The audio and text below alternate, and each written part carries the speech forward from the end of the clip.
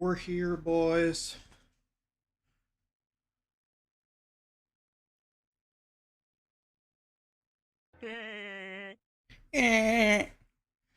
PVT, thanks for the sub, man.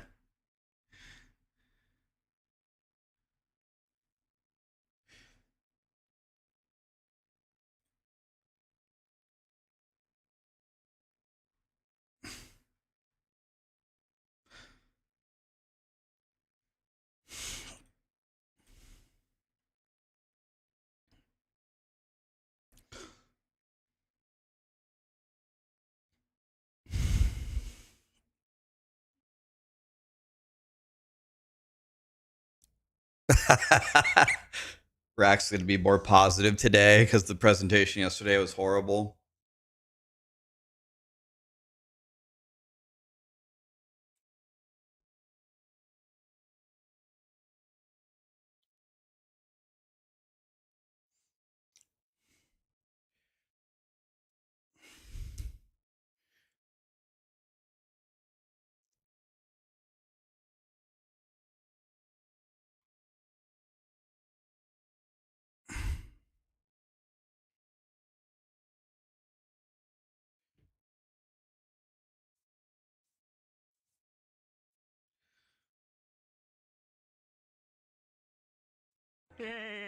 High PE for this. God, that just keeps getting funnier and funnier. Deathstroke, thanks so much for the prime.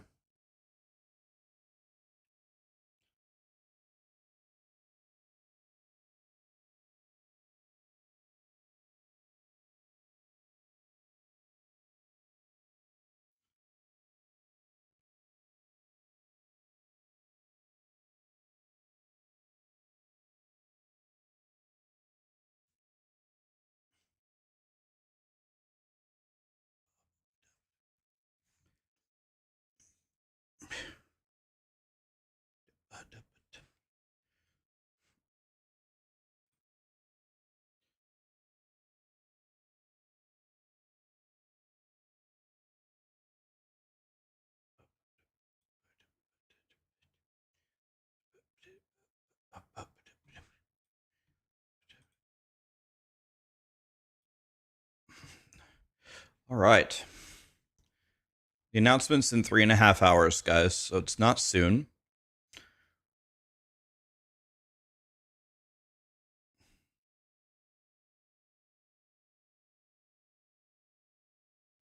Okay, I have way too many. I have way too many characters. Let's just start deleting some. Oh, wow, that's a very pretty character there. You're gone.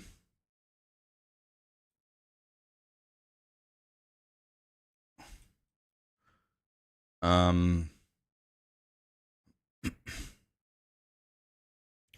honestly don't think any of these characters matter. Let's just delete them. Who cares?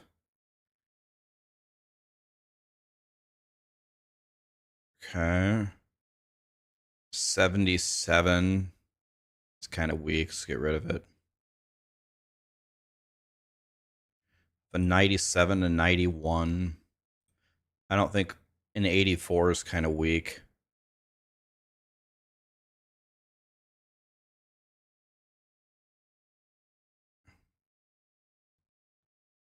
A lot of these are pretty weak, boys.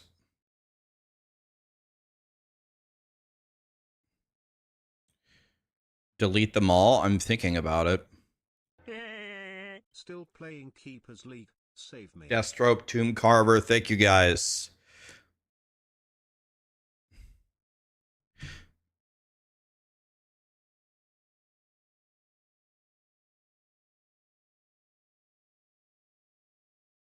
Yeah, I mean, Djibouti, it was just horrible all around, right? They've got to be dropping something big over there. Certainly. Copium, right? Oops, I didn't mean to log into this guy. Frosty LaRue. Frosty, did you stay up? Spud, thank you so much for the sub, man. Frosty, did you stay up all night working on a Diablo 4 video?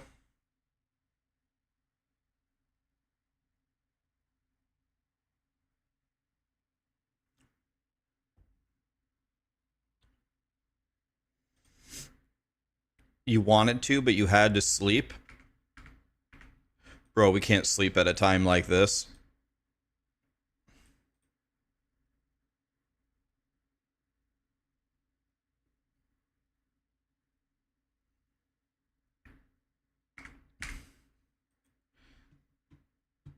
Dude, I love it when people sub or do anything or raid me or anything and he goes, yeah.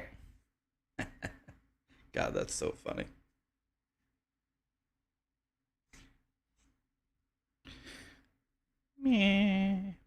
What are my predictions for the POE2 reveal?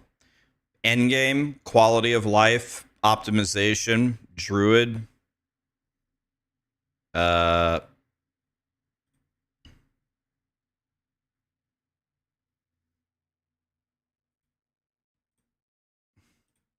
Should be pretty juicy, man.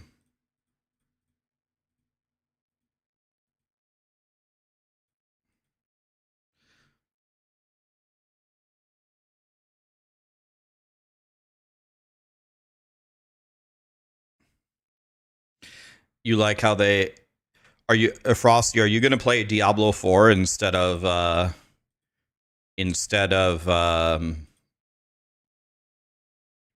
PoE2? The No Rest for the Wicked director flamed Diablo 4 creators?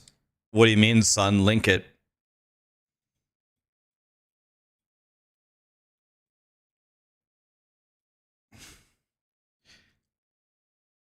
Hi, Myers. What's up, buddy?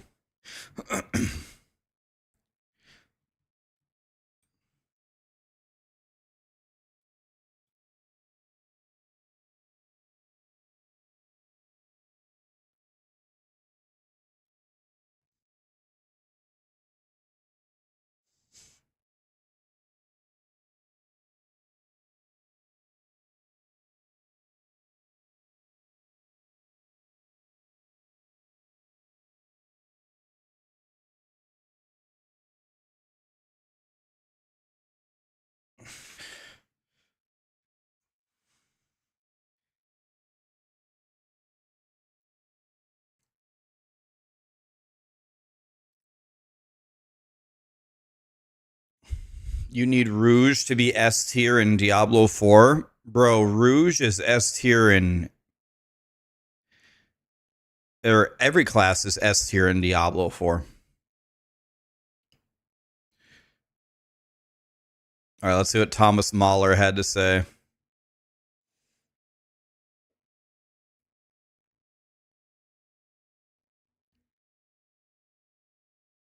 Oh, okay.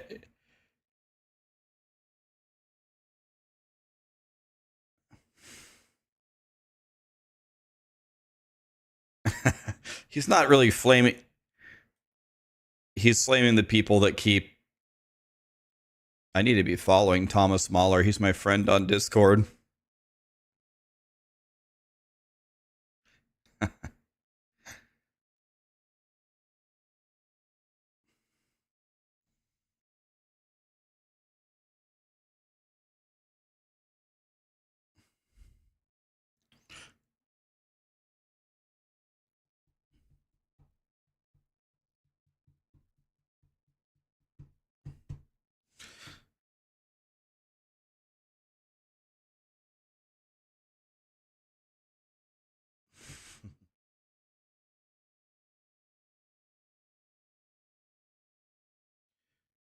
My browser is freezing over here. I don't know why.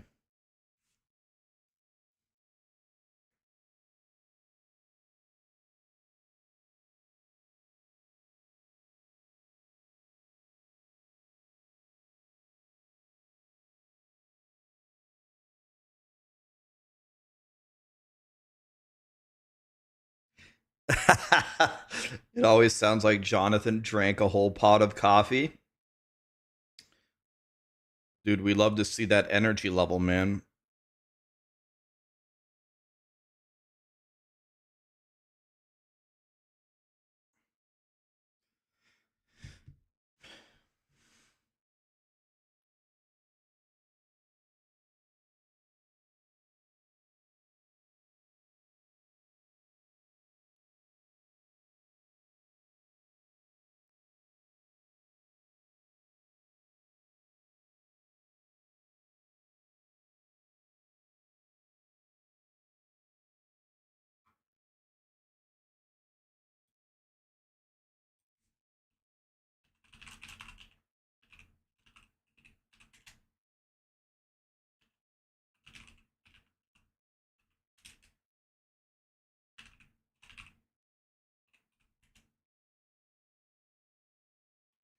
second here, guys.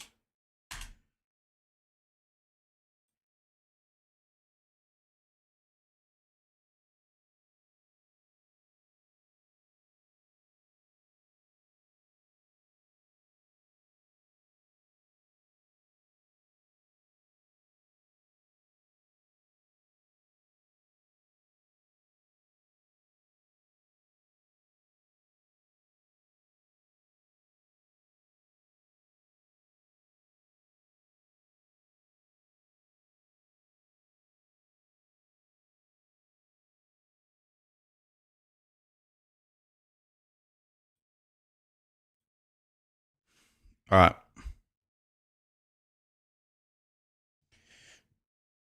Why don't we play a little bit, boys?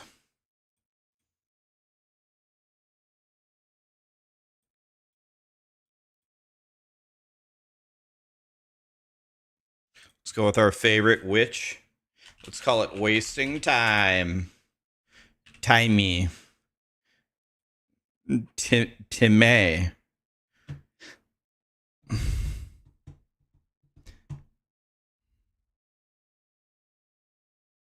Hi, Rax. I'm not rage baiting here. I'm just wondering, after the mildly annoying D4 news yesterday, if it comes down to it, am I going to play POE2's new league or Diablo 4 Season 11, excuse me, since they launch at the same time? That's not a rage bait question, man. I'm going to play POE2.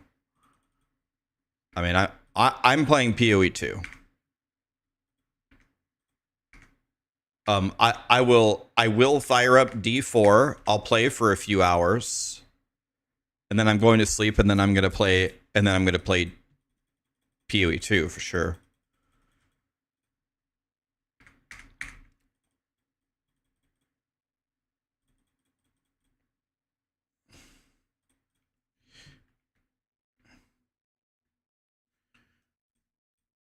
What are you guys playing?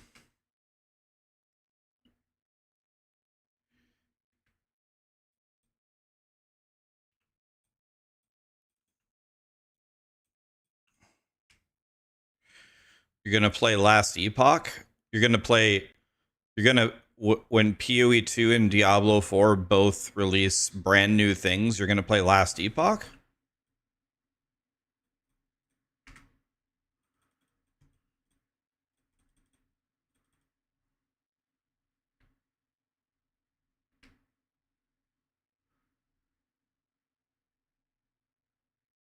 You're gonna play D4 first, and then POE in a week?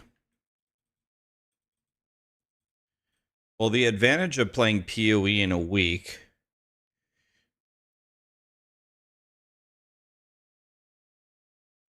is the builds will have been solved.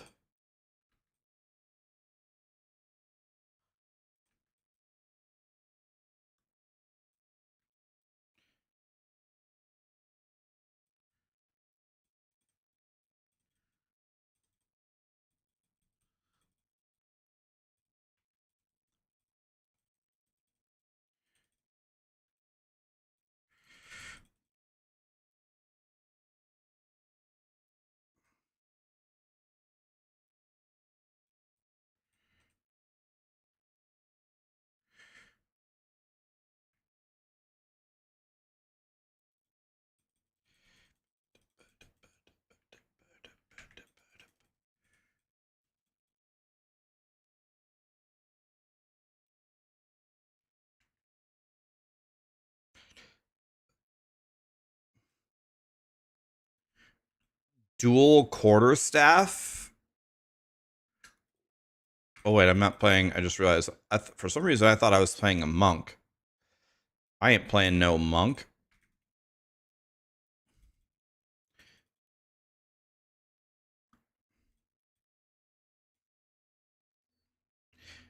What are my expectations of Druid? Well, obviously, it will have a lot of shape-shifting forms.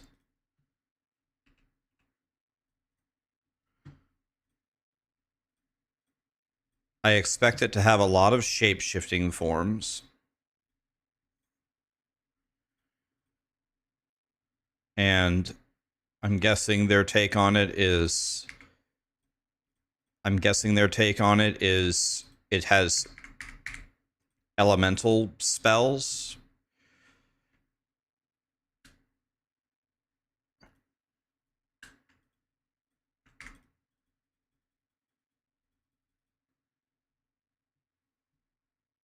Dude, I can hear my computer just going bananas trying to play this game.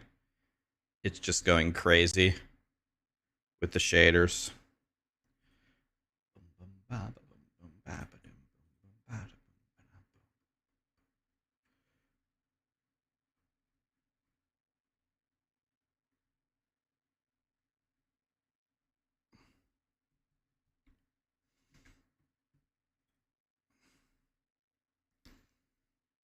The third shapeshift is a squirrel. Yeah, that's probably it, honestly.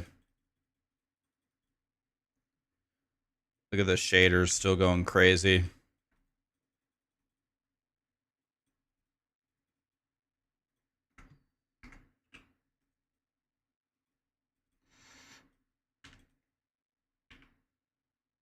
Still getting used to this here. I'm so used to playing Project Diablo 2 that I'm moving incorrectly. Let's see here. How do I open my skills? S A C I. Anybody know how to open your skills? I completely forgot. It's not S, not A. I played G. Oh my god, I would have never guessed that. G? G. Jesus. G. Oh, you can't. Oh, you can't do it with a spell. Okay, so G. I can't actually do this. Okay. I gotta get used to this again, guys. I'm so used to playing Project Diablo 2 where I had to click to move. Now I have to learn to move completely differently again. No, they put the circle here. I killed the guy and the corpse stood in front of me and body blocked me. Jesus fucking Christ. I swear I'm actually good at this game. Alrighty, we have a sniper now. Okay. Okay, at least I'm moving with the right skill now. That's good.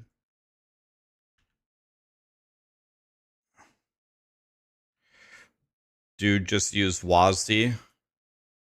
No, that is not my preferred way to move at all.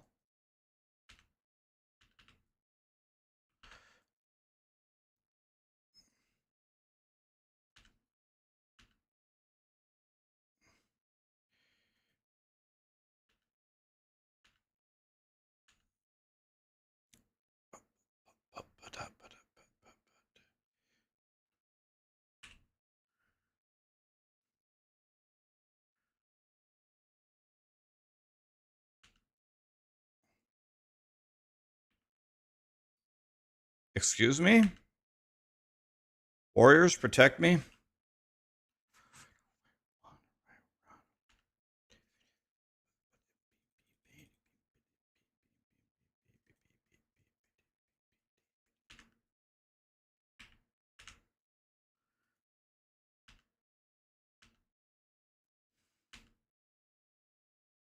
Let's rest some Jim Bobs to help me here.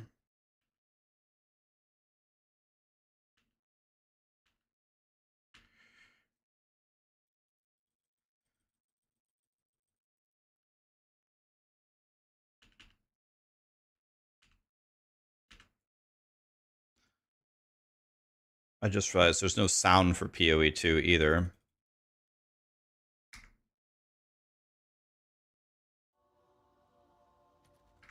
There we go.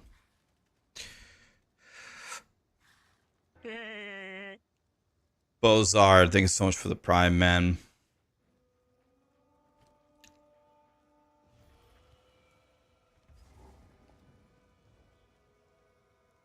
Yeah, I just turned on the sound. Let me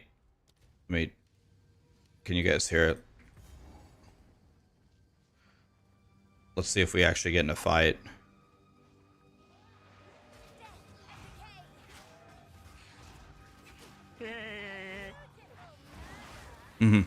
Jables gifted a sub. This guy's going straight to heaven.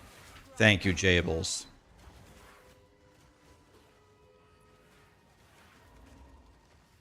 Am I going to do a summary of the announcement? Oh, I mean, absolutely.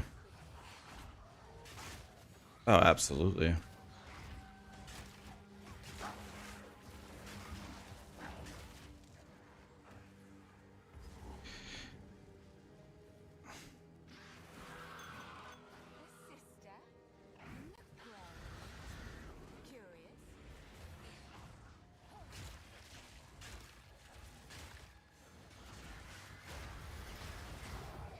What the fuck? What?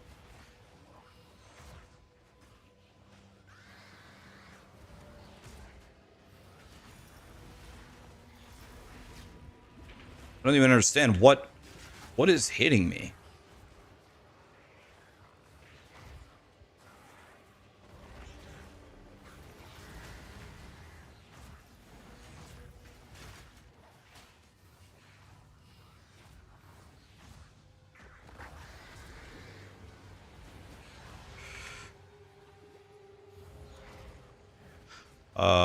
We're in such big trouble here.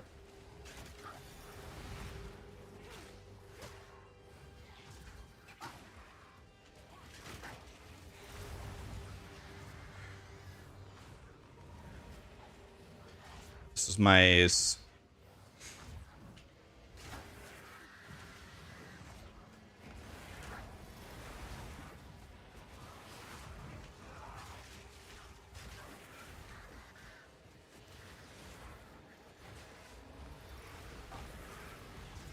This is kind of a disaster.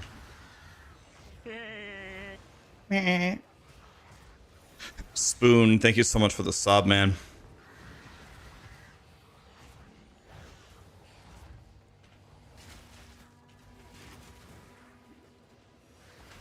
I don't have any more potions.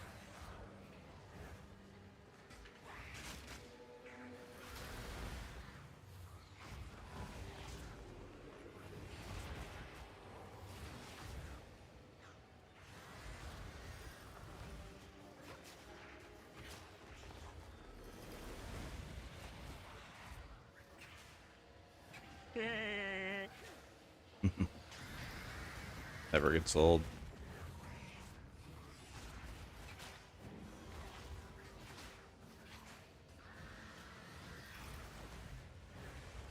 I don't have any potions. Still don't have any potions. I have 1 HP. Why are the monsters faster than me? I have 2 HP.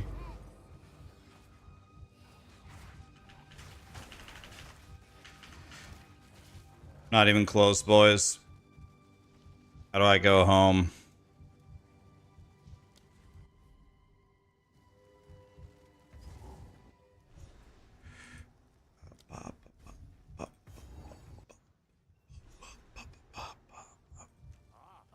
Not even close, boys.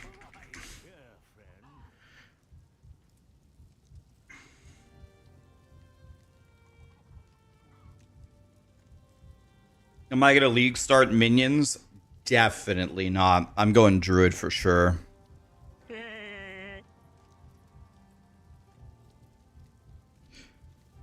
No, I know how to use TP.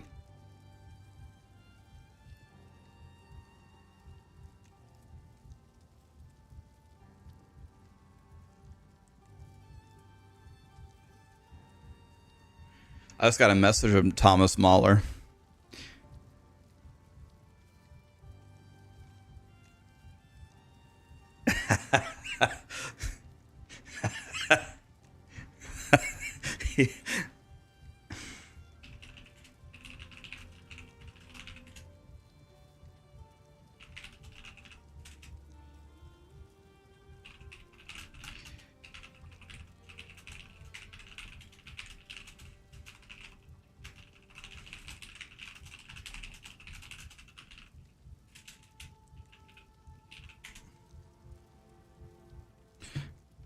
Thomas Mahler is the leader of Moon Studios.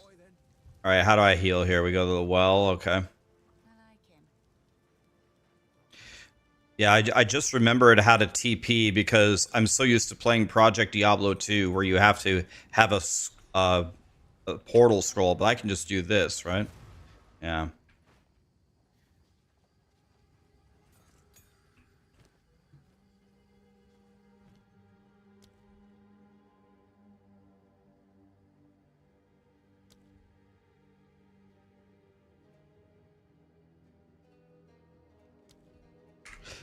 Can I use this now? Yes, I can.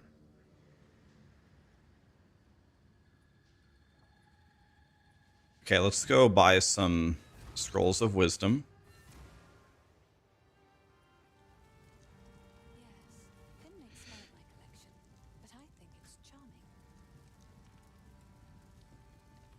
How do you buy in this game? Shift, control. There we go.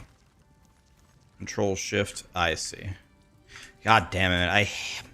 I hate playing all these different video games, and their keybinds are completely different. You get used to it. Wow.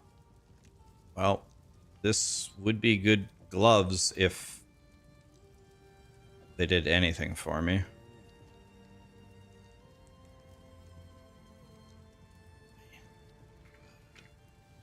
All right, let's see here. Let's cut something for us.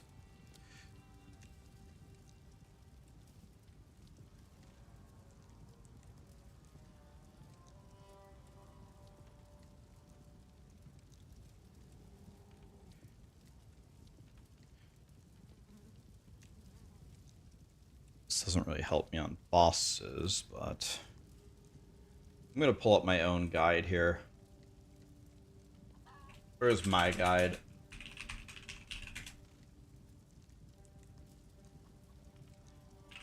Rax POE2. Godly leveling build. Thank you, me. I would like to thank myself for this build.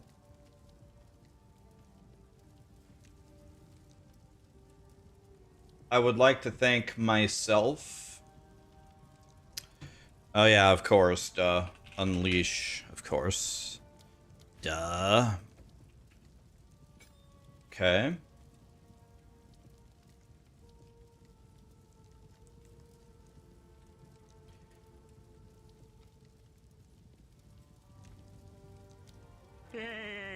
Can't wait for the Thanks Rax for all you do for the community.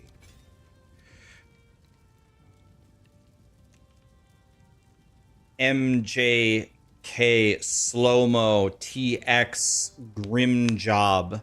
Thank you so much for the subs, guys.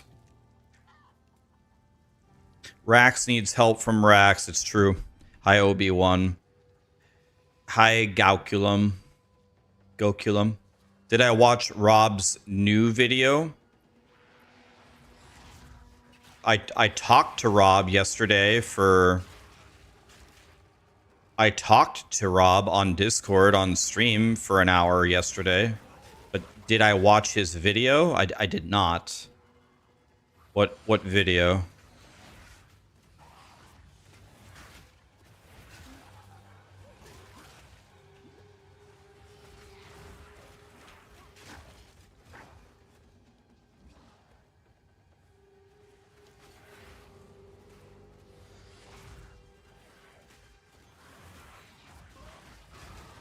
Okay, now we're doing much better. Now we're chilling. All I had to do was listen to me.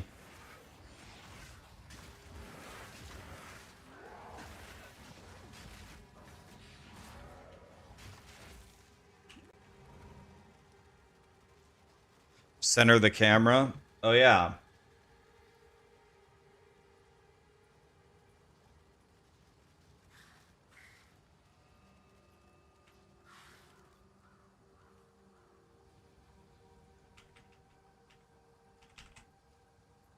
There.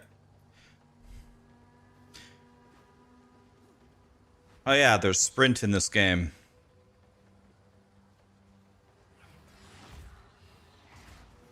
It's a whole new paradigm, boys.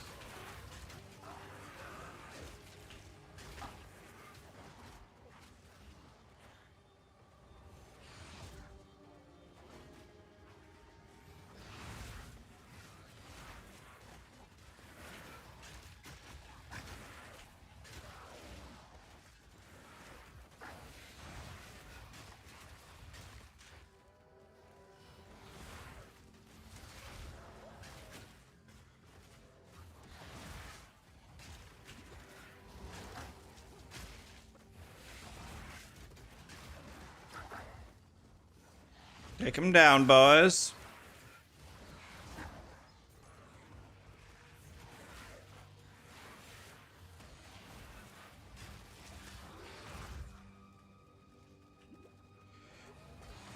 Okay, we should be going toward the edge of the map, right?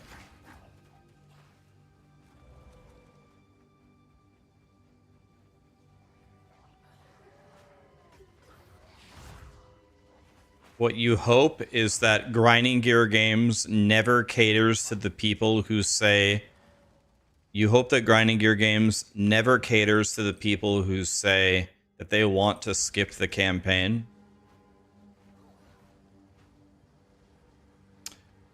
Yeah, I have never... I've never been upset about doing the campaign in every season. That's never bothered me. I mean, just make the campaign fun. But there are some people that just despise it no matter what. You feel the campaign is too long, cater to me? Well, the problem, Frosty, is you suck. Nah, just kidding.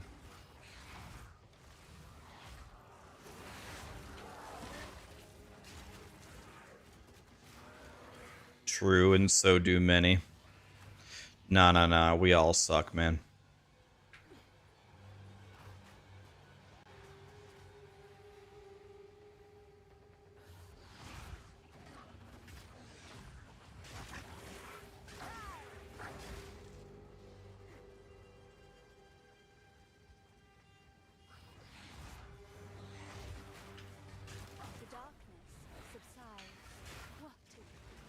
After 15,000 hours, then still tell me that I love the campaign?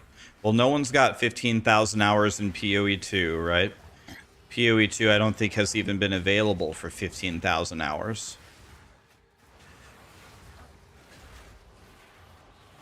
The campaign in POE1 is literally identical to mapping after Act 3, and you can beat Acts 1, 2, and 3 in an hour.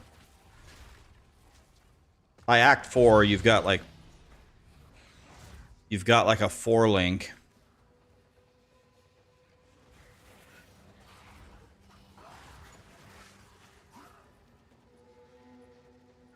And you've got a movement skill. The campaign is 60% mapping.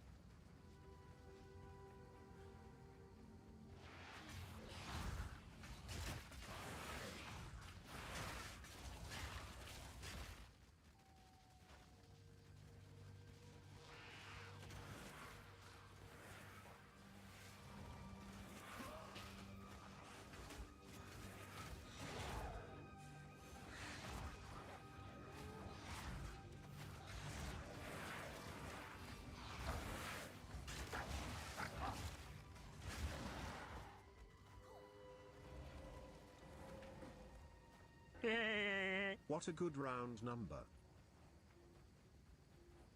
Tellenroyd, what's a good round number? Oh no. Whenever anybody asks me that, it's always the number of subs that they're going to gift. So I'll say 0. 0 is literally a nice, good round number. I'm scared. I'll say 0. So is 1,000. No. 0 is a nice, good round number.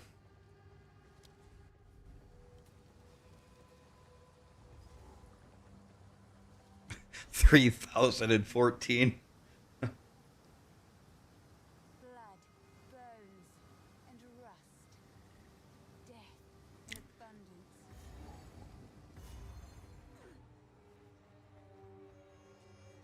Technically, 0 is not a number. How do you figure that?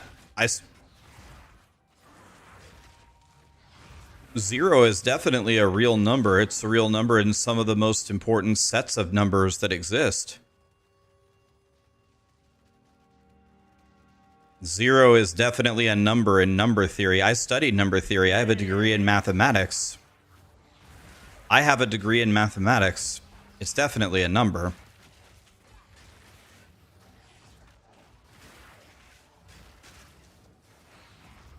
Zero is definitely a number.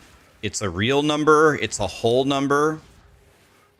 It is not a natural number.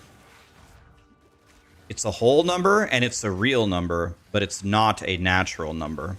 I studied number theory for my degree. It's an integer. Yes, it's an integer.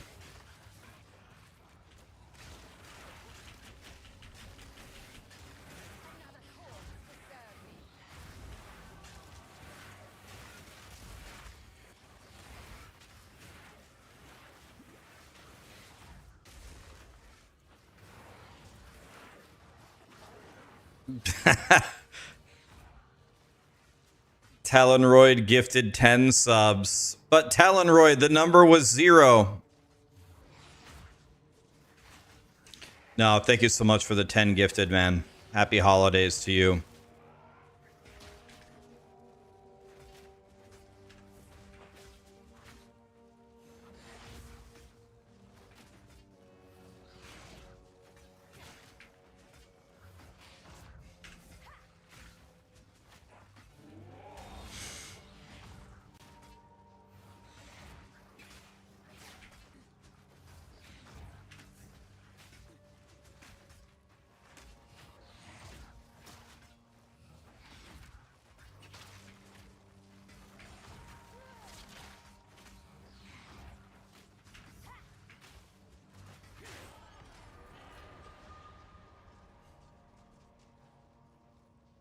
Thank you, Talonroyd. Appreciate you.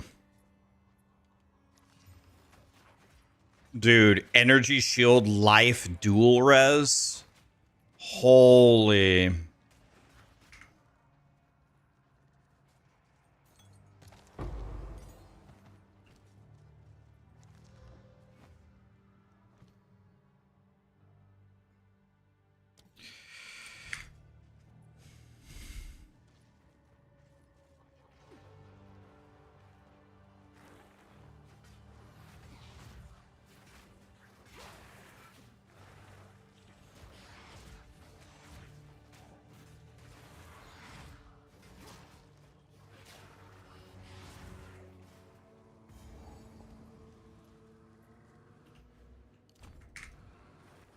Guys, I don't mean to brag or anything, but I think I might already have the strongest...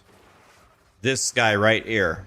This guy might already be the strongest POE2 character of all time. This guy.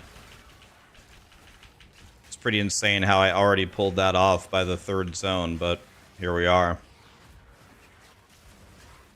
Did they reveal anything yet? No, 3 hours, buddy. 3 hours from now.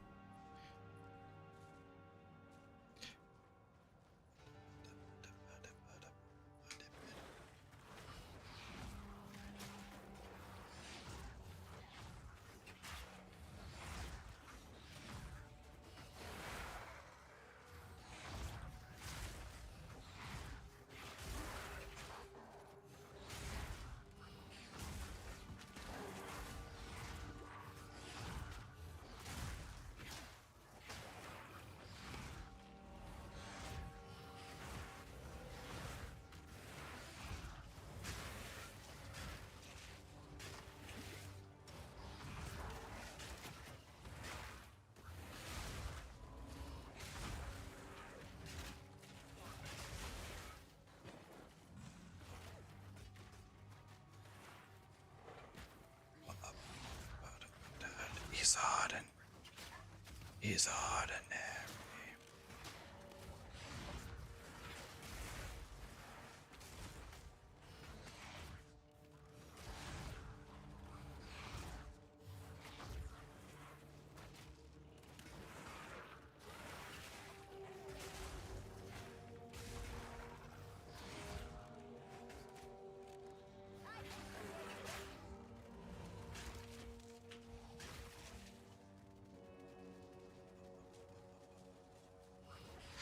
I thought about for the PoE launch wearing my black PoE hoodie that they sent me.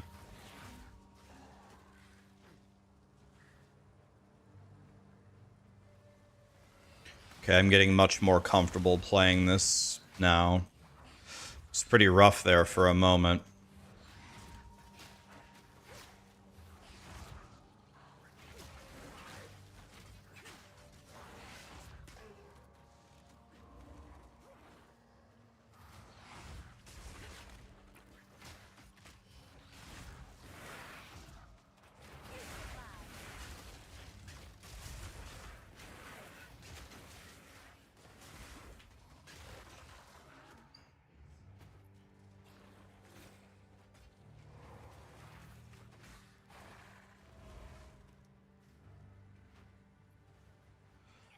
I've never understood.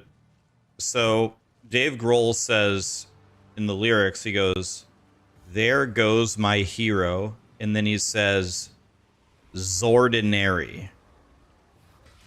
I wonder what Zordinary means. It would have been made way more sense if he said something like, "He's ordinary."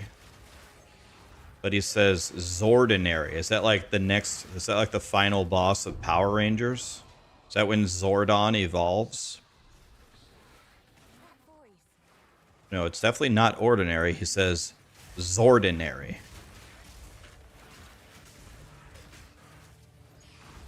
Which I don't think that's a word.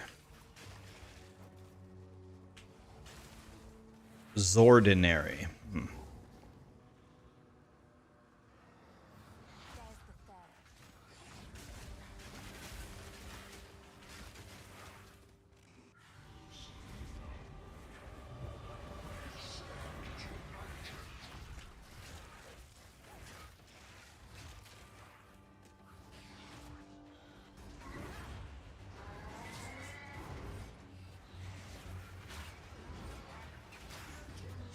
Dude, guys, I'm doing tens of damage here.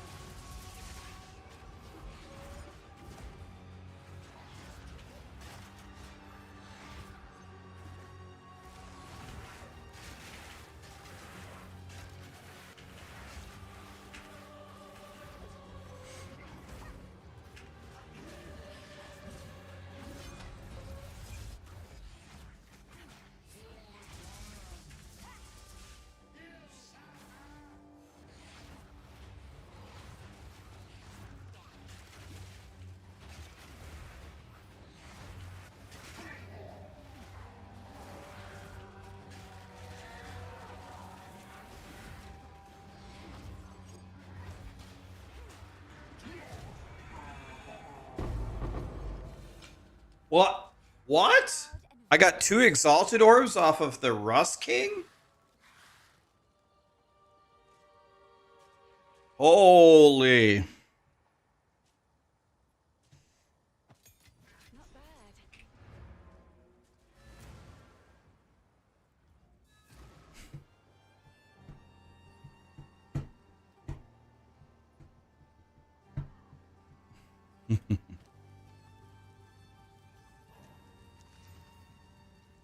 10 movement speed. I can only get so hard.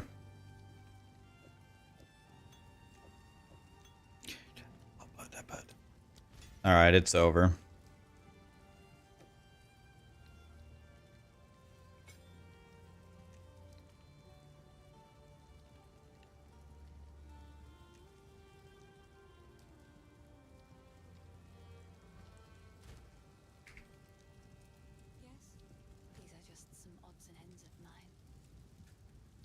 Let's see, how do we sell? Control left click. Control left click. I just spent the last couple of days recalibrating my brain. Recalibrating my brain to work in Project Diablo 2.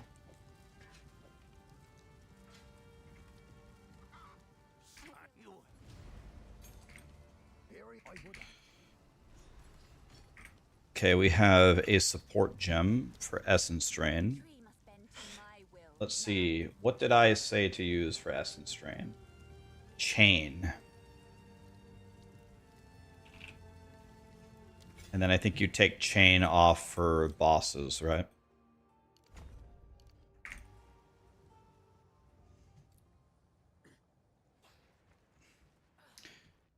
Maybe I switch these two like this.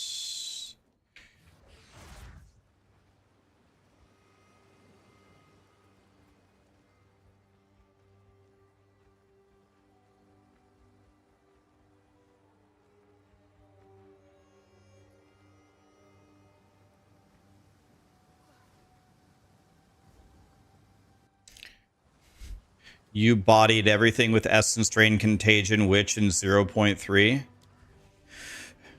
I think Essence Drain, Contagion, Witch, if you look at the entire game from start to finish, is like a super S tier build. Like, you can get your Essence Drain and Contagion to like level 31 or something. If you get them both to level 31 with a little effigy totem or whatever at the end that shoots them, everything just dies instantly.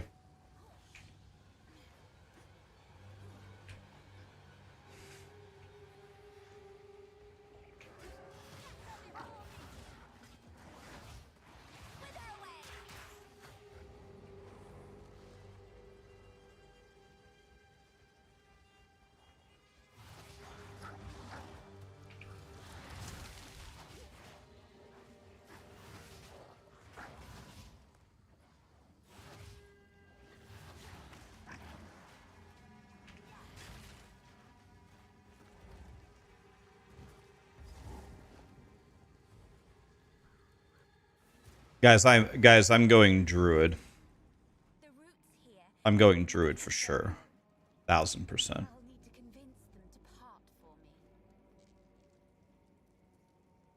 Hello? Did I miss something? Oh, I have to talk to her. I have to talk to the girl in town. I forgot.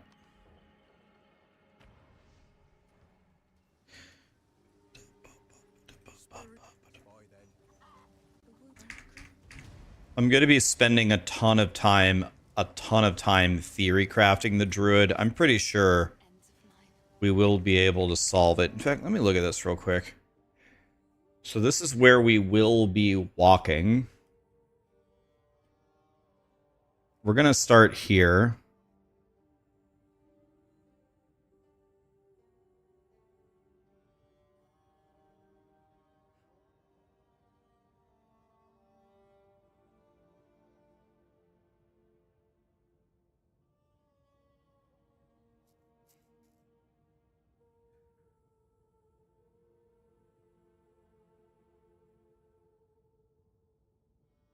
So the problem here, the problem with what I'm seeing here is critting usually blows early game.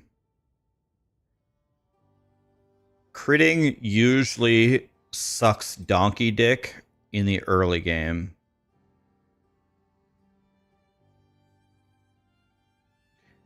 So even just like walking up here,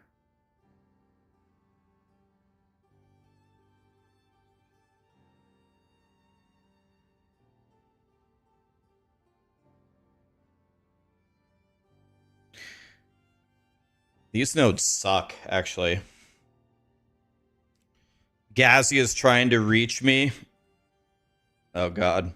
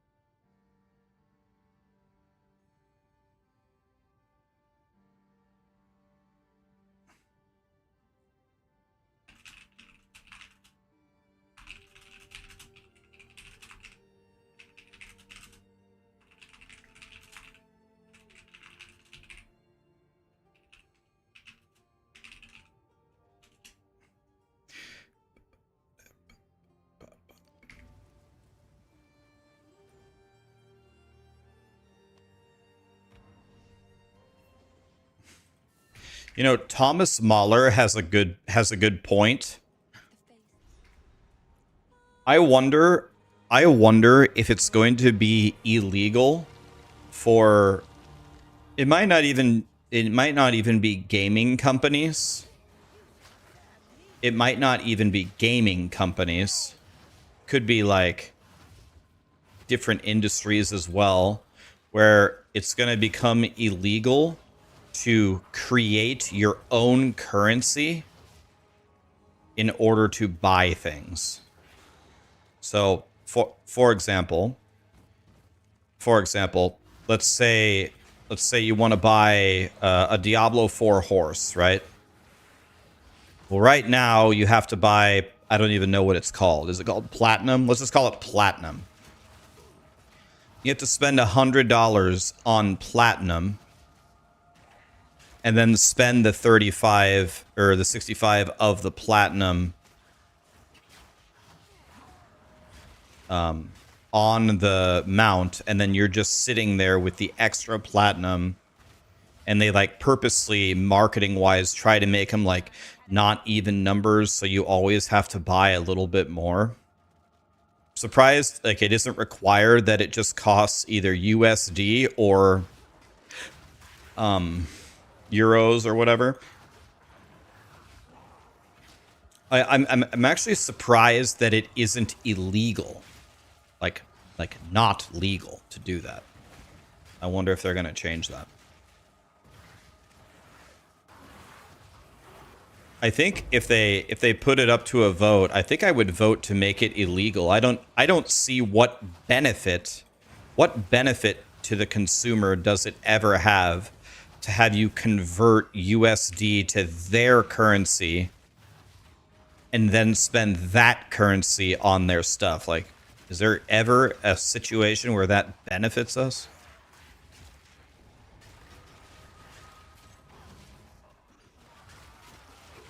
Isn't Europe trying to ban that entire concept or something? Like they have a... I thought I read something like they're trying to pass it so they actually... Maybe it's not exactly that. Maybe it's something different. Mac, thank you so much for the sub, man.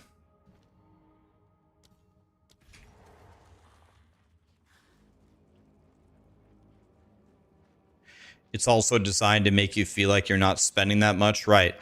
If you buy 1,000, if you're spending 60 platinum on a mount, that's not $60. So it's okay.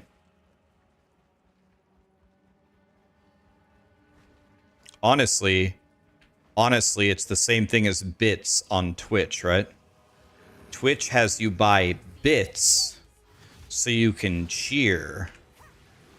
But it would be way better if you just donated the money to the streamer, but then Twitch would make less money, right?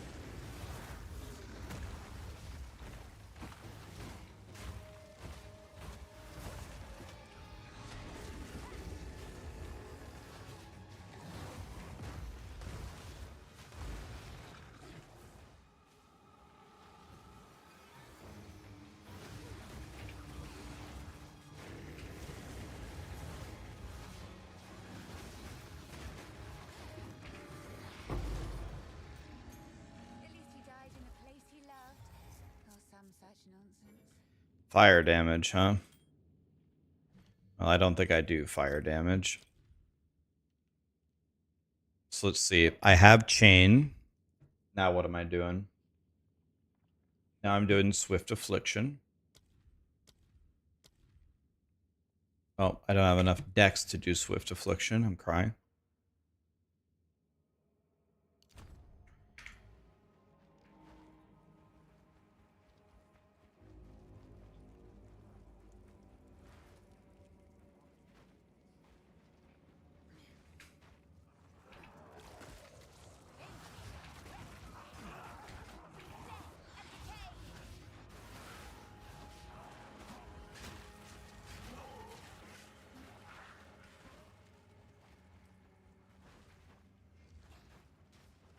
Am I going to go hardcore? I'm definitely not starting hardcore, and there's a very specific reason why. I would much rather start hardcore, but I'm not going to. And the reason why I'm not going to is my number one priority by far, like, it's my only priority. It's 100%. I want to make a godly druid guide for you guys as fast as possible. So I'm going to be practicing, like, ripping through the campaign here, and I'm going to be sitting in, you know, what's it called? POB all week, and I'm going to be studying the patch notes religiously, and I'm going to, like, within 24 hours, I want to be in the end game crushing with a viable build, with a video out the very next day saying, this is how you play Druid. It'll take you all the way to the end game. And I can't be worried about things like staying alive or petty crap like that until that's completely and utterly solved. Even if I get that done, even if I get all of that done, then I need to fine tune it, and then I need to probably make a second Druid guide for a completely different archetype within the Druid.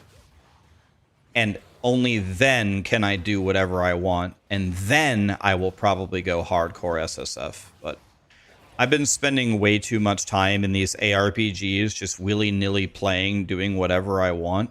I'm supposed to be the guide guy. It's time that I go back to being the guide guy.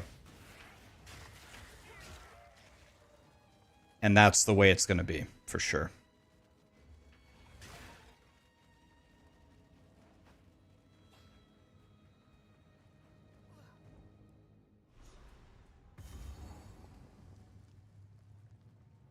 Dreadful Draven, where are you hiding?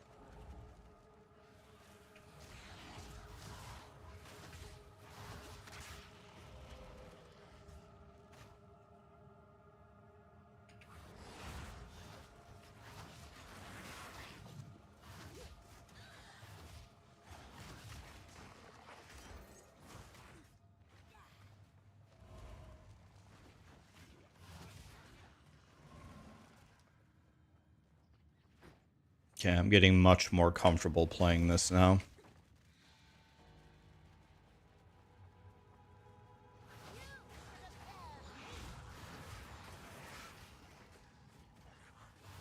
Dude, I just can't believe how good of a situation Grinding Gear Games is in, man. Like, the craft and stuff, the internet is so mad. The D4 stuff yesterday was a disaster. Torchlight is a decent game, but it's pay to win. No Rest for the Wicked isn't out yet. I just cannot believe how Grinding Gear Games stock has risen so much in the last month. Crazy. They don't have to do anything crazy today at all to be just so far in the lead. And if they have a really good announcement, man, dude, they just... Not according to Riker.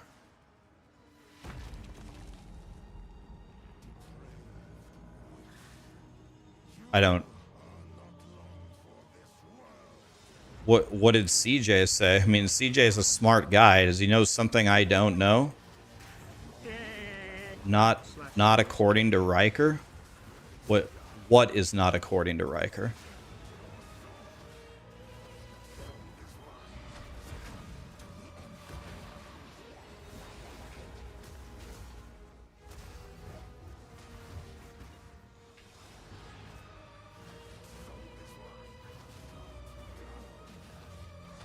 He said season 10, season 11 may be better than season 10. Well, I mean, I guess for me personally, I think that could, I mean, the last couple of seasons were completely horrendous.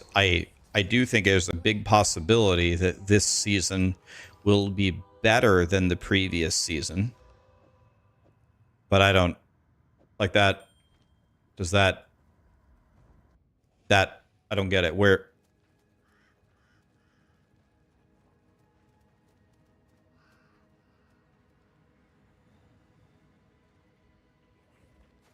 Riker was extremely positive, but what was he positive about? What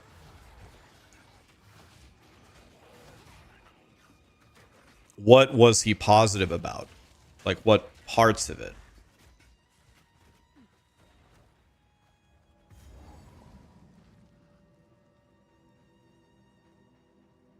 My beloved son. My dearest daughter, beloved for all time, rest well.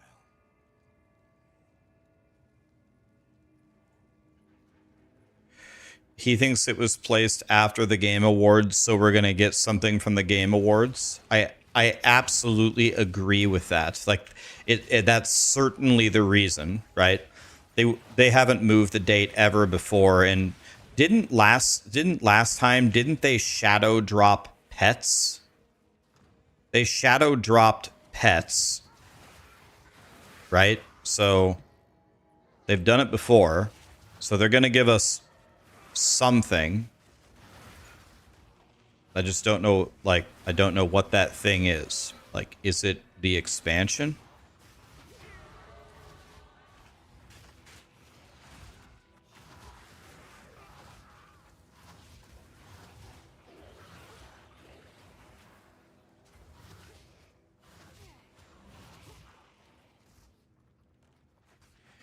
His excitement was around the secrecy of the Game Awards.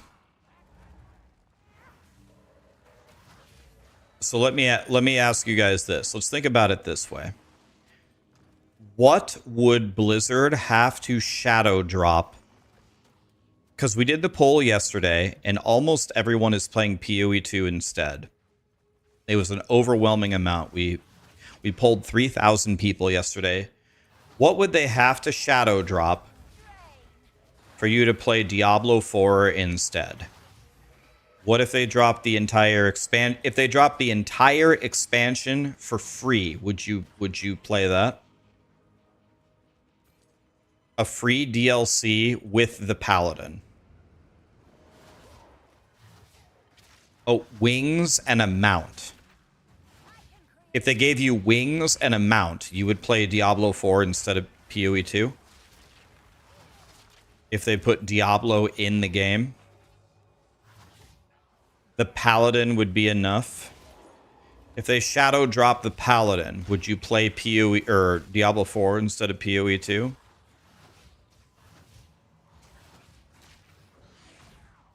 Yes, no, no, yes, no, yes. Okay, so that would move the needle. What if it's a different class?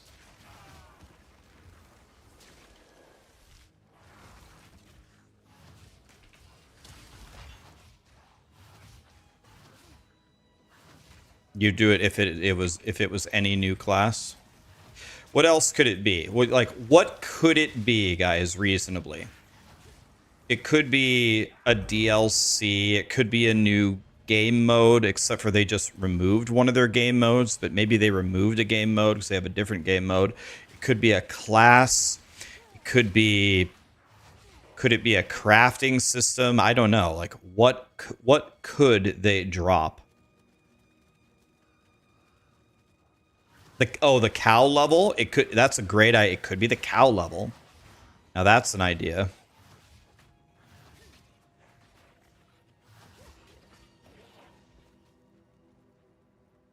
If they dropped SSF mode and a loot filter.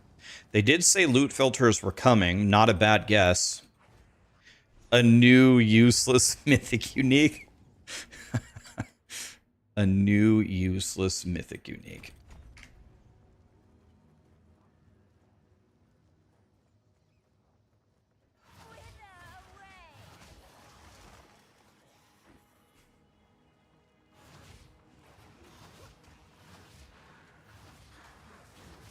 A new useless. What a forlorn way to describe that.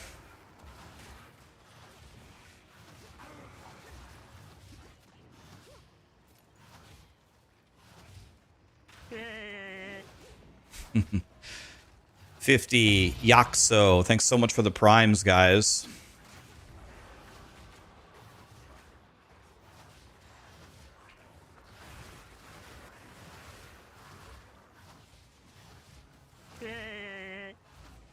God, dude, I like it when people sub so much more now, because every time they do it, we hear Peter Griffin.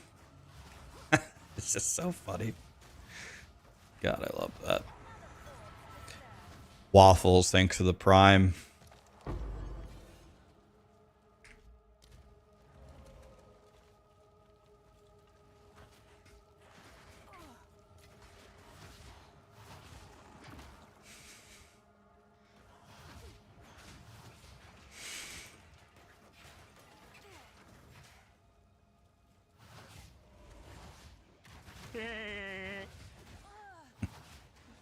Spooky, thank you for the gifted sub, man.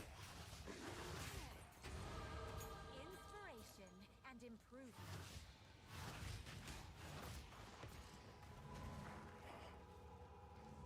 Will I blast D4 and then stay up to play POE2?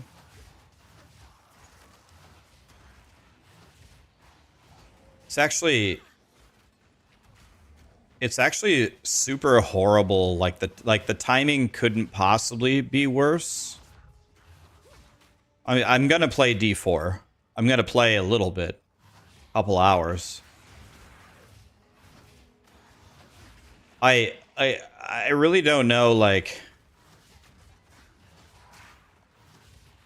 I really don't know what to do.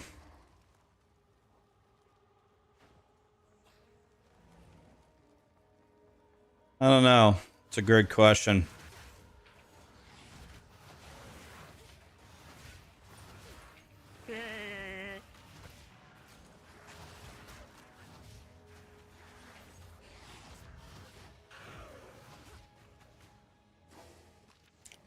What I was thinking about doing, I was thinking about playing Diablo 4 and then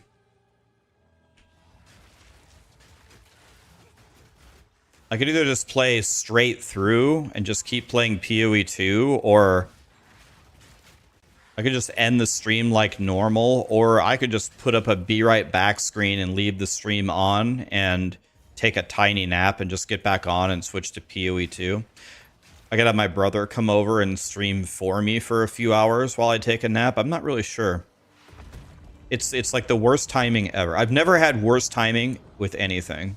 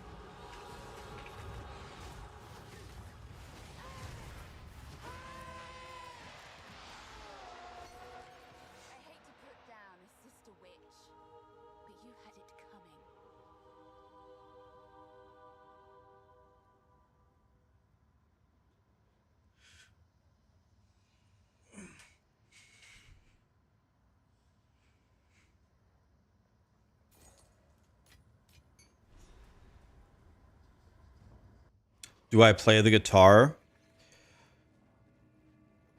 I think the best way to say that is I used to play the guitar. Used to be pretty good at playing the guitar, man, actually. Not so much anymore. I used to be able to play like 300 or 400 songs by heart. Honestly, I probably still could. But I've just forgotten. So it's weird how this works. If you don't put any effort into something and don't practice it, it's like you get worse at it. It's kind of a weird phenomenon. For my collection. Thank you. It's weird how that happens.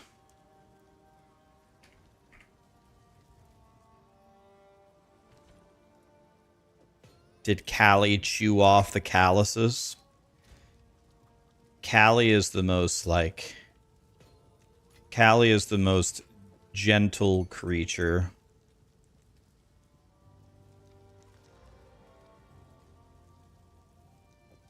Callie wouldn't risk accidentally biting you.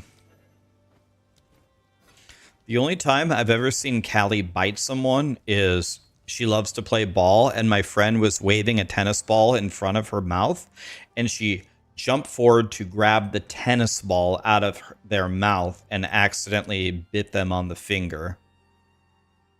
But it was a complete accident. She didn't want to bite, she just wanted the ball.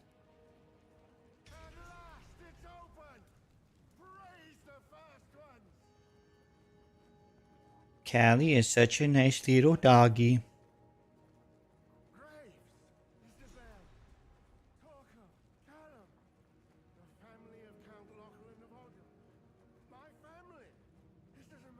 Still in Ohio.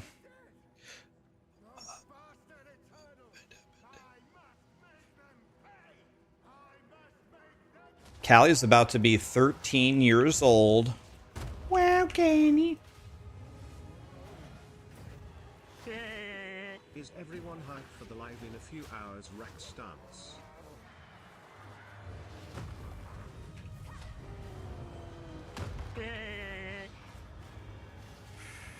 Letter Zero just gifted 10 subs. M-Cham Hackett.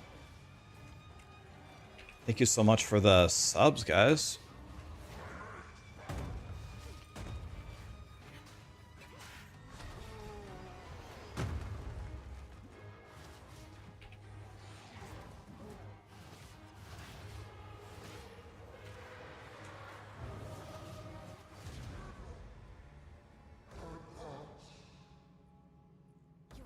Your dreary little tale is over, old man.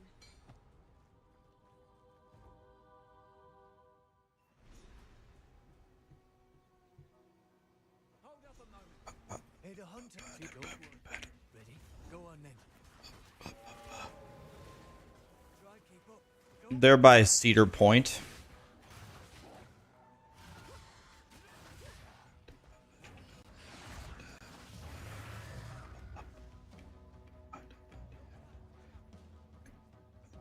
What time is the reveal? 2 hours.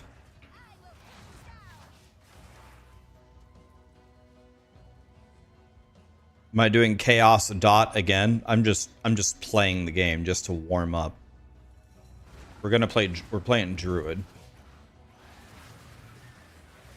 We're gonna be playing Druid on the launch, but I don't have a Druid to play, so I'm just trying to warm up in the game again.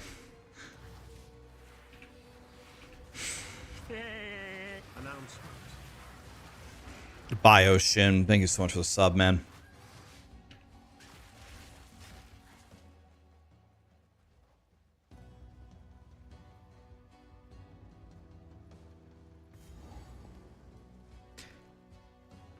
Do I mean lightning arrow druid? There is 0 chance I will be playing lightning arrow. Soon you'll be dead. I am so sick of lightning arrow.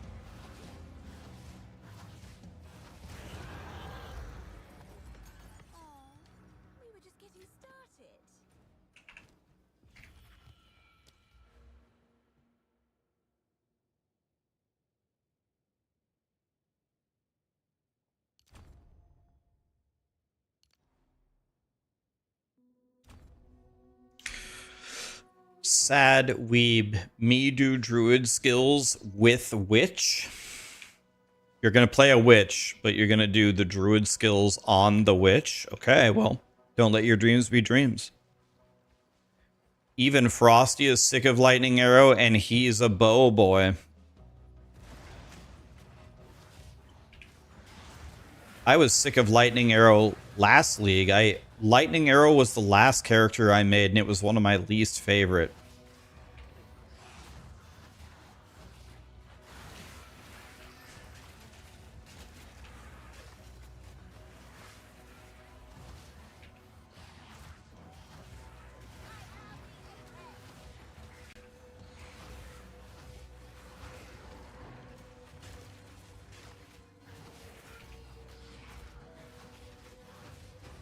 Death is my power to wield.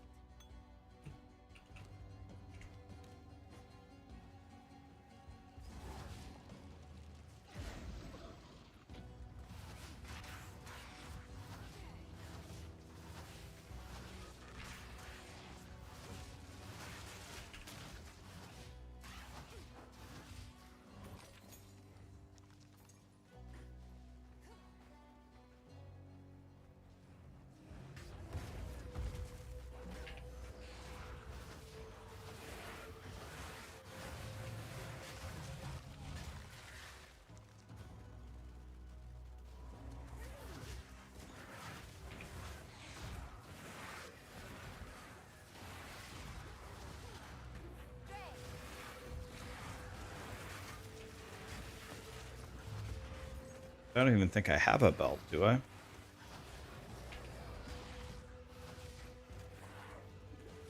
Chaos resistant. I'd like to thank Satan for putting this monster in my map.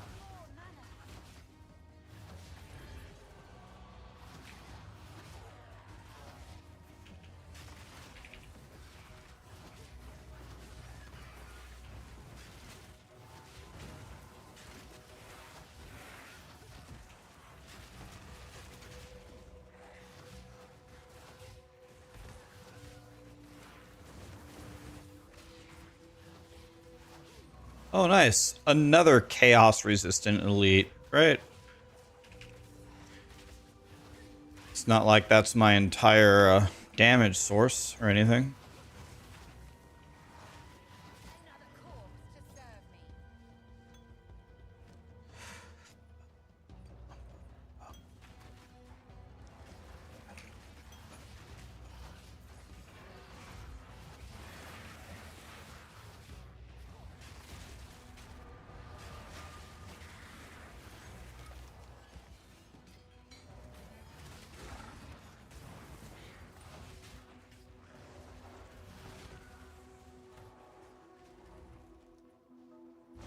You always come back to my channel for the music? Hell yeah, man. Only bangers around here.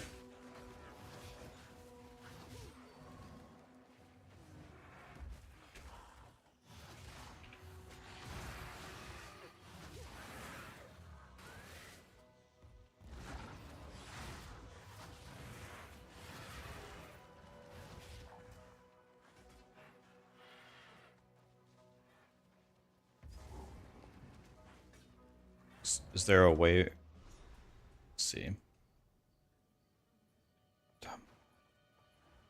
Yeah, there's a waypoint right here, so let's grab that.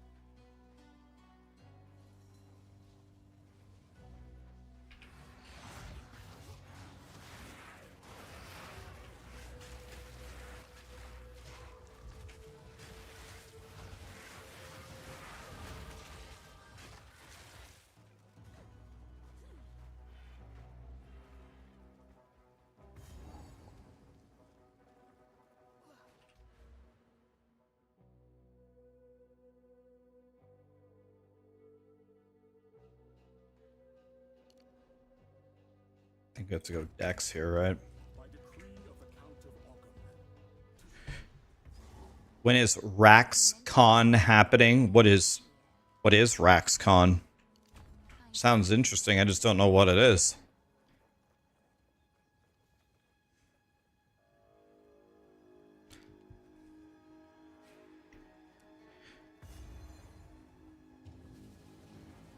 I think it's in an hour. The announcement is in an hour and 58 minutes, right?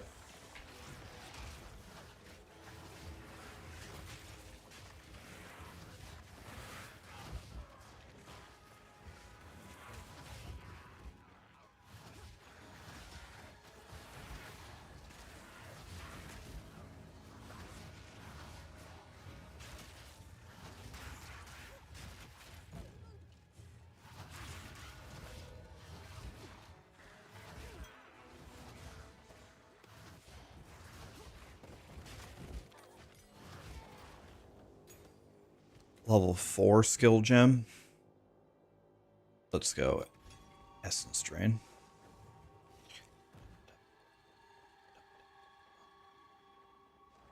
Wait, I can get another... Wait a minute. Can I get another sniper? Excellent.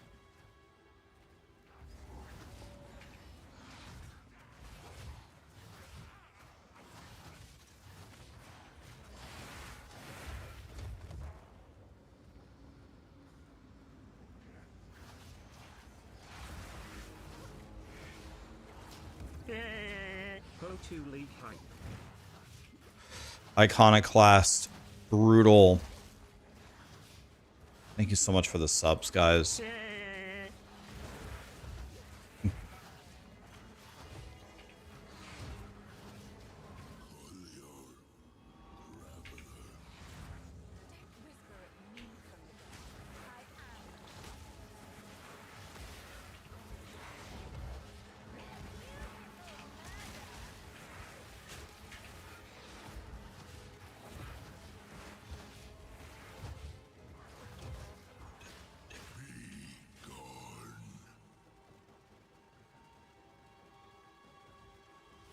You have to sub just to hear Peter. I'm not sure if it works with YouTube.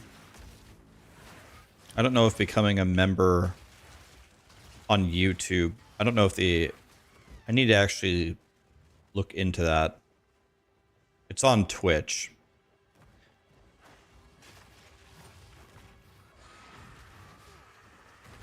But maybe I can make it work for YouTube too somehow. I'll have to look at it. I'll look at it after today's stream, see if I can make it. I don't know if it works for YouTube.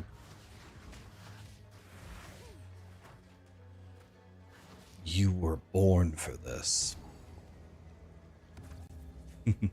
No, it's gotta be a Peter Griffin laugh. It's way too funny.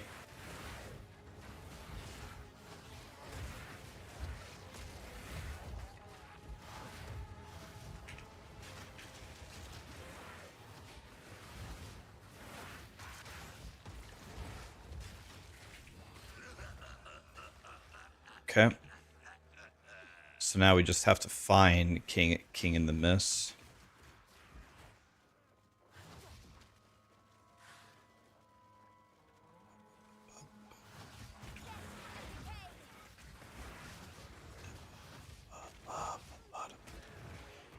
POE2, fun game.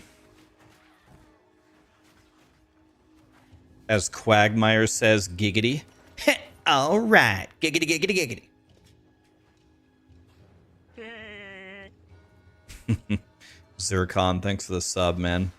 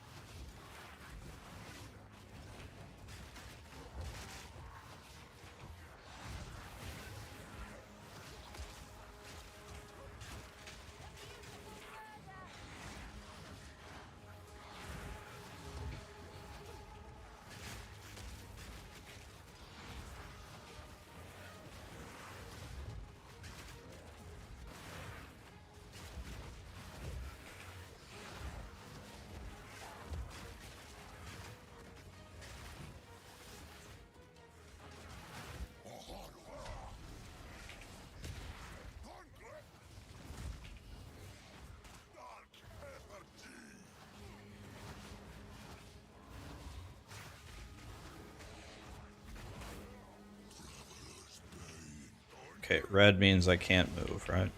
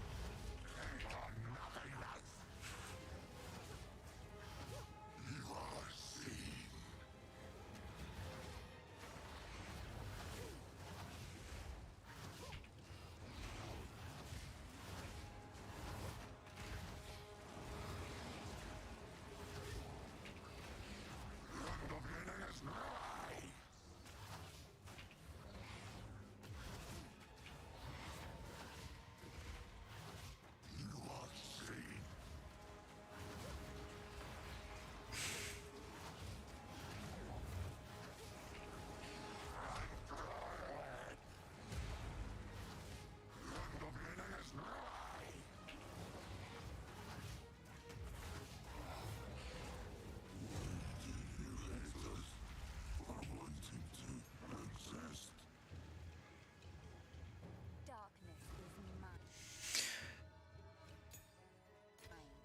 Excellent. Please.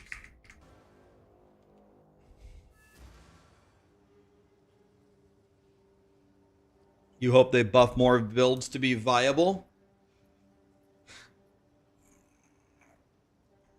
I think they will.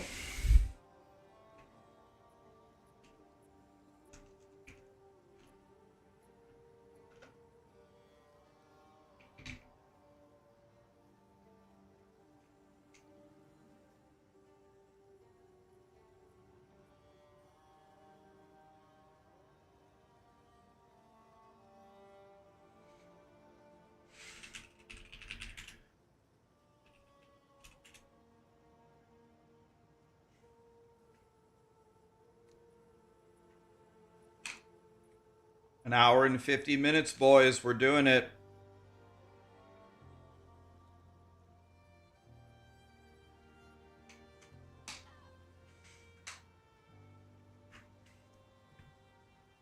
Oh, tell me what's it you? Hey. Yes.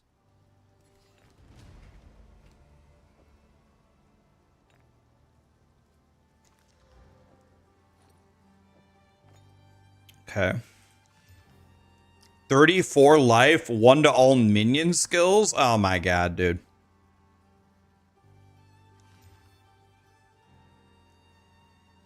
I don't even think I do elemental damage at all. I don't know, I guess this. Spirit gem.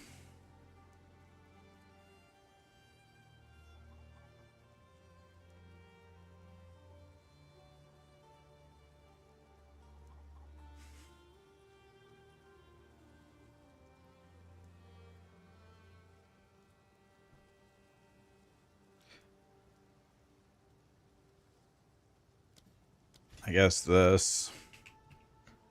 I don't know if I want Withering Presence. I think we just try to get more Skelly Snipers. Like that.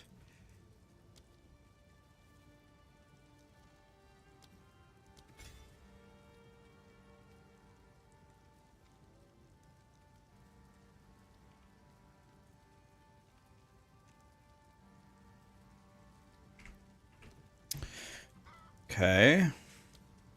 We're powering up, boys. I mean, this is better than not having a ring, right? Let's do Contagion.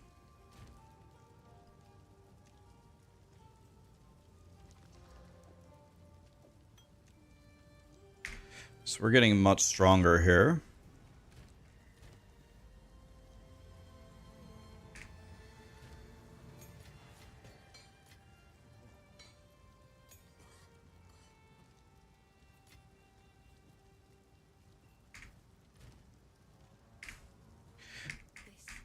Nice. We got Identify Boy.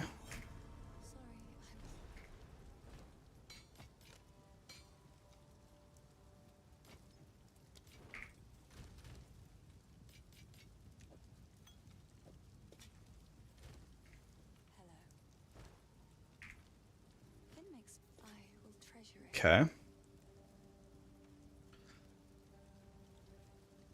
Let's see if I can get a better wand. I mean, anything would be better than mine. I'm using the starter one. Who knows what prizes await? Well, you're welcome. Spell damage, chaos damage, cast speed. Good enough. Pretty. Level 4 warriors instead of level 2 warriors. Seems good. Very nice. Let's go, dude. Let's go. I should be pretty damn strong now. I should be pretty damn strong.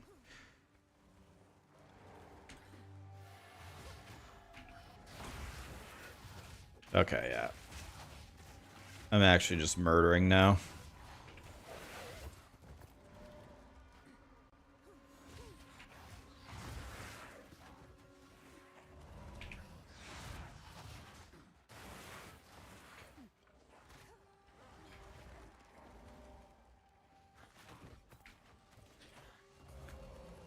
Will I have drops enabled? Oh, yeah. I guess let me put that in my title, but anybody in the directory has the drops. But I'll just put it in the title just in case people are wondering.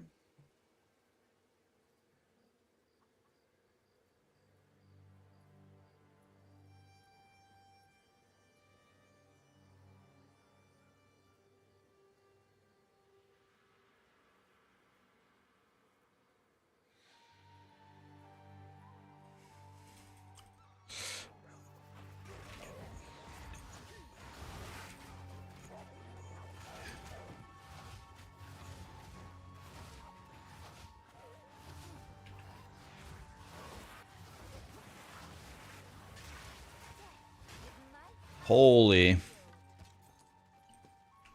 Let's see how good this is. Probably not better than mine. It is very good. Mine's better, though. 1 to all chaos spells. I'm guessing...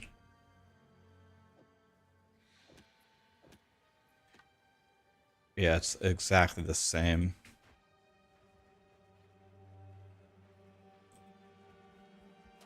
I guess I could try. I could try to make this wand that I just found much better. I do have a regal and an aug. Let's just do it for fun. Let's just see if it would be worth it. So if I go here, currency. God, I love that. Nasser, thank you so much for the sub, man. Let's regal it. That's bad. Let's exalt it. Oh yeah, this is way better.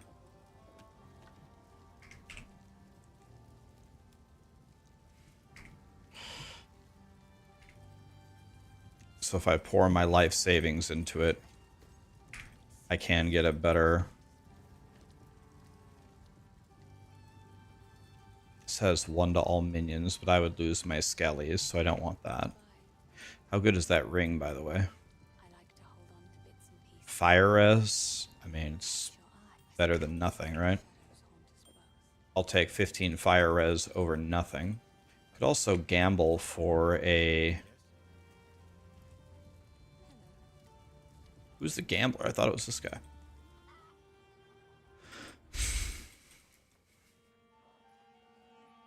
You have a question, though? What's your question? First time messaging here, but you've been watching me for a long time. Very cool to see me playing PoE. Thank you for your streams, and it's always a good time to watch. Well, damn, what a nice message. Thank you, man. Good to have you here. Good to have all of you here. Yeah, PoE2 makes me happy. Glad that I'm getting used to it again. Give me another day or two, and we'll be cooking again. Yep, my damage is way too good. These guys have no chance. They have no chance at all.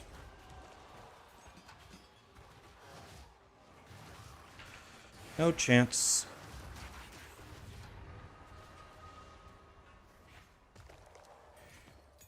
Oh, a yellow belt? I mean, it's the worst belt I've ever seen in my life.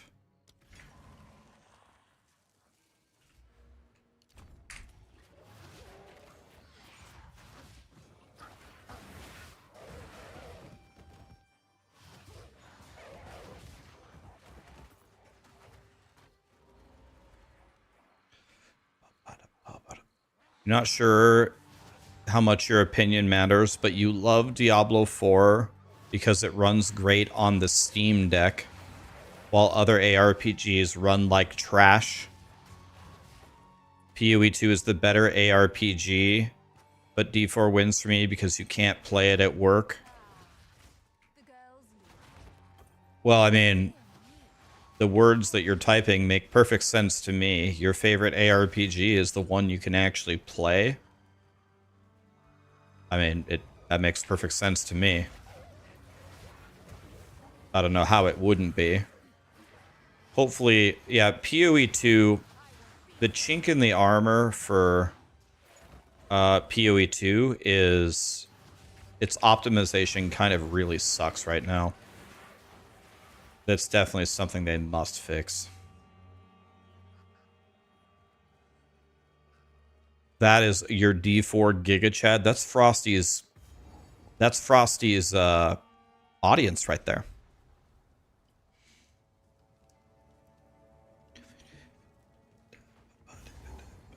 Even the darkest corner is ablaze. How festive.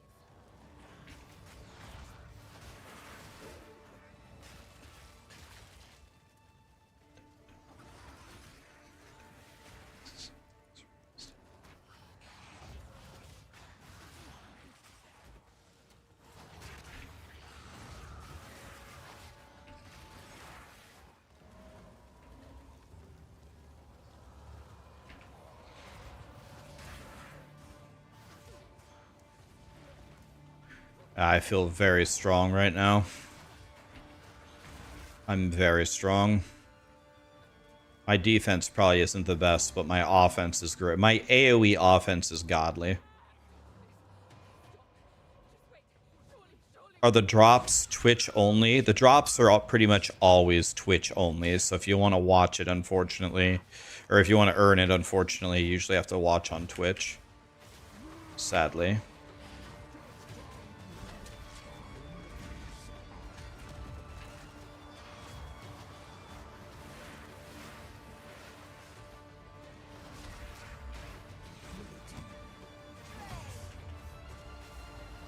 I mean, I just fried that guy easily. And so, who is the true master of death?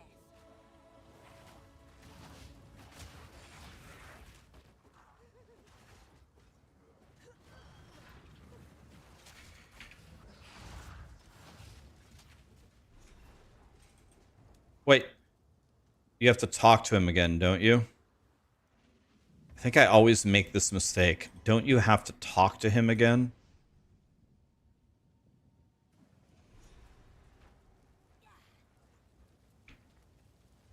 Let's run back and check.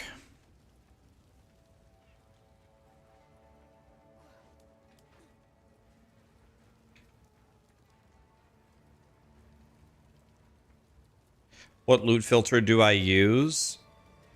I usually play hardcore solo self-found, so I usually make my own. In the campaign, I don't use a loot filter. POE2 barely drops any loot. So you don't need a loot filter. I'm currently running no loot filter in the campaign. You can just see, like, look. That's what the boss dropped. That's what he dropped. Like, it's not that hard just to take a look at it and see if you want any of it. It is not a, it's not a big deal.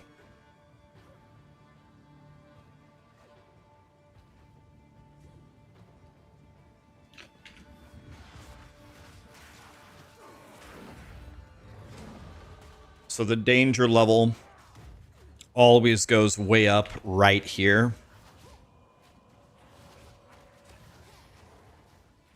I got 100 ode on my hardcore SSF guy in this zone. I turn the corner, I just bam, 100 ode gone. So you got to give him a little bit of respect here.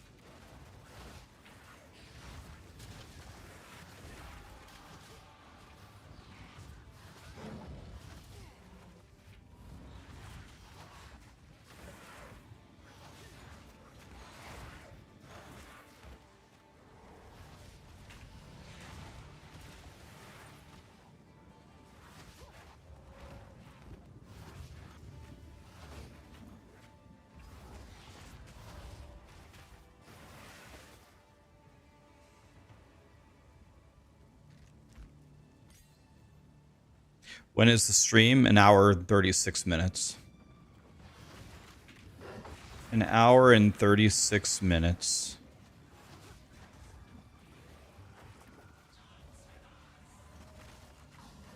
I have ADHD legs shaking the camera. I have restless legs syndrome. My legs are always bouncing. Always. Bounce, bounce, bounce, bounce, bounce, bounce, always. I'm sitting at home by myself. I'm at a restaurant. I'm at the airport. I'm doing, you know, whatever. My legs are always bouncing. Bounce, bounce, bounce, bounce, bounce, always.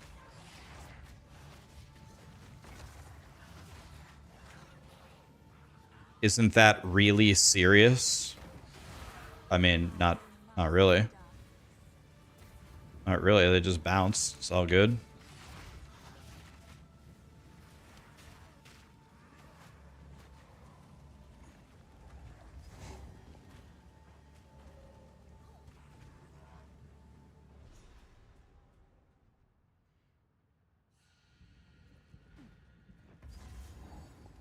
Here I come, big bad wolf.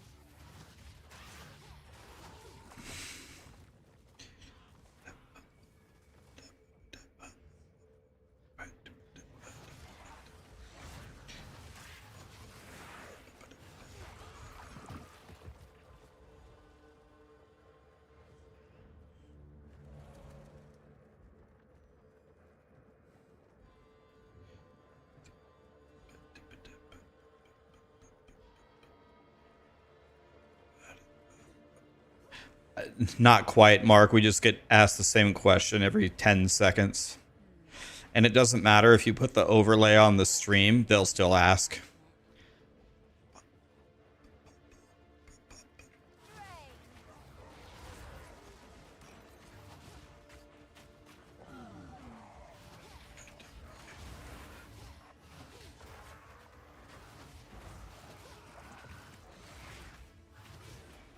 Let's check out this rattling scepter.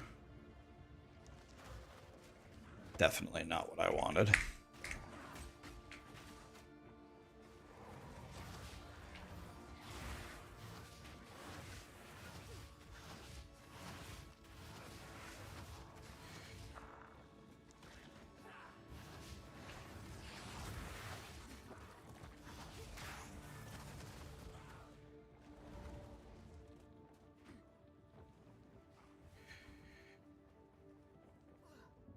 Wait, we missed the boss. It's behind us.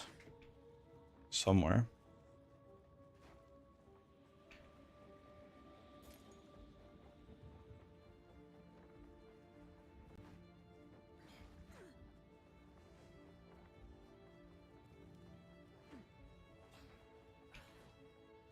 Must be right here.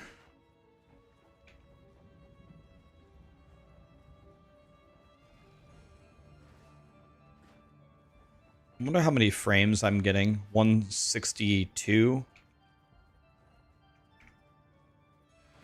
I'll tell you what, before the POE2 League launches, I'm going to make sure... I'm going to absolutely make sure that I have the latest drivers and everything possible.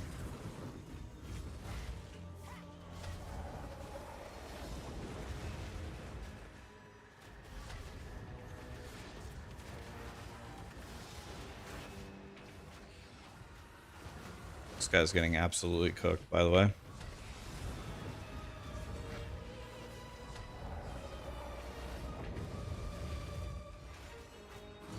Murder. I simply must have my own one of those someday. I simply must have my own one. Hog is here. So you understand the Diablo 4 people decided not to launch the tower. Yeah, we're still in mourning, Hog, if you don't mind. Sensitive subject.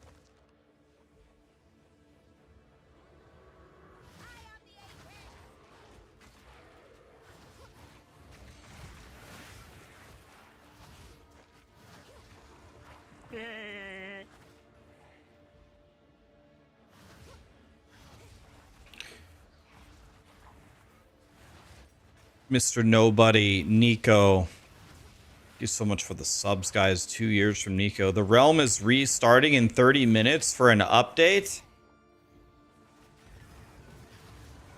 The realm is restarting.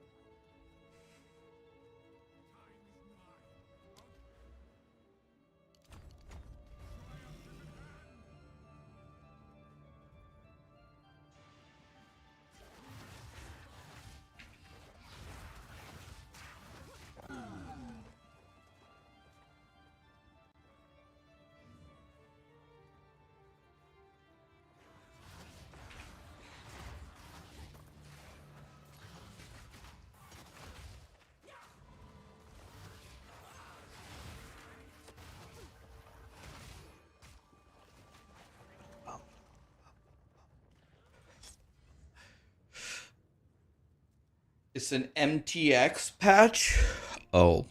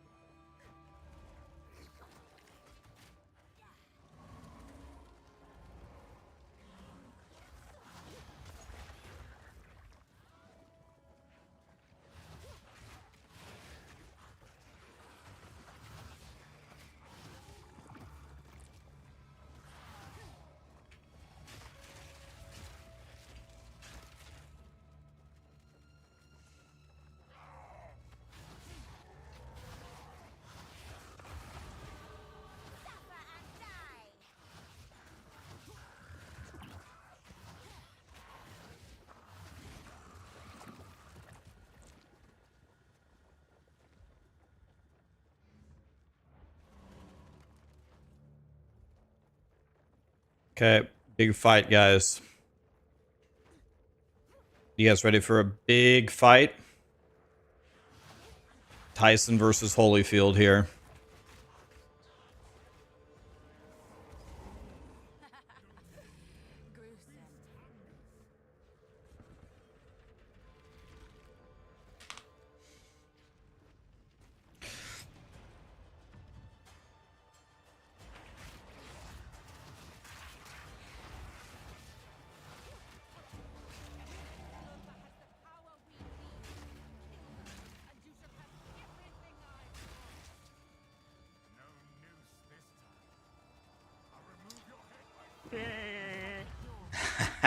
Willie, thanks for the sub, man.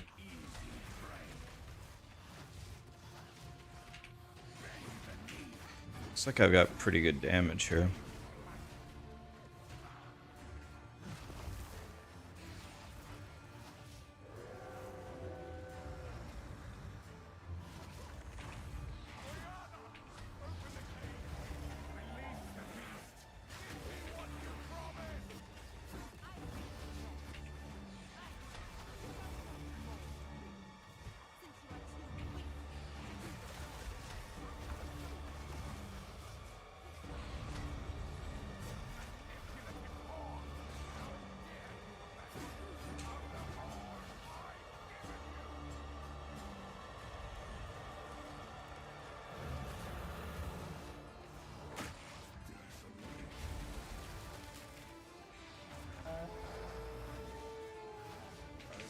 Bro, his first global was the poetry? Come on, dude.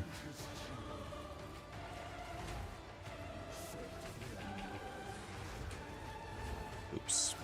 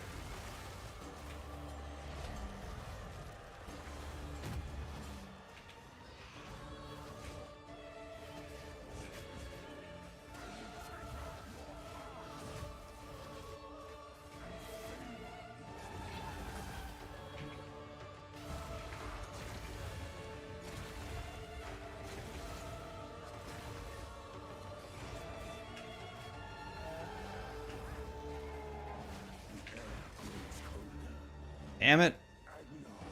2 poetry phases? Oh.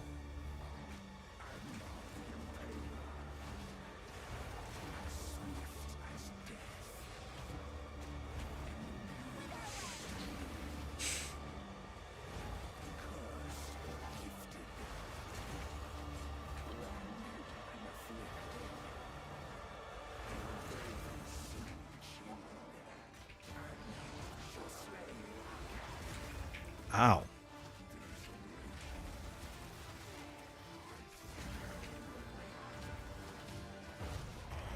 It's a win, boys.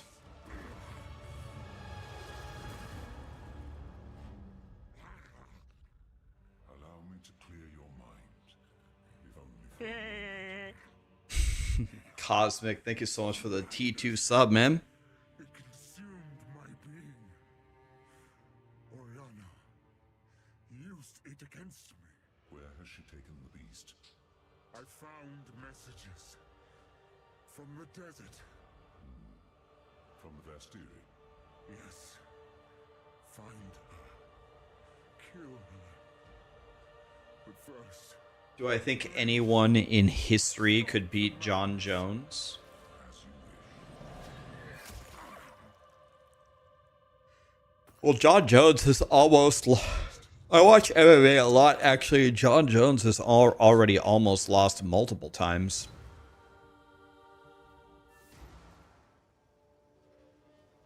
You've done a good move, I think. John Jones is certainly one of the best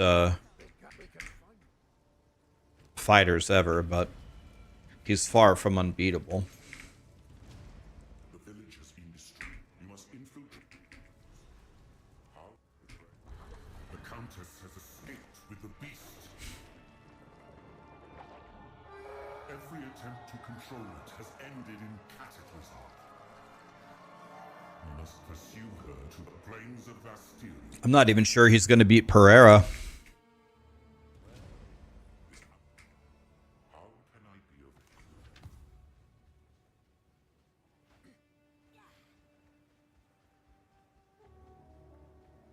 So, the Marrakech. Strong-minded women aplenty.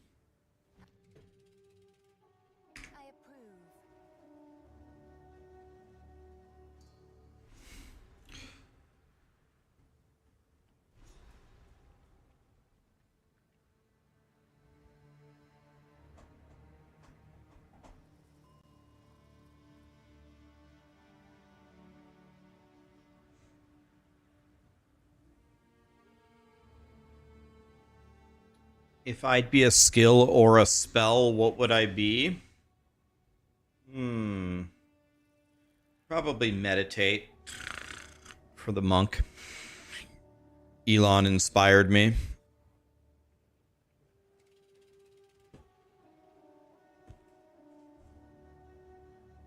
Time for the hardest decision of your day. What should you order for lunch?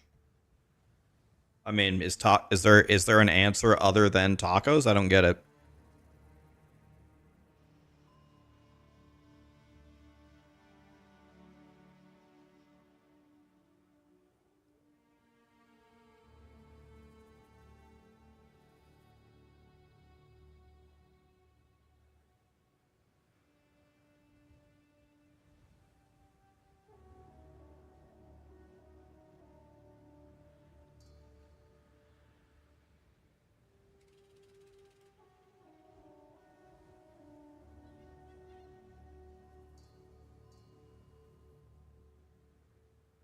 Might be getting a bloody nose here. You've never had tacos? Are you missing out? Well, let me show you. Which tacos are the best? I'm going to show you. I'm going to show you right now.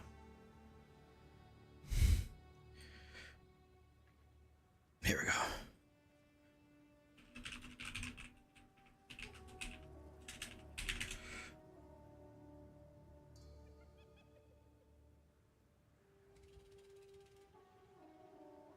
So obviously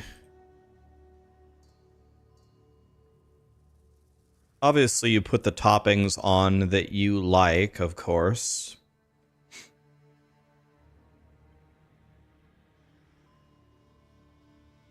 It's not really that good of a picture. Let me see if I can find a better picture.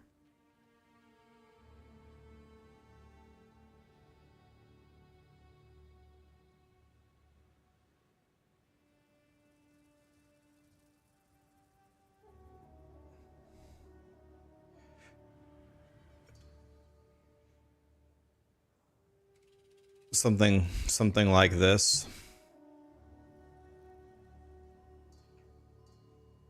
All it is usually a thin corn tortilla, then specially prepared meat. This is barbacoa. Then you just put on top of it whatever you like. Cilantro, onions, salsa, whatever it is that you like. And you just eat like 30 of them.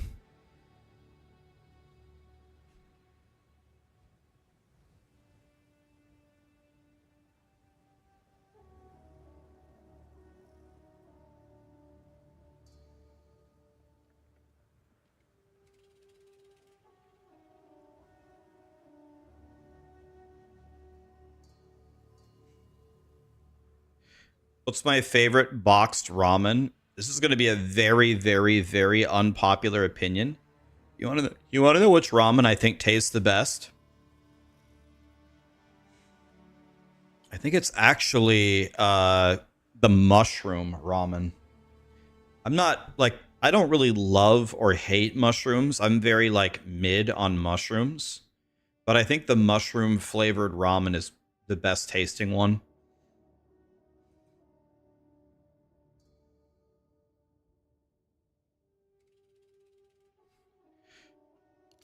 Might go for the minion nodes here.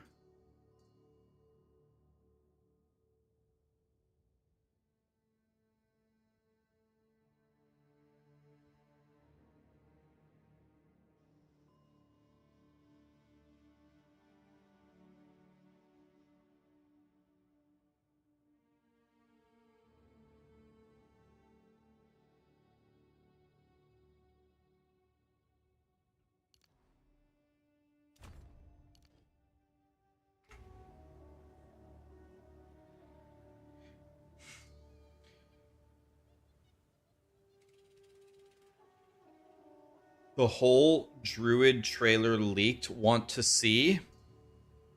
Did it actually, Haley? Or is this going to be a Rickroll?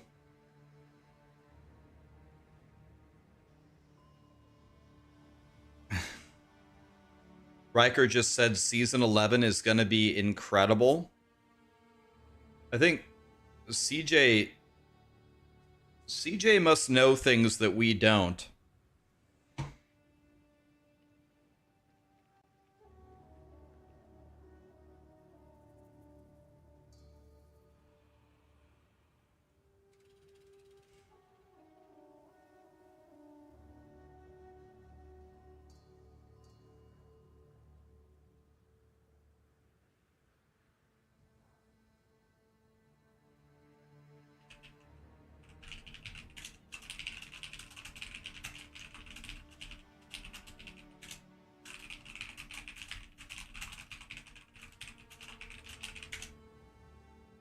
Realm restart is coming.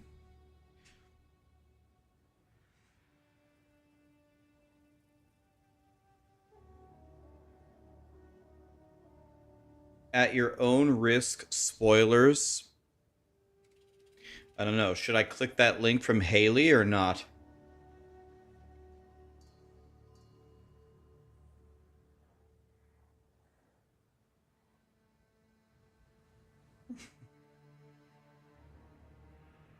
Don't not. It'll get demonetized.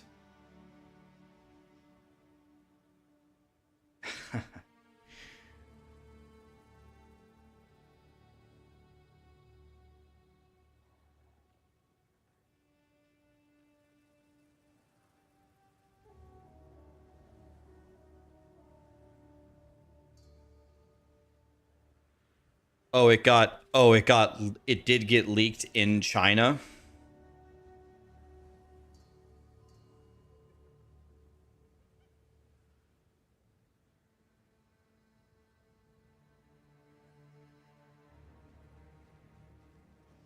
You're watching it now. It's legit the trailer.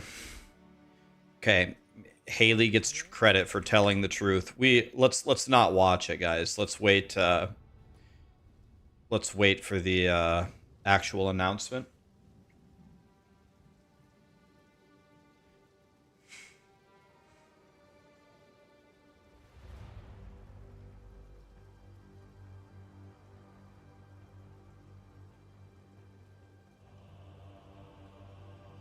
Haley gets credit. She found the trailer early, but let's just wait. Let's let Grinding Gear Games do their own announcement.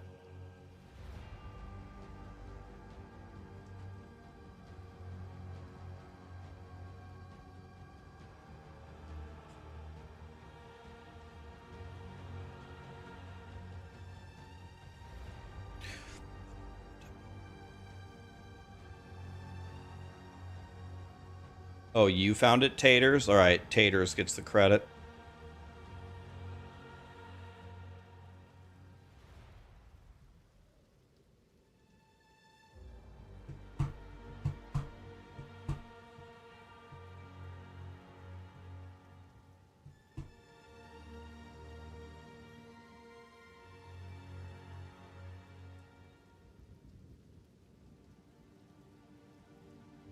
Can you have credit for not finding it? Blooming. I've got to give you credit, man. You suck at finding things. Out of everybody in the chat, you suck the most at finding things. Good job, dude. Okay, guys, we just chill for an hour.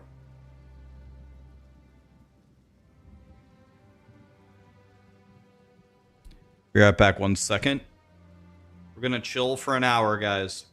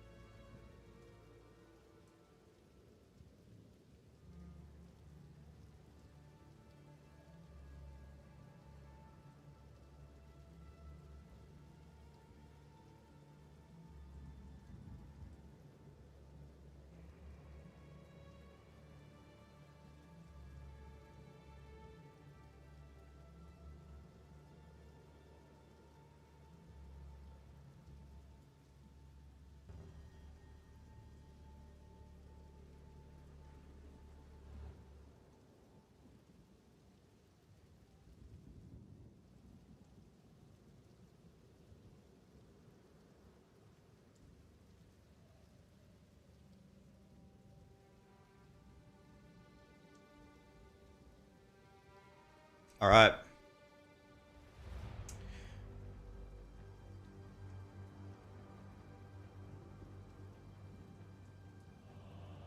One hour and 6 minutes, boys. We just relax. Actually, what I want to do, one thing that we can do is we can look at the passive tree. Probably the whole passive tree will change. But let's see. What do we know about Druid? Druid is strength int.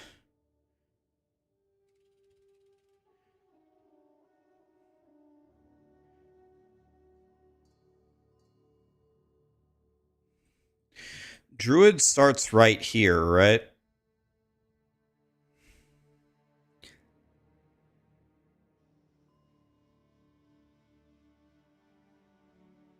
So what we should probably do is, if we like, how would we start to theory craft the Druid? So the Druid, let's think about this.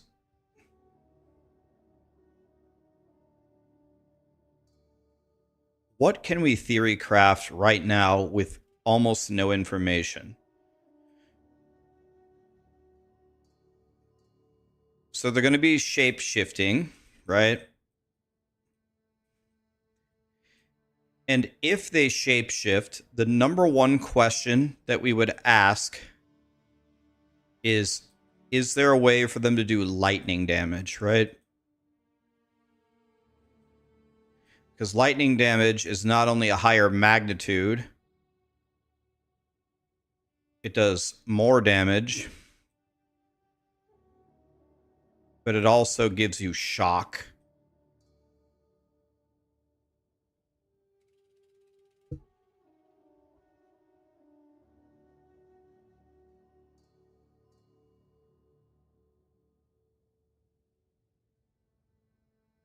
And then besides shape shifting, are we assuming that druids can do elemental damage? Elemental or nature damage? Isn't that what they usually do? It would be the same question. Can they do lightning damage? Or, yes, another question, or poison, which would be chaos.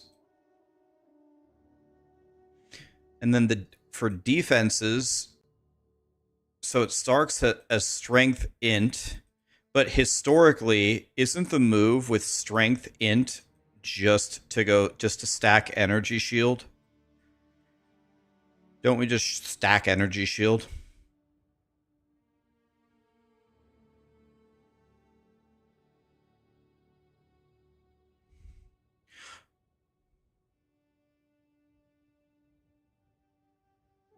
Who in the world is making the decisions at Blizzard to release Season 11 hours before POE2's big patch comes out?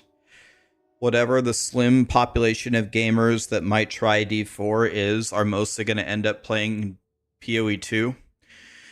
Well, everybody keeps saying something's happening at the Game Awards, and it seems like various content creators seem to know something that we don't, because they say Season 11 is going to be amazing, so I don't know exactly what you could feel confident enough in dropping 12 hours before PoE2, but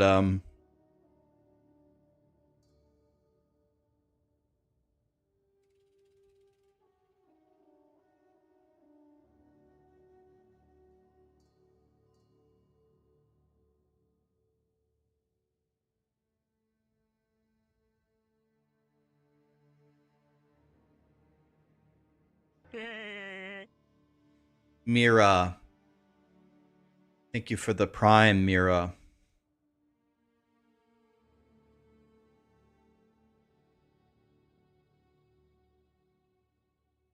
What are my thoughts on Mjolnir Druid? Can you explain to me what you mean specifically by that?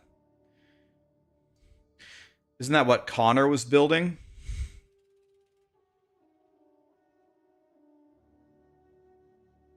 I haven't played Where Winds Meet. I watched some streamers play it.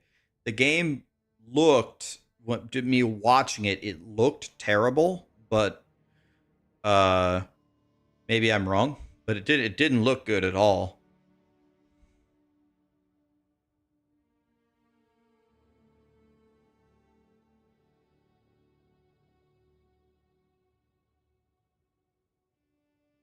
Can we build a summoner druid? That's a good question. Are there gonna be companions?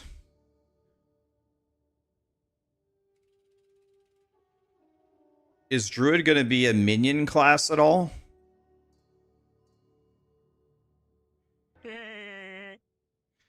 Totems? I don't think of druid with totems. I think of shamans for totems. Carbon Mist. Thanks for the prime, man.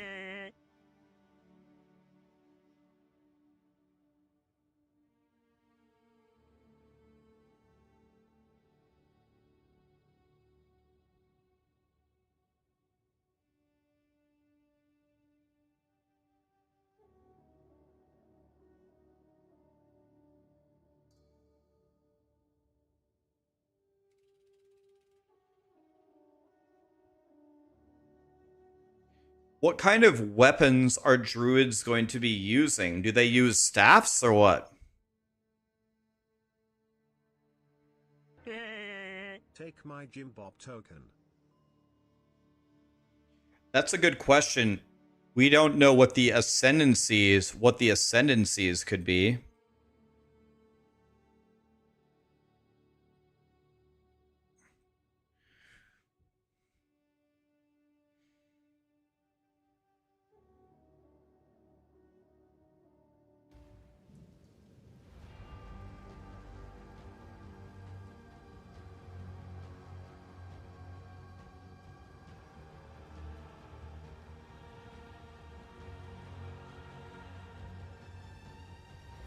The in-game tooltip says two-handed talismans.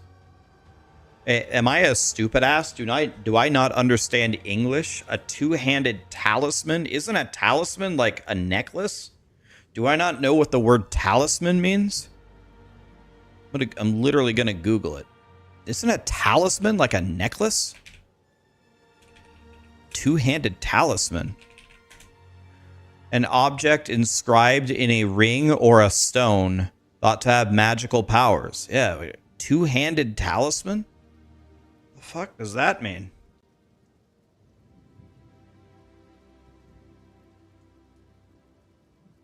The leaked trailers showed flame totems. Guys, I realized that somebody leaked the information, but I'm trying to be respectful toward grinding gear games. I'm trying to let them do their announcement. I haven't watched it.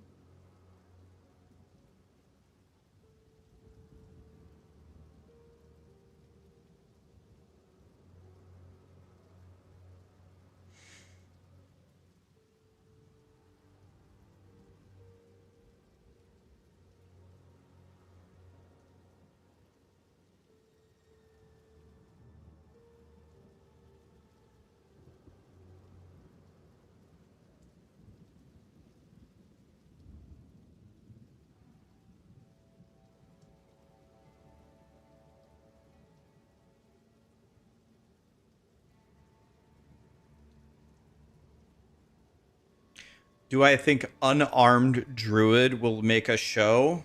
Well, where are the unarmed? Aren't the unarmed? Let's see. Do I have to exit out to download the patch here? Isn't the unarmed thing completely on the other side? Let me open a skill a skill tree here. So let's just make some shit up, okay? Let's make something up. Let's go. I don't know.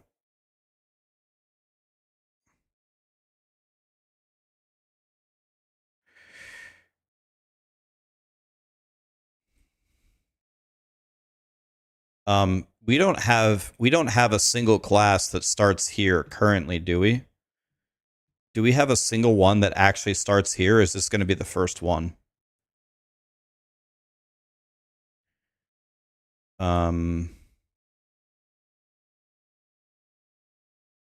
So let's start, I guess.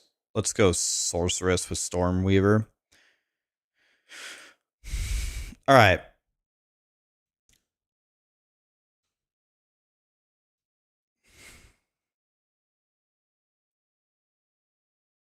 So if we were going to build this,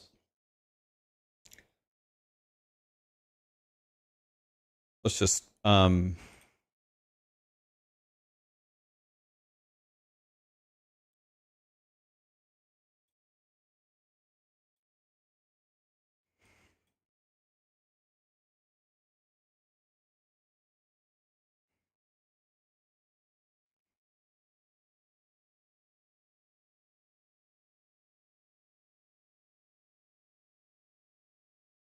honestly, like,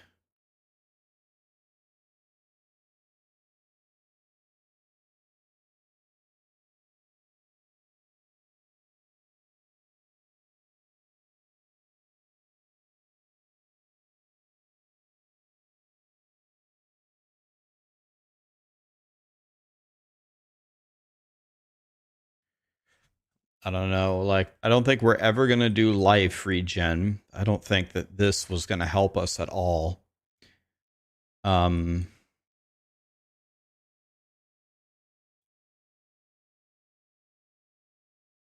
All of these, I hope they change how all of these start, because these seem super horrendous.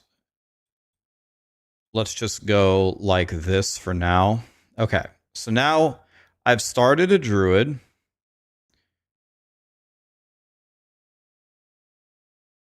I've started a druid. And if we were going to build this as a spellcaster, how exactly would we do this? Might be easier to do this in POB. You have 120% of your armor if you're not on low energy shield. So you get a mega armor bonus if your energy shield isn't low. That might be pretty good, actually. Let's just take a look around. So we almost certainly, if we can, we almost certainly want to try to do lightning damage.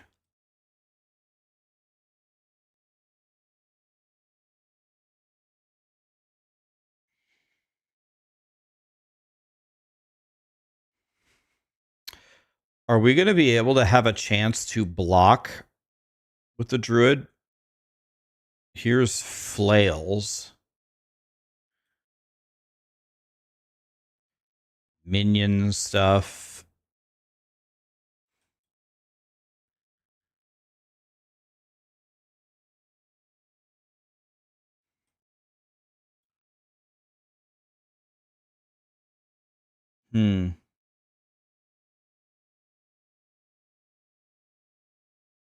So lots of totem things.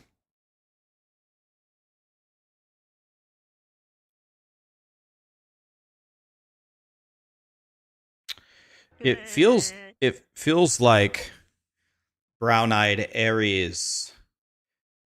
Dookie, thank you so much for the subs. Thank you, Aries. Let's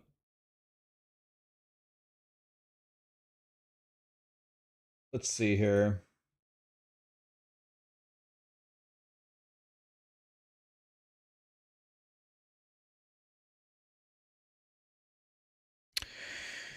I'm actually not seeing, like,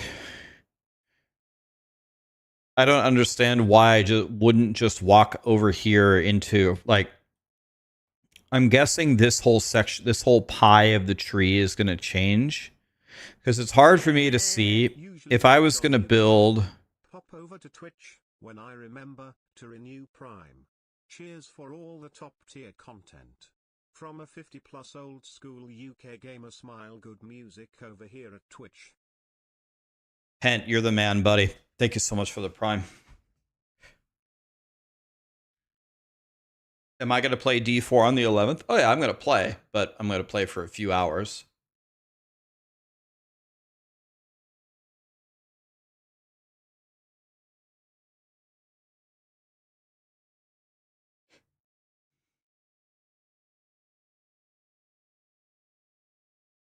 Hmm.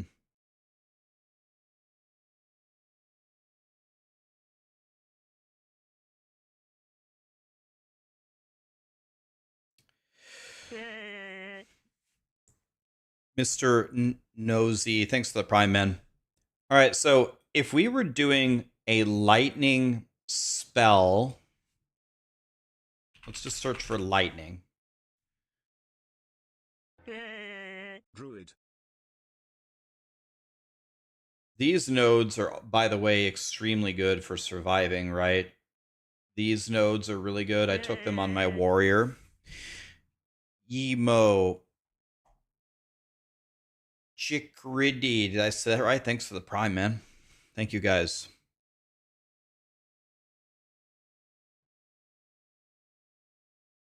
Like, if we're going to do lightning damage, all the lightning stuff is over here. Let's look for spells. Again, the spells are telling us to walk away from this area. So these nodes are godly early on. What do we get? We get 60% spell damage for walking over here.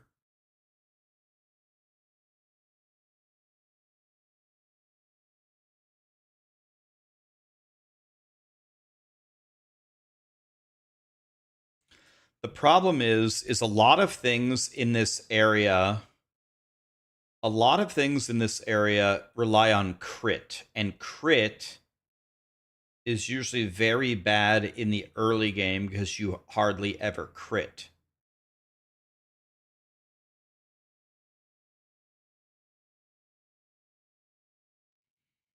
So you definitely walk over here for sure. I don't know how mana starved they're going to be. We would never walk over here or down here. The reason why, well, honestly, it might not be the worst idea in the early game to grab these nodes.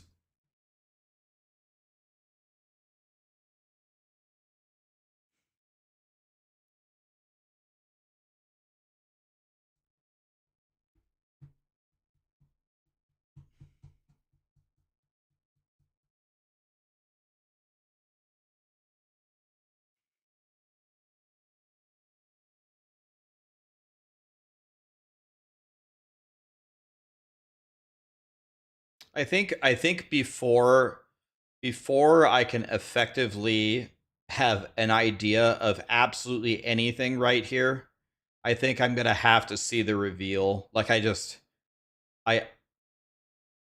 it's so hard for me to work with this because I don't know what the spells are. I don't know what the attacks are. I don't know what the tags are.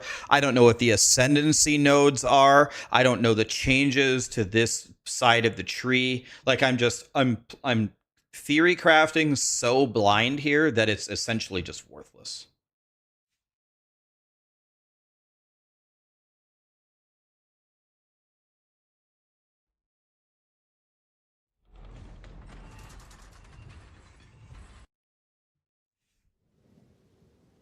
There's way too many variables out of my control to make a build guide like this. I just can't.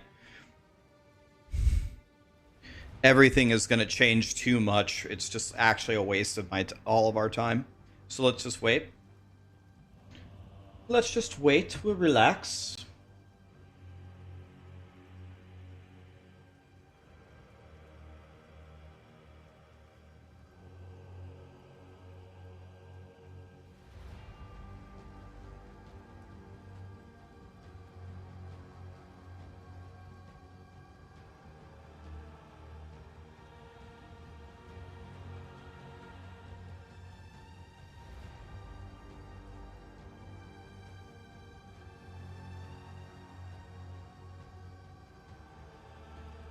God, I love that noise. It's so funny.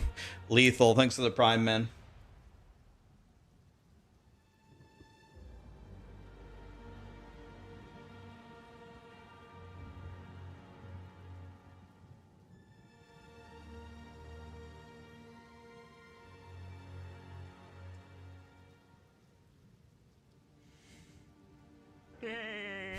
Almost 2 years. Almost 2 years, Ronnie. Thank you, my dude. We are being replaced. Northmen, you're being replaced with what?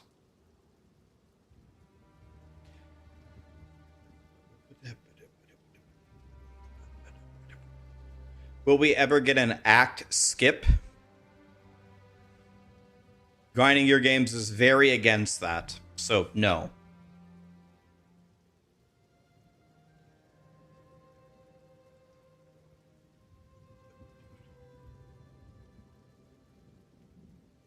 They are very, very against that.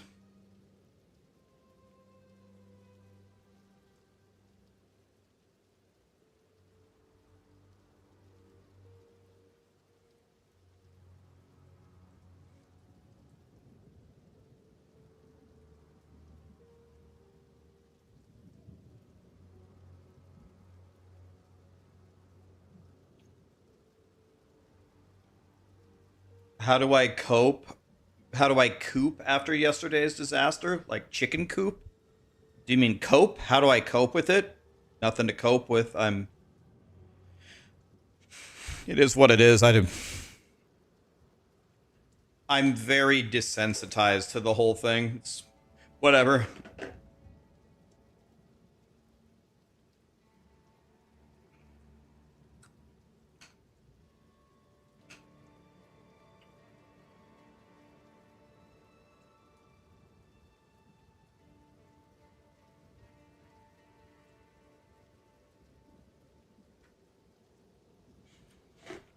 I'm not planning on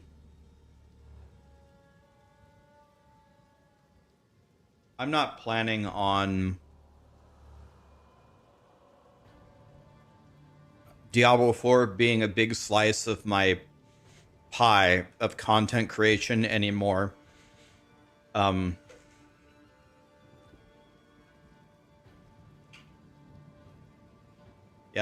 that's the end of my sentence, I guess. There's too many other games that I like more. I like Path of Exile 1 more. I like POE2 more. I like No Rest for the Wicked more. I like Project Diablo 2 more. I would say honestly Torchlight I think is more fun.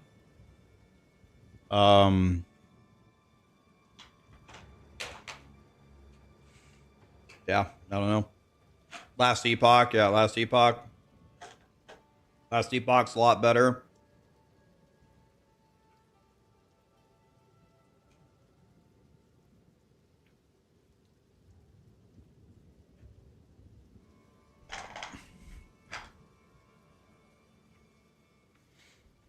You were impressed. Many people liked the notes from D4. You're saying you liked the patch notes and there is a big community that still likes D4? There is. I'm not trying to tell you that Diablo 4 is a bad game. I'm not trying to convince you to not play it. If you like it, play it. I am done. I'm done trying to change Diablo 4 from what it is. It can just be what it is. And I'm done feeling disappointed and negative about it. When Diablo 4 drops an update, I'll log in and play for a bit until I stop having fun, and then I'll just turn it off and play something else. Like I don't care about the drama. I don't care about changing it anymore. I don't care. Just is what it is.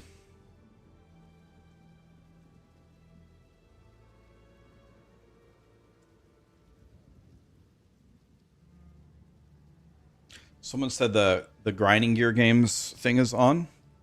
Oops.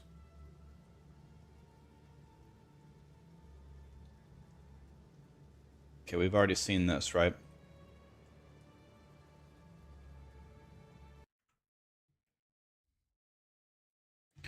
Let me pull it up here.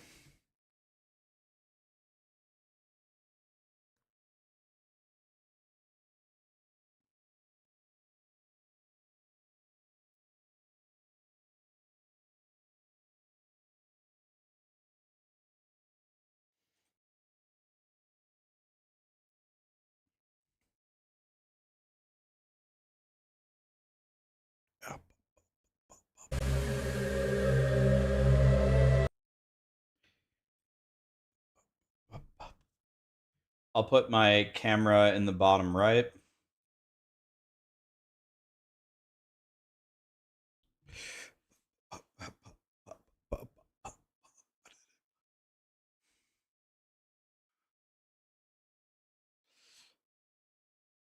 We're just going to relax, guys. Guys, should we do the country quiz? We haven't done this in like 2 months. Time to embarrass myself. Country quiz.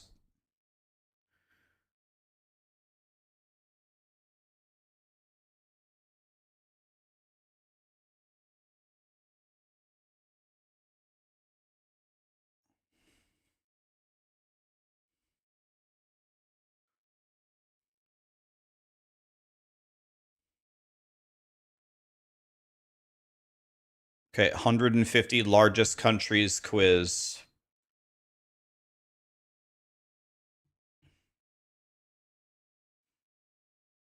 Here we go, guys. Suriname. All right. This is Guyana. This is Suriname, and this is French Guiana, right? Zambia. This is South Africa. This is Namibia. This is Botswana. Vicky or Vilky, thank you so much for the prime. South Africa, Namibia, Botswana. This is this is Zimbabwe. So this is Zambia. This is Zimbabwe. This is Zambia. Taiwan. Taiwan. This is Sri Lanka. This is Myanmar. This is Cambodia, Vietnam, Laos. This is Thailand. So this is Taiwan. Kenya. Kenya. So Egypt, Sudan, South Sudan. This is Eritrea, Djibouti. This is Ethiopia, Somalia. So this is Kenya, I think. Uruguay. Uruguay is here. Norway. Norway is here. Turkmenistan.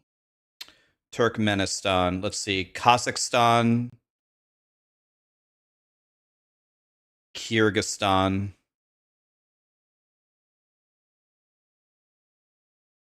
Let me think about this.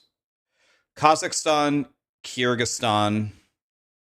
I'm pretty sure this is Tajikistan. This is Uzbekistan. So this is Turkmenistan. Kazakhstan, Uzbekistan, Kyrgyzstan, Turkmenistan, Tajikistan, Afghanistan, Pakistan. Right? This is Kazakhstan for sure. This is Kyrgyzstan for sure. This is definitely Pakistan, Afghanistan. This is Tajikistan. I think this is Uzbekistan. So this has to be Turkmenistan. Mexico. Yes. All right. Myanmar. Myanmar is here. Solomon Islands. Solomon Island. What the fuck? Australia, New Zealand. This is New Zealand.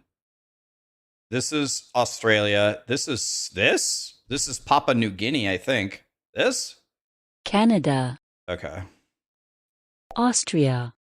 Okay, Austria. Let's see. Portugal, Spain, France, Belgium, Netherlands, Germany, Switzerland, Austria. Pretty sure it's Somalia. here. Somalia is here. Central African Republic. Is here. K Gelness, thanks so much for the 28, man. Spain. Spain is here. Venezuela. Venezuela. This is Colombia, so this is Venezuela. Denmark. Denmark is Germany's hat. Paraguay, Paraguay. Guyana, French Guiana, Brazil, Colombia, Ecuador, Peru, Chile, Bolivia, Argentina, Paraguay. Serbia, Serbia is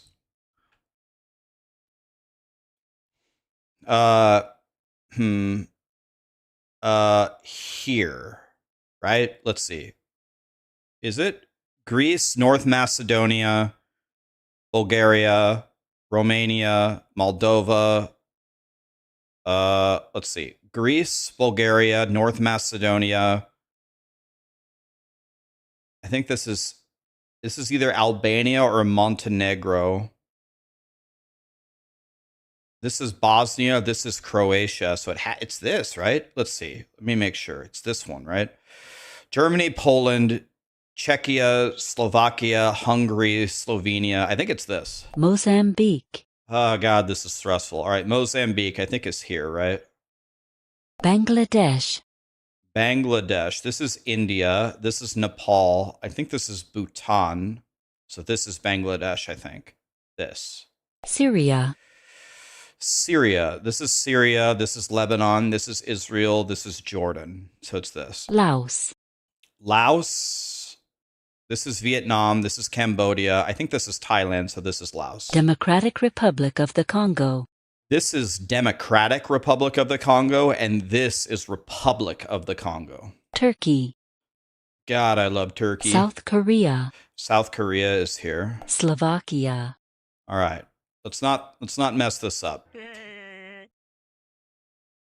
Paxam, thank you so much for the prime. France, Belgium, Netherlands, Germany, Poland, Switzerland, Italy, Czechia, Slovakia, Hungary, Slovenia. This is Slovakia. Japan, Okay. Botswana, I know where Botswana is. It's here. Benin, Benin? That's not a fucking place. All right. All right, this is going to be tough. We might miss this one. All right. Let me think here. It has to be one of these two. I'm pretty sure this is Togo. This is Liberia. This is Sierra Leone. This is Ivory Coast. This is Ghana.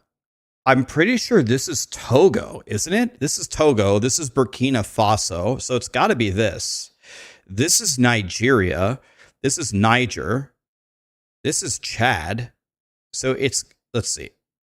I think Benin is here and Togo is here, but I could have it backwards. Sweden, Oh, thank God.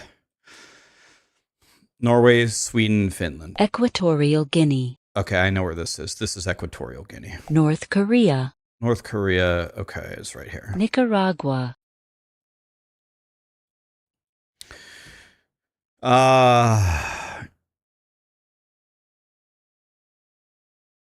I think this is Nicaragua and this is Honduras, or it's the other way around. Ghana, Ghana. I just said Ghana, didn't I? This is Togo. This is Ivory Coast. This is Ghana.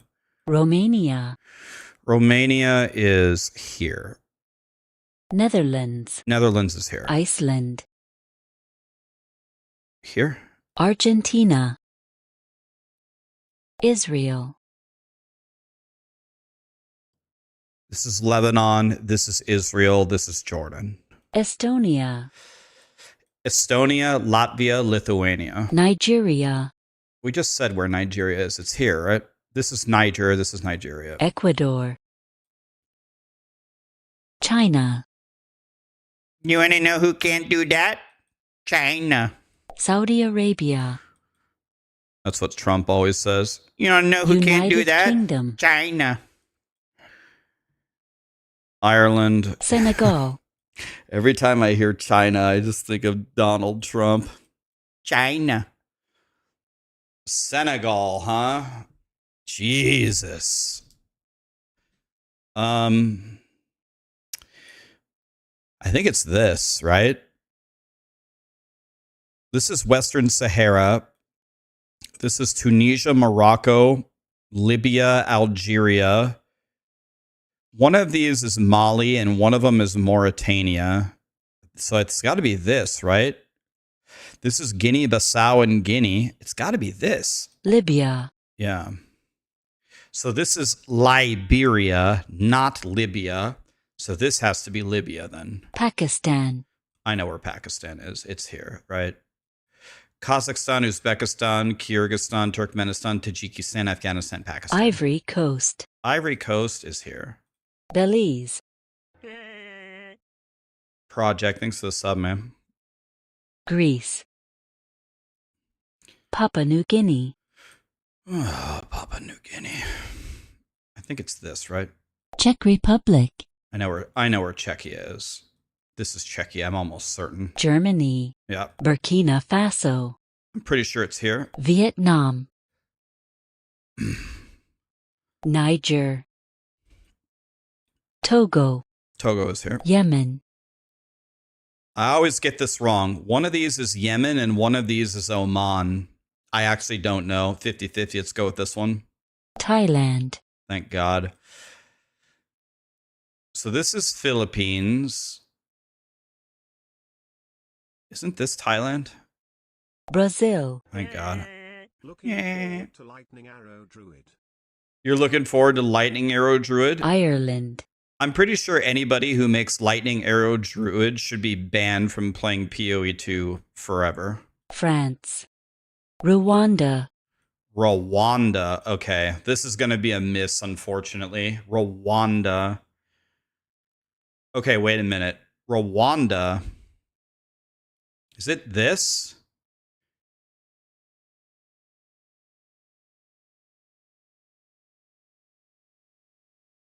Rwanda. Holy shit, man. Egypt, Sudan, South Sudan, Eritrea, Djibouti, Ethiopia, Uganda, Chad, Tunisia, Algeria, Morocco, Western Sahara. I think this one's Mali, Mauritania, Guinea-Bissau, Guinea, Liberia, Sierra Leone, Cameroon, maybe, Republic of the Congo. I don't know what this one is, but it's not Rwanda. This is it's not Albania, that's in Europe. It starts Angola. This is Angola, Namibia, Zimbabwe. It's not this. This is Madagascar. This is Tanzania. So it's either this or this or this. I think it's this one. Indonesia. Unbelievable. All right. So this is Philippines. So I think this is Indonesia, right? United Arab Emirates. UAE is right here, right? This is Qatar, and I think this is Kuwait. So this? Poland. Okay, I know where that is. El Salvador. This is Panama, Costa Rica, Honduras, Guatemala. So here. New Zealand. Malawi. Oh, fuck, man. Malawi. Well, there's only two choices. It's this or this. I think the other one is Burundi. I don't know. Let's try this one. I don't know. South Africa. Oh! Zimbabwe. Chad. We're doing really good on our 50-50s here. Uzbekistan. Uzbekistan, Kazakhstan, Uzbekistan, Kyrgyzstan, Turkmenistan, Tajikistan, Afghanistan, Pakistan. So this is Uzbekistan. Bosnia and Herzegovina. This is Bosnia, I'm pretty sure. Uganda. Uganda is here, I'm pretty sure. Malaysia. Malaysia is this, I think. Costa Rica. Costa Rica, okay, I can do that one. United States. I should be able to get this Cambodia. one. I know where Cambodia is. It's here. Tunisia. Tunisia, I'm pretty sure is here. Tanzania. Tanzania is here. Guinea-Bissau. Guinea-Bissau is here. Republic of the Congo. Is here. Ukraine. is in, it's right here. This is Belarus. This is Moldova. So it's here. Iraq, Here. This is Jordan. It's here. Pretty sure. Ethiopia, Here. Lithuania, It's here. Moldova, Moldova's here. Gabon, Gabon? What? This is the Gambia, so this is Gabon. Philippines, Dominican Republic, This is Cuba. I think this is Haiti, so this is Dominican Republic. Morocco, Burundi, Jordan, Process of elimination. Syria, Lebanon, Israel, Jordan. Haiti, Okay. Liberia, Liberia is here. Bulgaria, Bulgaria is here. Djibouti, Djibouti is here. Mali, Okay, now one of these is Mali and one of these is Mauritania. I'm pretty sure this one is Mali. Iran, Thank God. Georgia, This is Armenia. This is Azerbaijan, so this is Georgia. Bolivia, Portugal, Oman, India, Afghanistan, Eritrea, South Sudan, Colombia, Hungary, These are getting pretty free here. Lesotho, Lesotho is inside of South Africa. Belgium, I know that. Belarus, Here. Namibia, Namibia is here. Latvia, Latvia is here. Tajikistan, Well, we clicked all. No, we didn't. This is Kazakhstan, Kyrgyzstan, Tajikistan. Algeria, Let's see. This is Angola, so this is Algeria. Azerbaijan, Azerbaijan. This is Armenia, so here. Armenia, Albania, This is Albania. This is North Macedonia. This is Montenegro. I think this is Croatia. This is Italy. This is Switzerland. There's Cyprus around here as well. But Albania is here. Finland, Finland is here. Sri Lanka, Sri Lanka is here. Sierra Leone, Sierra Leone is here. Peru, Peru is here. Guatemala, Guatemala is here. Madagascar, Madagascar is here. Kyrgyzstan, Kyrgyzstan is here. Russia, Okay. Mongolia, Mongolia. Bhutan, This is Nepal, so this is Bhutan. North Macedonia, Kazakhstan, Panama, Egypt, Sudan, Croatia, Guinea, Cameroon, Angola, Australia, Mauritania, Nepal, Cuba, Italy, Chile, Switzerland, Honduras, Guyana. Okay. Clean. We got a lot of 50-50s there. Can't be too proud, but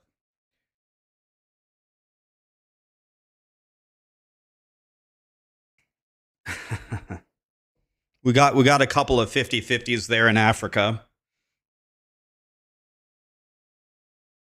I don't know why I can never keep Burundi and Malawi straight for the life of me. I almost messed up the stans as well. Terrible.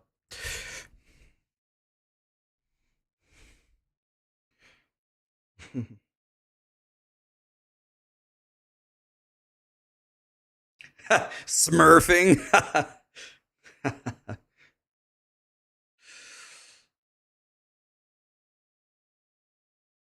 When did I do Puerto Rico? I think Puerto Rico was on there. It's only the 150 biggest ones.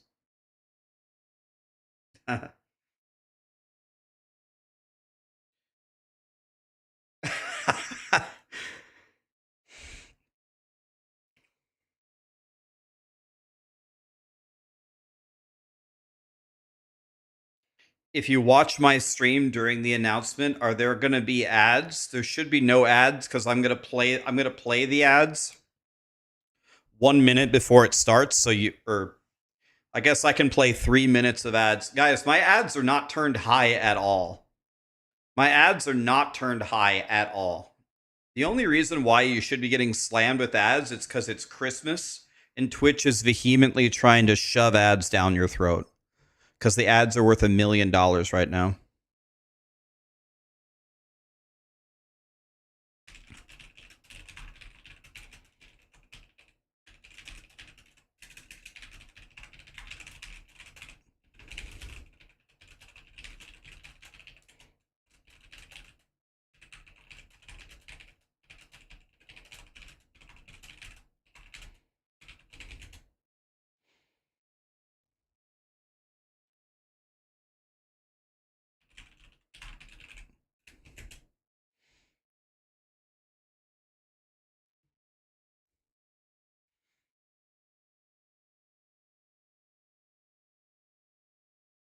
But Americans don't know anything outside of their country. I was pretty good at the academic decathlon when I was a kid. I knew the elements on the periodic table. I knew all the presidents in order. I knew where the countries were. I knew all the states and capitals. I had songs for all of them. Antimony, arsenic, aluminum, selenium, hydrogen, oxygen, nitrogen, rhenium, nickel, neodymium, neptunium, germanium, iron, americium, ruthenium, uranium. And then Baton Rouge, Louisiana, Indianapolis, Indiana, and Columbus is the capital of Ohio. There's Montgomery, Alabama, south of Helena, Montana. Then there's Denver, Colorado, and there's Boise, Idaho. And then George Washington was the first UC. He once chopped down a cherry tree. President number 2 would be John Adams. And then number 3, Tom Jefferson stayed up to write the Constitution late at night. He and his wife had a great big fight, and she made him sleep on the couch all night. James Madison never had a son. Like, I was pretty good. I was pretty good at those things. Red, Cyback, O'Malley, Ojeda. Ojeda. Looking forward to the Lightning Arrow Druid. Yeah, anybody playing Lightning Arrow Druid, you're getting banned.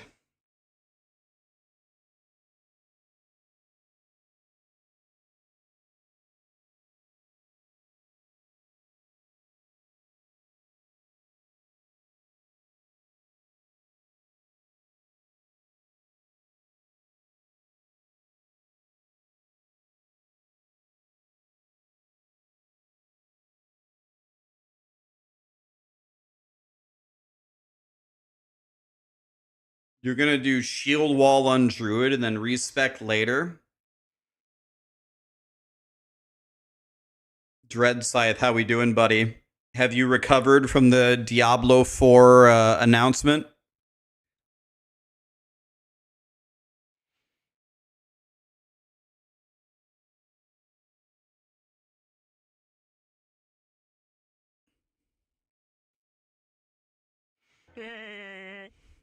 Benji. Batin. Did I say right? Batini, Batin, thanks for the subs, guys.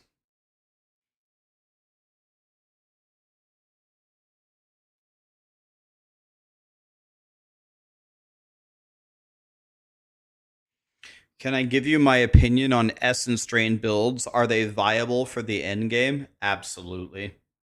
Absolutely. You can take Essence Drain Contagion to a crazy power level.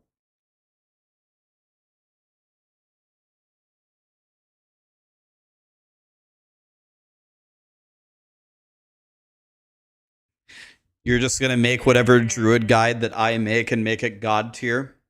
I'm pretty confident, man. I'm pretty confident I'll be able to make a godly Druid. Yeah, maybe I'm overconfident, but I'm not worried about it at all. I'm sure I will figure it out. Tony just rated us. Hi, Tony. Benji, thank you so much for the 5 gifted. I'm definitely gonna start softcore trade, but I'll probably switch to hardcore SSF. You're always meh until something of worth is shown. There were some good stuff.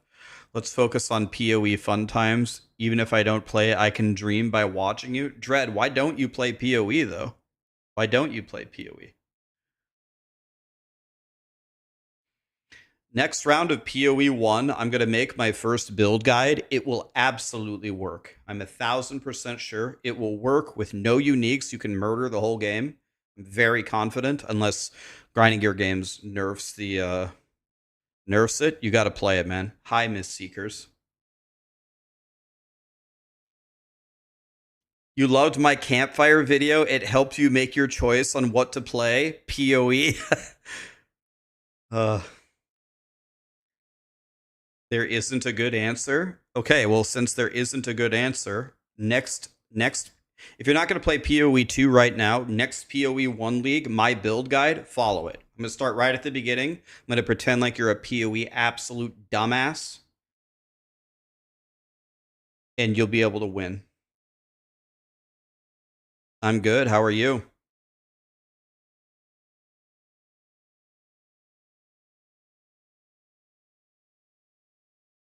What are the drops? I don't know what they are. I'm guessing that they start in 16 minutes. I don't know what the drops are, but whatever they are, they will be turned on here. By the way, hey, everybody watching on YouTube, would you like to know a secret? Okay, on Twitch, this doesn't apply to you. On YouTube, let me tell you a secret. You can get the drops by doing absolutely nothing. This is what you do. Now follow me here. You open a second tab, log into your Twitch account, and open my Twitch stream. Then you do two things. You mute the Twitch, you don't mute the Twitch stream. Leave the volume on. Then you right-click the tab at the top and mute the tab. And then go back to watching on YouTube. If you mute the volume on the Twitch stream, you don't get the drops. But if you mute the tab, but have the volume on, it counts. So one more time, you open a new tab, open it on Twitch, log into your account. Make sure you're logged into your account so you get the drops. Unmute the Twitch stream, but right-click mute the tab at the top, and then go back to watching on YouTube. You get free drops. This works on every Twitch campaign ever.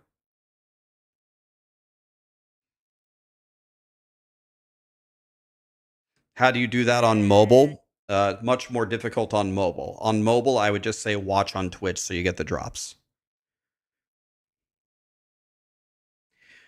Make sure that the Twitch tab is not the actual Twitch volume thing here in the bottom right.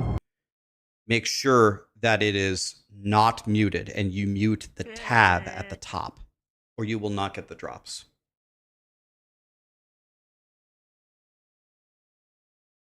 You logged into Twitch for the second time in your life. How do you get the drops? Does somebody have a link where you can connect your account to Grinding Gear Games? Can somebody post that link in Twitch chat? Does anybody know where the link is? Rax, you are so handsome. I used to be a stud. Now I'm a 39-year-old old piece of shit. I used to be a stud when I was a young whippersnapper. Not anymore, though. Now I'm just an old piece of shit. That's okay.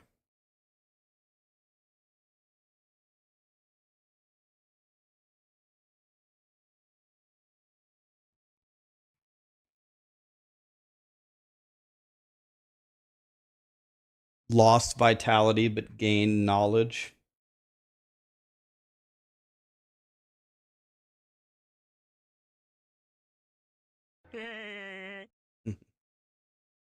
I look happier than yesterday. I was very, very prepared, King Goris. Abirwa, did I say that right? Javi. Thank you so much for the subs, guys. My timer is off. I'm literally watching the official stream. What do you mean my timer is off? I could refresh it. I can't see this stupid.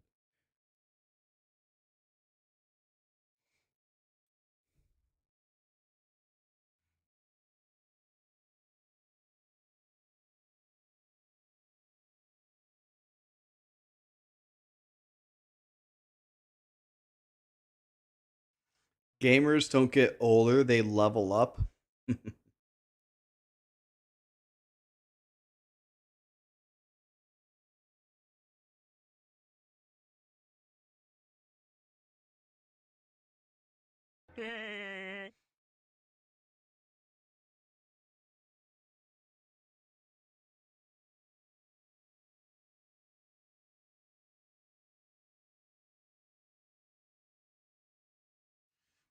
Can we get a quick health update? Yeah, I went to the doctor a few weeks ago. I did get my results. My results are very similar to last time, but my results last time were favorable. So they haven't really improved, but it hasn't gotten worse. So I'll take it. Doing pretty good. You guys did not know last year my liver was failing, but now it's not failing. So now I'm fine. My liver was failing, but now it's not.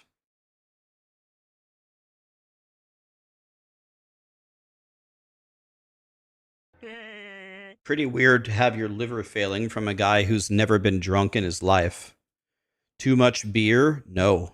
I've never been drunk one time ever in my life. Not once. They actually don't know. They doctors, I went to a lot of doctors. I had several blood tests. I even went to the hospital last year. Last December, it was 1 year ago. They don't know. They don't know why. How old am I? I'm 39. Yeah, not enough beer. Exactly. What's the biggest undisclosed change I'm hoping to see today? I mean, the number one thing that I would be hoping for is optimization, because people keep playing the game and keep chain crashing. If people can't even log into the game, then we have a problem. So I want to hear them say, that's what I want to hear them say. I want to hear them say, hey, Abyss was crashing everybody's computers, lots of things, like the shaders downloading, were murdering everything. Lisa, you can't hear me. You can't hear me? What? I'm gonna run ads. I'm gonna run 3 minutes of ads with 4 minutes left. That way you guys should get no ads. My ads are not turned high at all. You guys should be getting a lot of ads anyway, but just to be safe, I will. No, you're good, Lisa. Don't worry. I'll run 3 minutes of ads with 4 minutes left, so that you don't get any ads.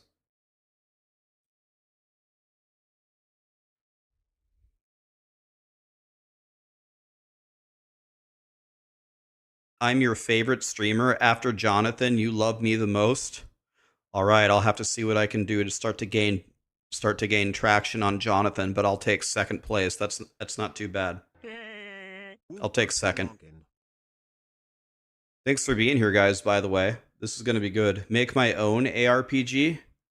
The thought has crossed my mind, I'm not going to lie.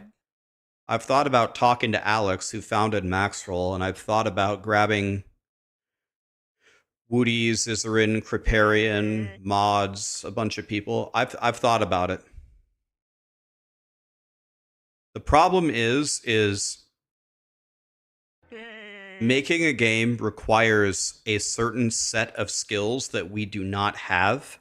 However, Alex either has those skills or knows people who have those skills. So if Alex was interested in it, we would actually probably have a chance.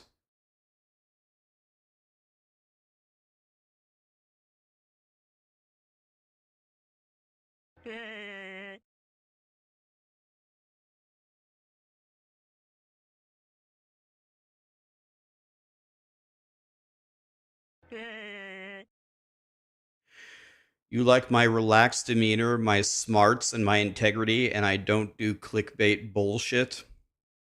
I appreciate you saying that.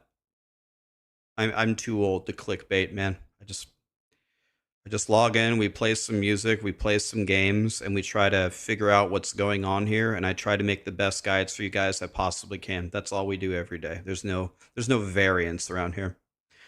I'm just chilling.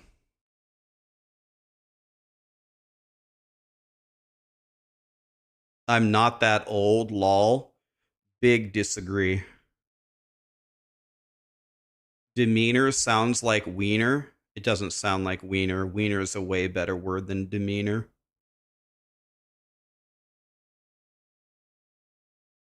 If we all only had a little more wiener in our lives.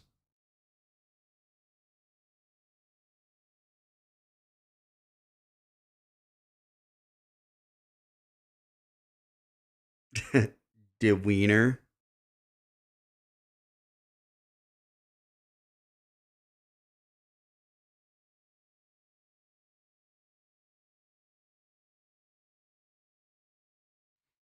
You're a 60-year-old gamer. To me, you're just a kid. 60 years old and blasting. That's great. You're guessing I was born in 1982? 1986. 8/31/86. Cypher, thanks to the bits, man. And themes. The Jedi. Dan Gaming. Osher Skoldar. Thanks to the subs, guys. You're here for the Rax hype reactions. Just gonna keep it real, man. If it sounds sick, I'll say so. If it sounds dog shit, I'll say so. Grinding Gear Games usually cooks here. This should be a win, man. This should be a big win.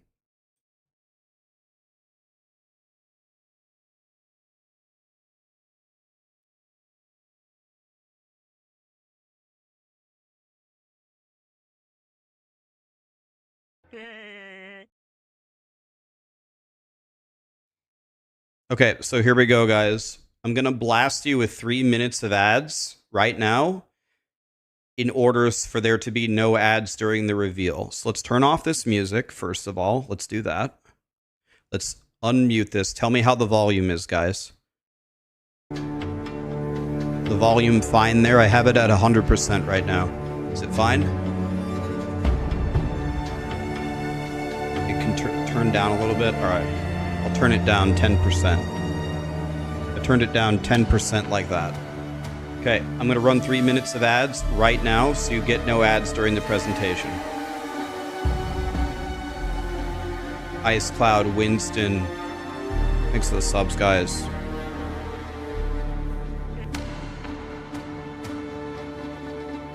All right. One more time. I'm going to say it one more time for the YouTube people. I believe there's going to be drops in 4 minutes. You only get the drops if you're watching on Twitch. Here's the secret tech. Open the stream on Twitch and log into your Twitch account. Do not mute the stream. If you mute the stream, you won't get the drops. Instead, right-click the tab at the top and mute the tab. Mute the tab. And then go back to watching on YouTube. You will get the drops. Simple as that.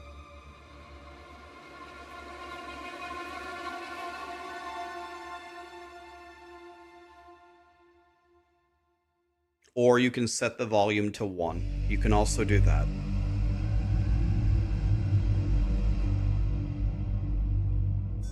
Fuon Day, Punk Buster, Sin. Thank you so much for the subs, guys.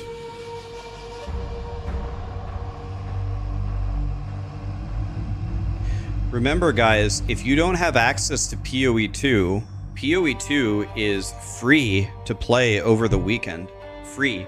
So, next weekend. So you should definitely be playing it.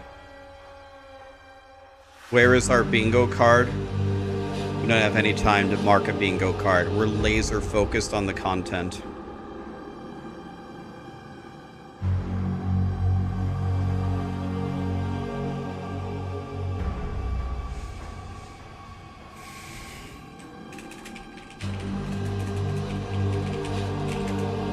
Have to fix something. Give me a second.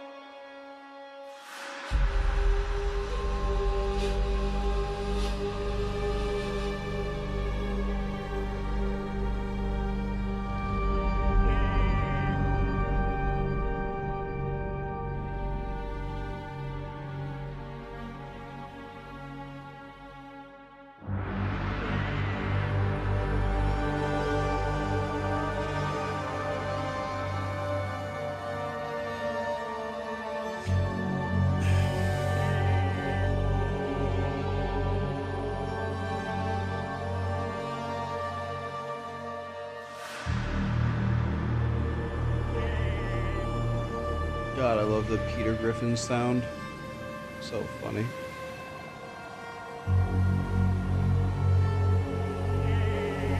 All right, here we go, guys.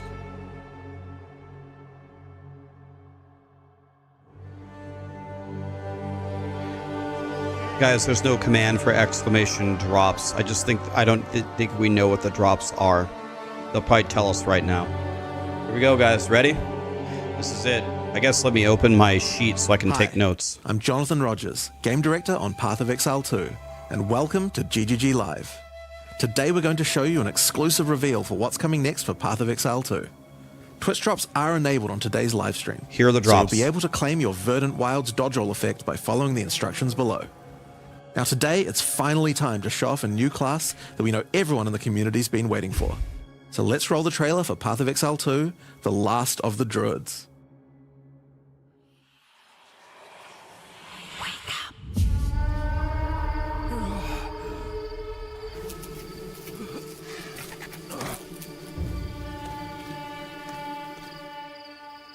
Well, well. What have we Is got the volume here, fine, guys? Volume good? Lost, fella. then? Hey, we're talking to you. I asked you a question.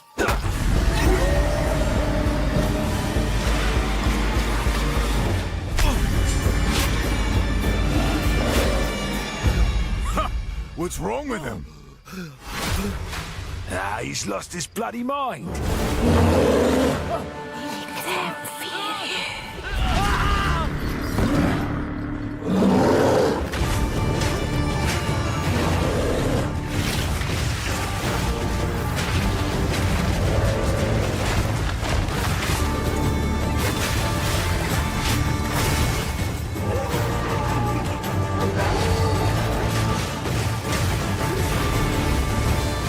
Okay, that looks sick. The tornado looks sick.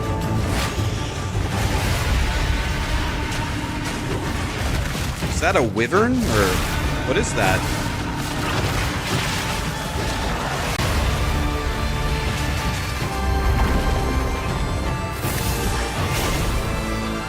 Gargoyle dragon druid? Is that a wyvern?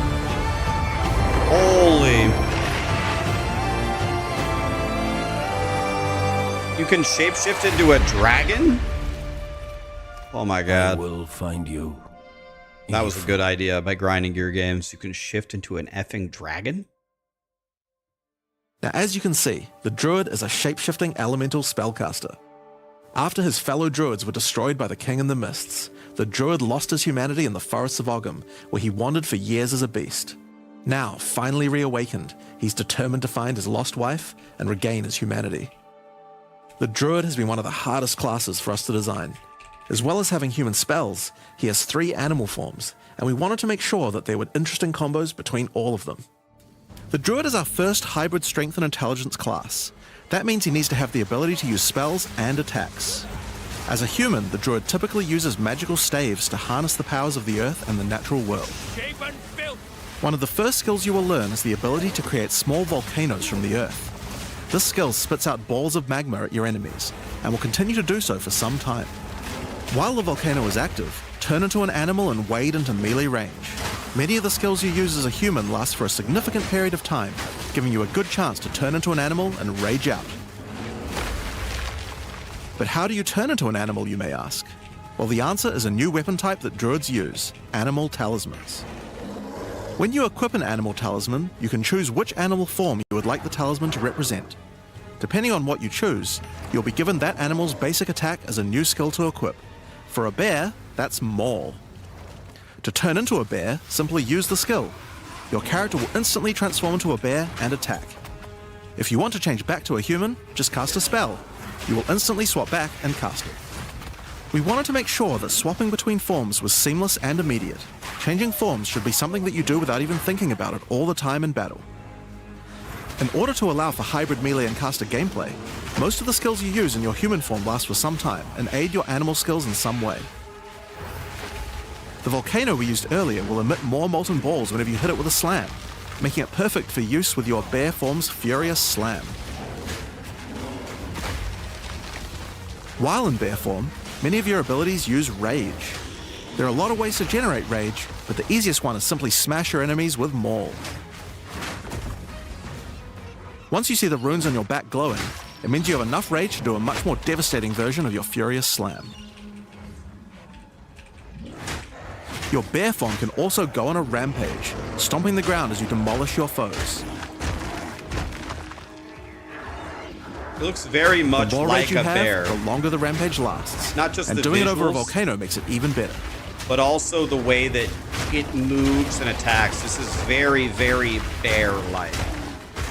As you consume rage, your bear form will generate endurance charges, and these can be used with skills like Ferocious Roar. Ferocious Roar is a war cry that empowers your subsequent attacks to break your opponent's armor. The more endurance charges you have when you use it, the more empowered attacks you will gain. But Ferocious Roar has another special feature too. It's a meta gem that allows you to socket any Warcry gem from another class into it, giving you the ability to use these skills as a bear. Use the Warrior's Infernal Cry skill to make your enemies explode.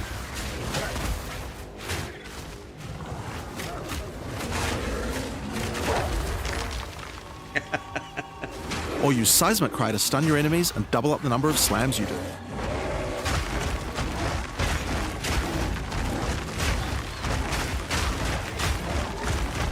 You can even use it with Ancestral Call, a skill that turns you into the fire god Cow.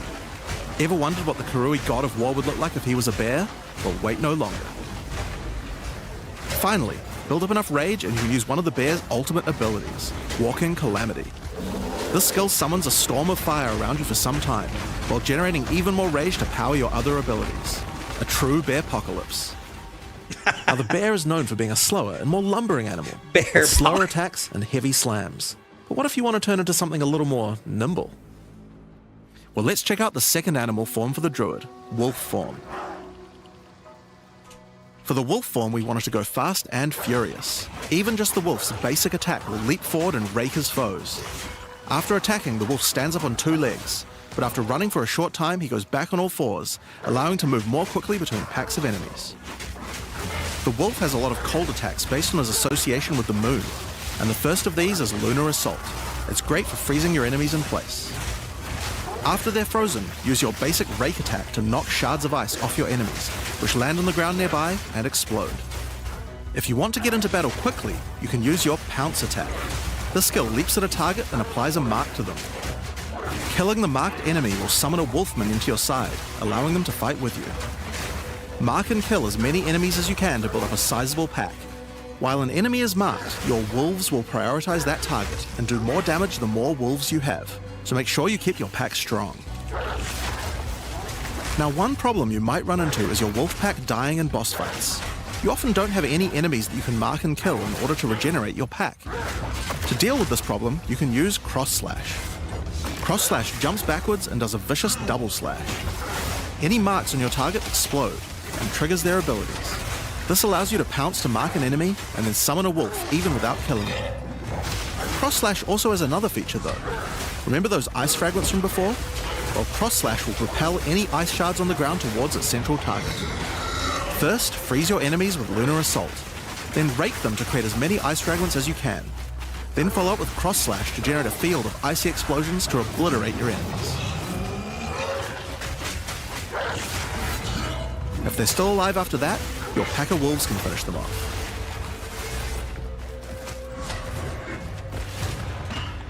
Just like with the bear's raw skill earlier that allows you to use skills from other classes, Pounce is also a metagem that you can socket mark skills from other classes into. So for example, you might want to try adding Freezing Mark from the Monk to Pounce. After pouncing at an enemy, Cross Slash to explode the mark and gain extra cold damage for a time. The Wolf has many other ways to go all in on cold though. Using the Arctic Howl Warcry will allow you to add cold damage and chilled ground to any slam, while buffing your pack of wolves as well. You can also use it to freeze enemies that are close to being frozen, making it much faster to use your other combos. Finally, the wolf also has the ability to call down the power of the moon to transform into an Arctic werewolf with Lunar Blessing. In this form, you move and attack more quickly and deal extra cold damage. Consuming Rage will extend the duration of your Arctic wolf form, so you could try a hybrid bear and wolf build if you want to utilize the skill to its full effect.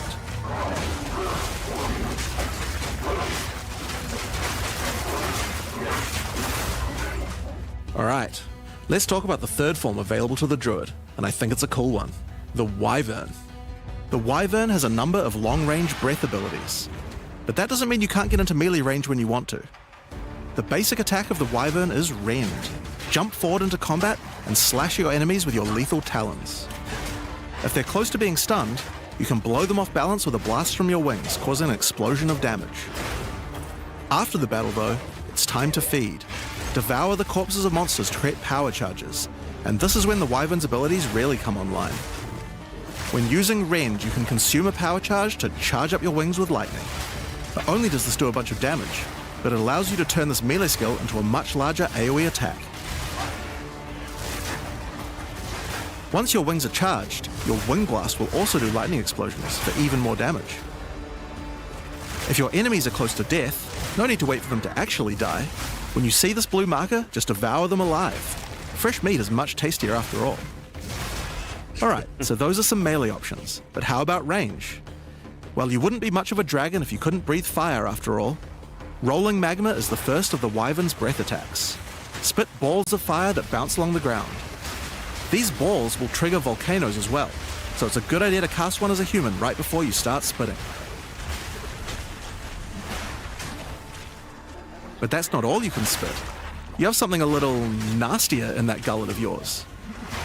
Spitting a barrage of oil at your enemies will cover them in a viscous sludge that makes them easier to ignite. If you have power charges though, plant your wings in the ground and vomit a barrage of lightning-infused projectiles. The more power charges you have, the longer you can do this for.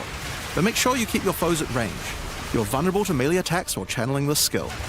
In order to help with that, let's take a quick diversion back to some of your human abilities. As a Druid of Scoth, you have the ability to harness the power of nature to create entangling vines to slow down your enemies. Another of nature's punishments is the thunderstorm. Creating one of these will create periodic strikes of lightning from the sky, and will also make your enemies wet. Why is that useful? Well, of course, things that are wet are easier to shock. Use it with lightning damage from your Wyvern form to enhance your damage. Making things wet also makes them easier to freeze, so it works nicely with your wolf form as well. And you know what else likes water? Plants. Water your plants to give them various extra abilities.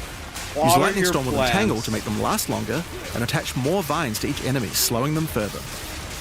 Summon Thrashing Vines to slam at your enemies for a time. Any that are created in water will be larger and deal more damage. Now then, with our enemies sufficiently subdued with our plants, time to really lay into them with our lightning-infused barrage. Now, this last Wyvern ability is just ridiculous, but we felt like we had to do it.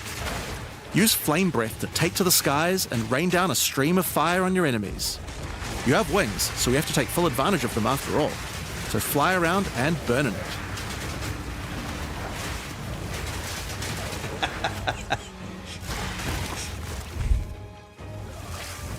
Now there are a few other skills we didn't cover, but there's one in particular that I think will open up a lot of builds. Spell Totems.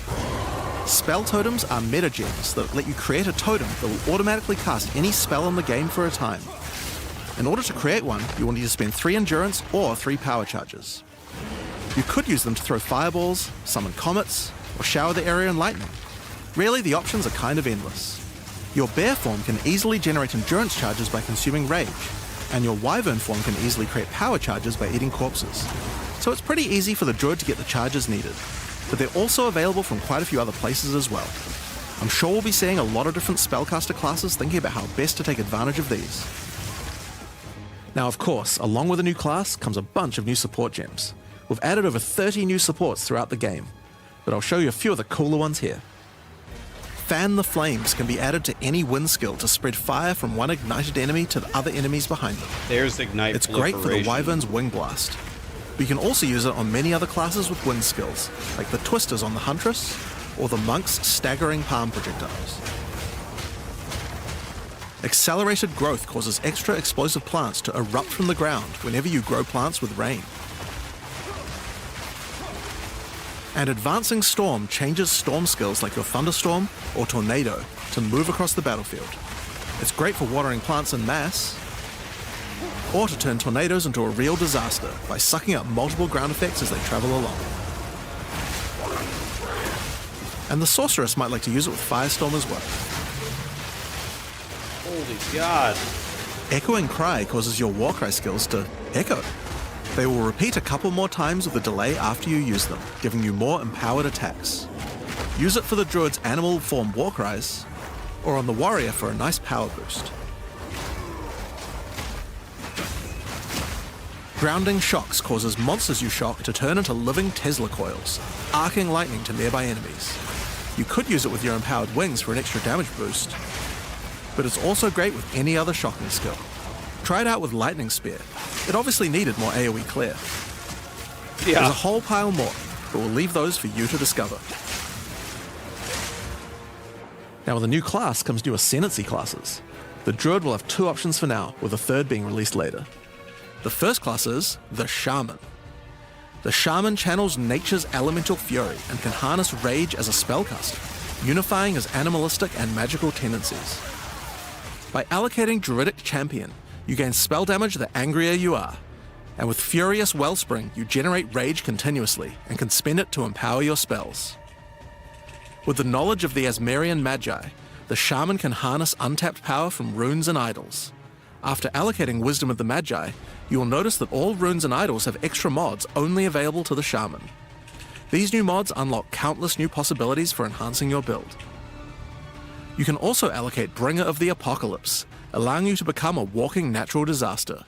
After dealing enough elemental damage, storms of all elements rain around you, destroying all who would face nature's fury. There are other abilities for the Shaman, but I'll just show a few from each class for now.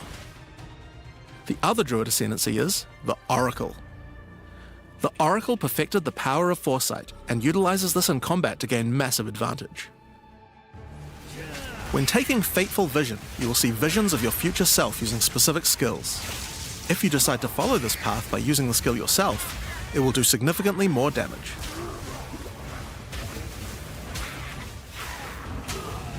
And with Converging Paths, at a critical moment in battle when a monster is vulnerable to freeze, stun, or electrocution, the Oracle can use Moment of Vulnerability to see a vision of the enemy's future, and then merge it with the current timeline, allowing him to deal damage to both. And one of my favorites, when you first become an Oracle, you'll notice over 130 new extra passives appear in the Druid section of the tree. By allocating the Unseen Path, you use your power of foresight to learn from alternate futures and gain skills that would otherwise be unavailable to you. For example, self-sacrificing allows you to be able to summon more minions by reducing their spirit costs, with the trade-off of making your reservation skills cost more spirit. Or Corruption Endures, which allows oracles to have a small chance to avoid death. Both the Druid Ascendancies offer interesting and unique ways to gain modifiers that no other classes can get, so we're expecting a huge variety of build possibilities from these. It's just not close, man. It's Now there are really unique not. talismans for the Druid It's to use just as well. not close at I all. won't spoil all of them, but this one was particularly cool. Fury of the King turns your bear form into a fire demon, converting most of your damage to fire. As a demon, you can also use Molten Crash, a jumping slam attack that leaves fissures around you.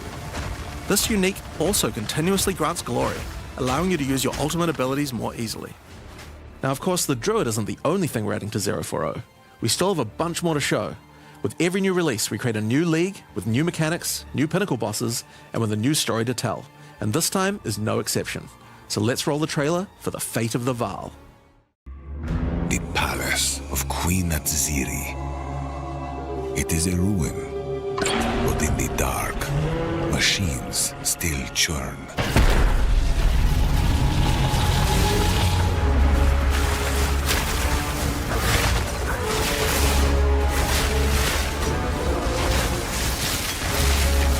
The temple has many functions, and with it, a chance That's to exactly what save I was the thinking. Vaal.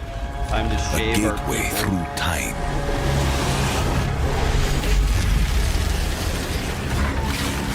Travel into the past again and again. Alter the temple. Uncover its secrets. You will be rewarded for your sacrifice. And somewhere in the deepest chamber, my queen awaits.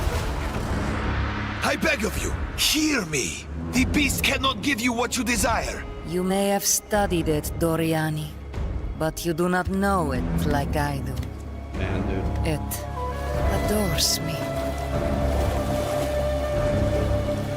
Come now, give unto me your desire.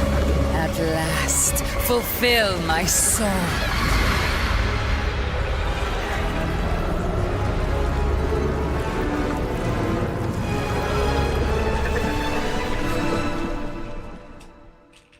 Hi, I'm Mark Roberts, Game Director on Path of Exile. In the Fate of the Vaal League, you will find remnants of the ancient Vaal civilization scattered throughout Rayclast. They seem to attract nearby creatures and affect them strangely. After killing them, the remnant appears to gain some amount of power, but not enough to fully activate it. It seems you will need to find 5 more of these arcane devices, and sacrifice the monsters you find there to fully activate one. But things don't always go to plan. These devices are old, and sometimes infected by corruption. Twisted versions of ancient Vaal may emerge, and sometimes even stronger foes. On fully activating one of the devices, you finally discover its true purpose. A portal opens and takes you deep underground to a lost temple, once the home of Atziri, Queen of the Vaal. What treasures could still be inside? I think you're gonna want to find out. In front of the entrance is a console of some kind, and on activating it, you can see a map of the temple. Atziri's personal chambers are on the far side, but how could anyone get there? There are disconnected rooms, and the layout doesn't seem to make sense. And that's when you realize the purpose of the ancient devices scattered through Rayclast. The temple is powered by sacrifice, and this energy can be used to modify the very structure of the temple itself. Each time you run the temple, you will be given 6 rooms that you can place, allowing you to craft your own dungeon to explore. Place paths to link up the dungeon, and place rooms beside them full of precious loot. After you are happy with your choices, open the temple, and discover the results of your efforts. Each room contains different challenges along with its rewards. On entering a room, the doors will slam shut behind you, and you will need to face the encounter within. But choose wisely. It's important where you place the rooms to get maximum returns. For example, when placing a commander, you could just place it anywhere along an existing path, but a much better strategy is to place it next to a garrison of troops for him to command. With better leadership, the garrison will level up, making the monsters harder, but also more rewarding. Different rooms have different requirements for leveling up. For example, if you want to fully level up a smithy, you will need to supply it with golems from an adjacent golem works, and hook up a generator to the power network to supply it with power. After doing so, the golems will be powered up, making them much more dangerous. You don't need to memorize what interacts with what. When selecting a room, you will be shown the locations that will make other rooms level up, and exactly what effect it will have on the temple. They've learned over the years to help new players. After running There the it temple, is. a few of the rooms will destabilize and be removed. It will be up to you to rebuild the temple, adding 6 more rooms each time you come back, making the temple larger and larger and larger. So, that's the basic functionality of the temple, but there is a lot more. Once Doriani finds out about your travels to Laraval, he will attempt to persuade you to take on a new mission. The temple entrance contains a prototype of the time portal device. It will be able to take you back in time, but only to one specific point, right before Edzeri triggered the cataclysm that destroyed the Vaal. He requests that you go back and attempt to stop Edzeri to prevent the Vaal from ever being destroyed.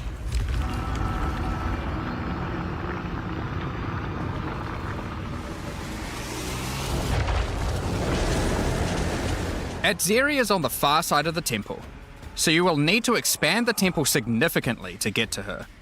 And even worse, her chambers can only be unlocked by a room that isn't currently accessible to you. In order to deal with that, you are going to need to visit the architect of the temple. To get to him, you will need to place path rooms, but while doing so, you will probably want to exploit some of the Vaal technology only available in the past.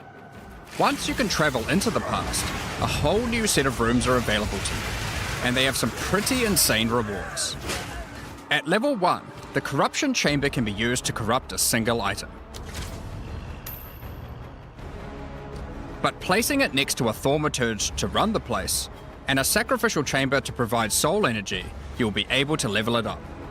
And it's worth it, because once you get the room to level 3, there are some very nice rewards to be had. In a level 3 corruption chamber, you will find this mysterious device. It has a slot to place an item, and it only accepts items that are already corrupted. What will happen to them? Well, normally once an item is corrupted, you can't modify it any further. But this device allows you to corrupt your item a second time, adding another enchantment. This has the capability to craft some very powerful items indeed. But be warned, the Vaal are all about taking risks in the pursuit of power. There is a 50% chance that the item will be destroyed.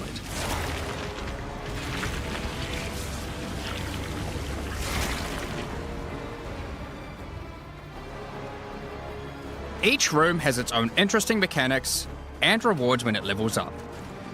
Many of them contain bosses to fight, special drops, and in many cases, new crafting opportunities. For example, a level 3 alchemy lab has a nasty Vaal construct to fight, but if you can defeat it, you can find new corrupted soul cores.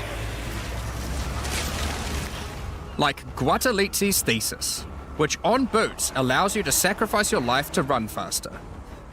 Or Sita Qualottl's Thesis, which on gloves will revive one of your minions whenever an offering expires. Get a sacrificial chamber to level 3, and you will need to face a highborn priest of sacrifice. Defeat him to be able to further corrupt a Vaal unique, modifying it in unpredictable ways. One of the mods of this unique will be removed, and replaced with another random mod.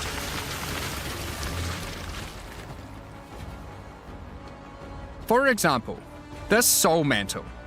It gives you an additional totem, but lowers your totem's life and curses you when they die. By using the machine, this could result in a terrible item if you remove the good mod, but also some amazing items if you replace the downside. Now, one extra thing to mention about these Vaal crafting machines. You don't have to take the items you want to craft into the temple. If you don't have the item you want to craft with you at the time, then clicking this button will allow you to create a currency item instead, allowing you to do the craft later or trade it if you want. I thought they were just going to let you access now, your there are all stash. sorts of interesting rooms you can find in the temple, but the last one I want to show you today is the Flesh Surgeon. A Vaal Flesh Surgeon can be leveled up by placing him next to a high-level synth flesh lab.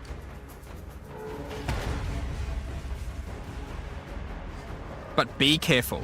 The Flesh Surgeon has some rather unpleasant experiments in his personal lab. Afterwards, you might notice the surgery table just sitting there. The Vaal are great at crafting items. Why not do some crafting on yourself? After laying down, you'll be asked which limb you'd like to replace. Left arm, perhaps your right leg. Each limb can get a different set of random bonuses, so choose wisely. After getting up from the table, try out your new limb. It seems to work fine, and even perform better than your normal one. Now, there is just one thing with replacing body parts. If you die and are resurrected, your body will return to its natural state. You might need to return to the Vaal Surgeons if you want another robot arm, and maybe get a better one next time. Good for hardcore SSF, because there's no deaths anyway. Some rooms, like the Commander, can give you a new type of reward. Medallions that can be used to manipulate the temple in other ways. Using a Queeper-Lartal's medallion will allow you to artificially boost a room, even if it doesn't meet the normal requirements to level up. And a Huatalotli's medallion will stop rooms from destabilizing when you complete a temple, allowing you to guarantee getting a reward a second time. Great if you want to stock up on double corrupts. Now, with all that aside, time to face the Architect, and you will be in for a fight. Once defeated, you will find another console that can be used to modify the temple. But this one is special. It allows you to place new types of rooms with specific rewards. There are rooms with specific uniques, special runes, and currency.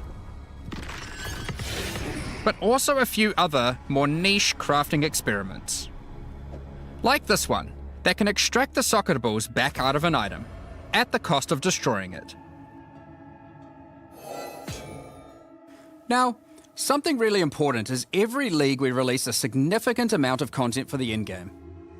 In order to make sure that the Fate of the Vaal works well for late game players, we've added many mechanics to make sure that you can scale the difficulty and rewards to match. Getting some rooms to level 3 adds extra mods to the entire dungeon, and these stack with each other. So in endgame, when you can get some really big temples, you can generate a challenge that can even match the strongest of characters.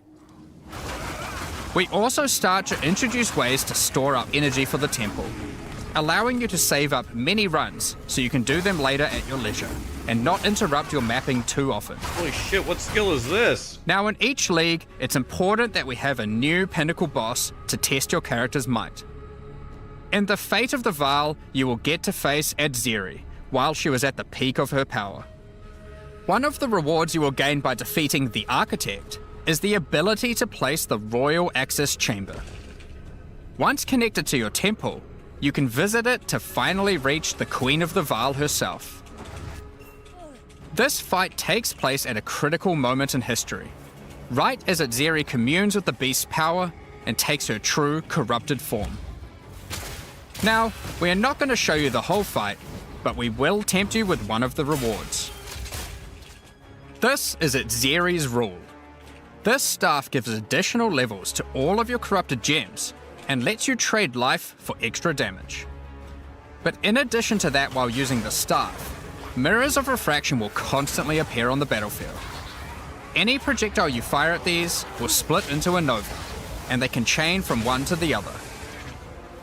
So, that's the fate of the Val League.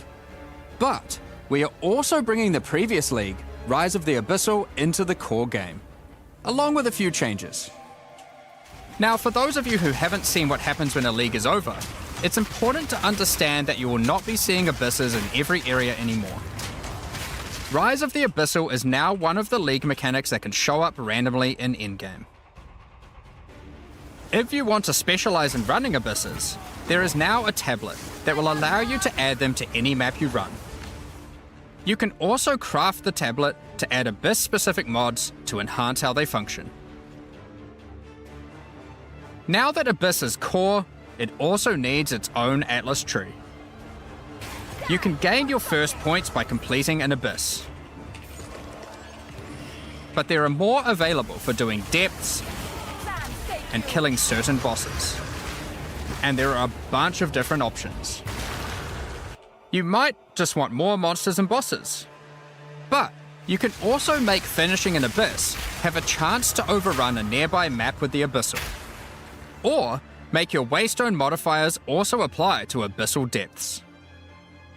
You could specialize in the interaction with other leagues, or specialize in a specific Abyssal faction. One of the important elements that we have heard loud and clear is that needing to do Abyss crafting on Waystones is quite annoying. That's what I So, had a video we have about removed this. that. In fact, we have removed instilling from Waystones as well. This mechanic felt mandatory on maps because it boosted the value of all other content. Thank you. But it was both annoying to do and resulted in a lot of visual clutter. Thank Instead, you. we are bringing back some of that power on tablets, which you don't need to craft nearly as often, since they last for 10 maps each. Thank you. Once you defeat the Arbiter of Ash, you will be able to upgrade tablets to a rare with 4 mods using regular currency. Even this isn't enough to fully bring back the power you could have gotten from instilling, so we have also buffed the bonuses that tablets give. Going forward, we're not going to be adding any more crafting directly to Waystones outside of the basic currency, because it adds too much micromanagement. But on that note, Fate of the Val does bring the ability to corrupt your tablets, hoping to get one of many different random outcomes. That's exactly what I asked for. Thank you. Now, Please. with regard to Delirium Fog, even though you shouldn't have to have it on every map anymore, we still did want to make it less visually annoying. Thank you. Delirium Fog has been toned down significantly, so you won't feel like you're just playing in a sea of grey. Thank you. Another big source of problems in the endgame is the feeling of getting overwhelmed with monsters. This was literally... In 031, we reduced the number of monsters in early endgame in order to help with this, but still scaled up the number of monsters to previous levels by the time you got to tier 15.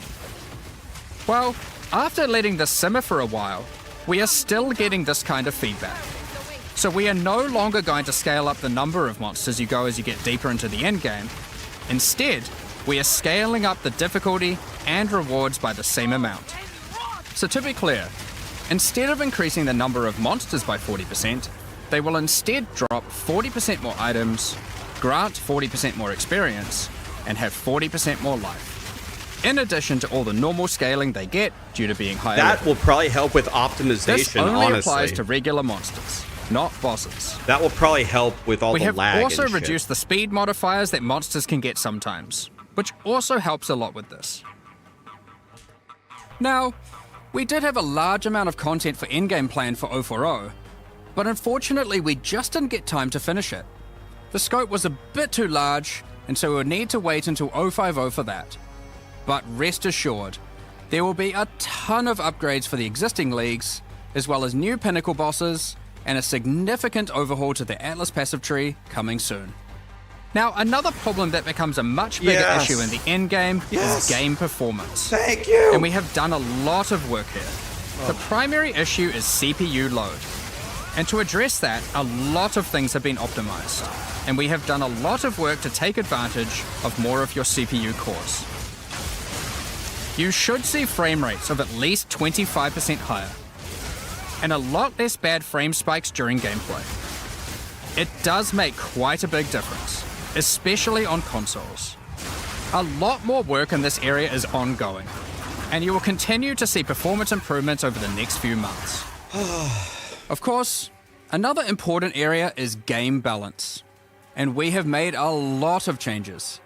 Now, most of these we will save for the patch notes, but I'll do a quick summary of some of the numbers.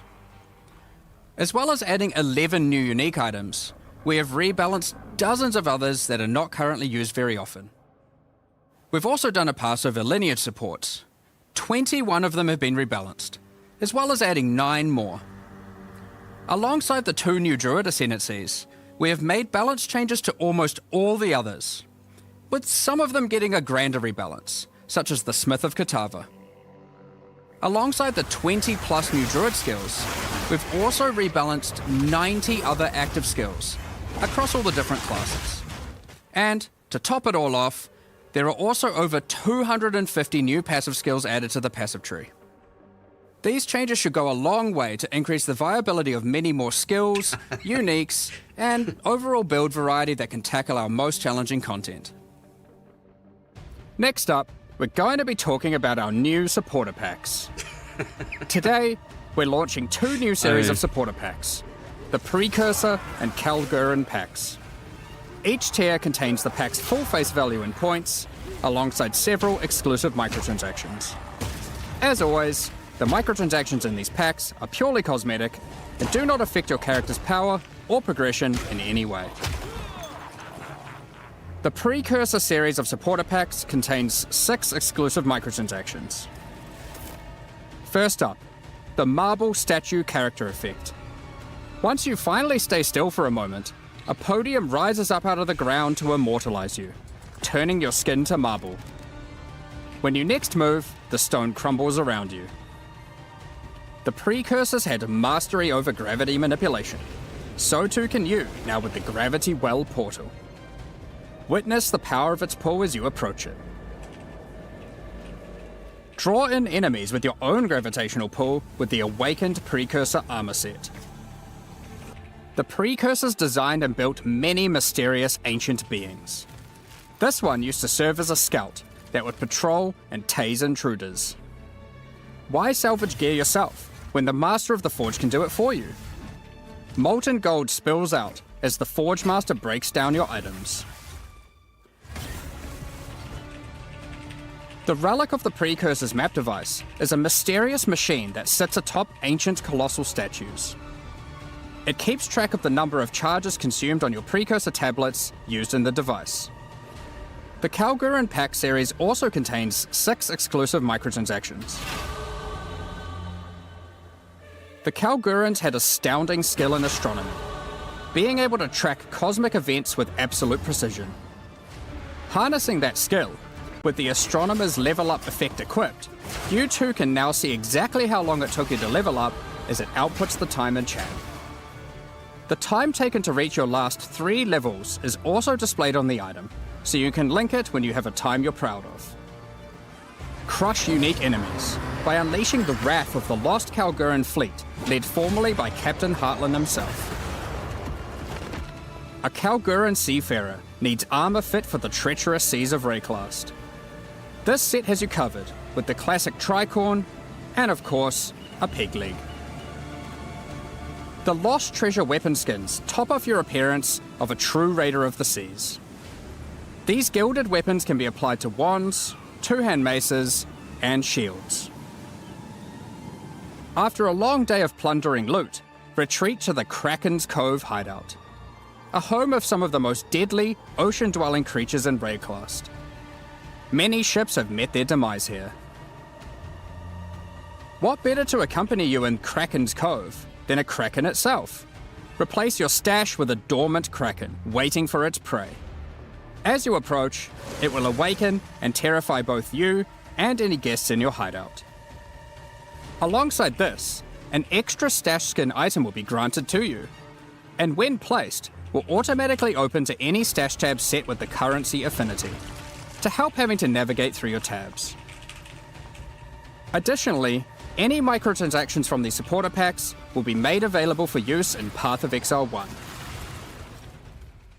Thank you very much for all your ongoing support. We're just about to start the Q&A with Ziggy D. Afterwards, at 11 AM NZ time, we'll post the patch notes. With release at the end of next week, our community team will be posting crucial information you'll need for the release. Keep an eye on the news. Thanks for joining us today and checking out our latest developments. We're looking forward to playing alongside our fellow shapeshifting exiles, all while uncovering Lost Vale secrets by doing some dungeon crafting. We'll begin the Q&A shortly, so please get your questions ready. So while we wait for the Q&A to come up, like, it's just the magnitude of the things that this team is able to generate like every 4 months it's pretty insane. 230 new passive points. All right, we're already going here. Q&A portion. I am your host, Ziggy D, and today we're going to be touching on the design of the Druid and the Fate of the Vale League while we gather some community questions.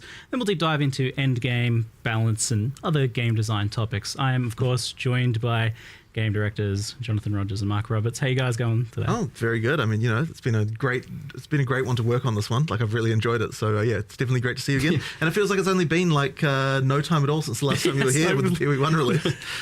It feels like only several weeks, and that's pretty accurate. yeah. We get to see you twice as often now, so that's fun. Yeah, I'm around every 2 months or so now, roughly. It's great. I love it. Let's keep going. So I do have to open with this, though, is like, Druid looked a little bit weak, I think, in the demonstration video today. Yeah, I think one of the issues that we have is like we're so concentrating on like just demonstrating how the mechanics work that we sort of forget to be like, okay, let's actually make sure the damage numbers that we're doing on this like test character we're filming here are actually like in line with what people actually normally expect. So yeah, there's just a few things there that we probably should have caught and made a little stronger there. But yeah, when you actually play it, it's certainly from the alpha feedback incredibly powerful. Like yes.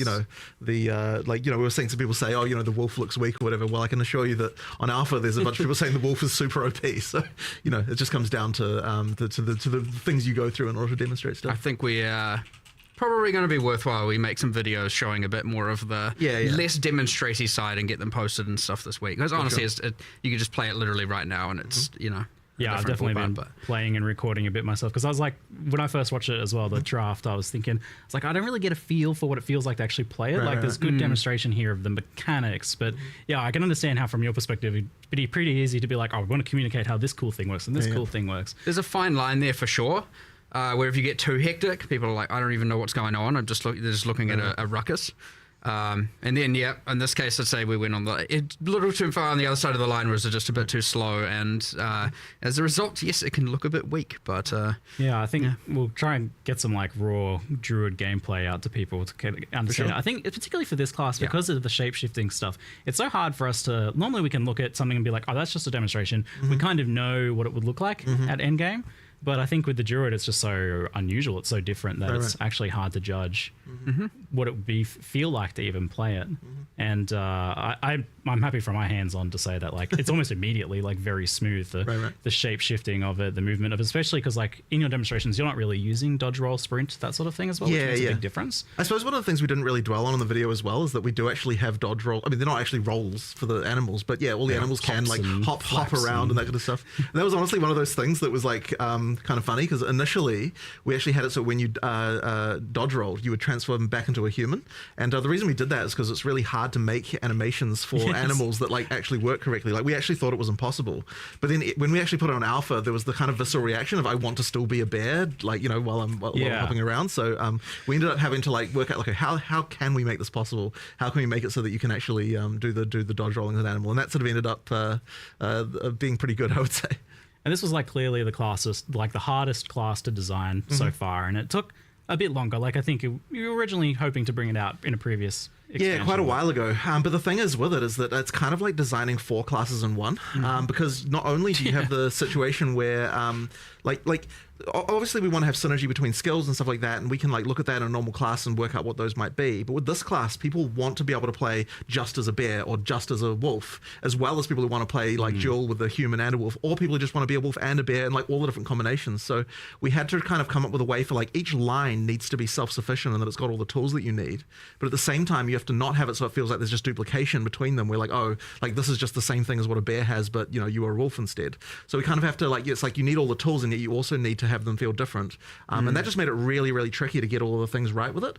And then it didn't also help that, since the last time we were working on the Druid, way back when we showed it off in Gamescom 2023, we had WSD, and that is a whole other complication because, you know, like how can we make that work with the animal forms? It's like a whole thing.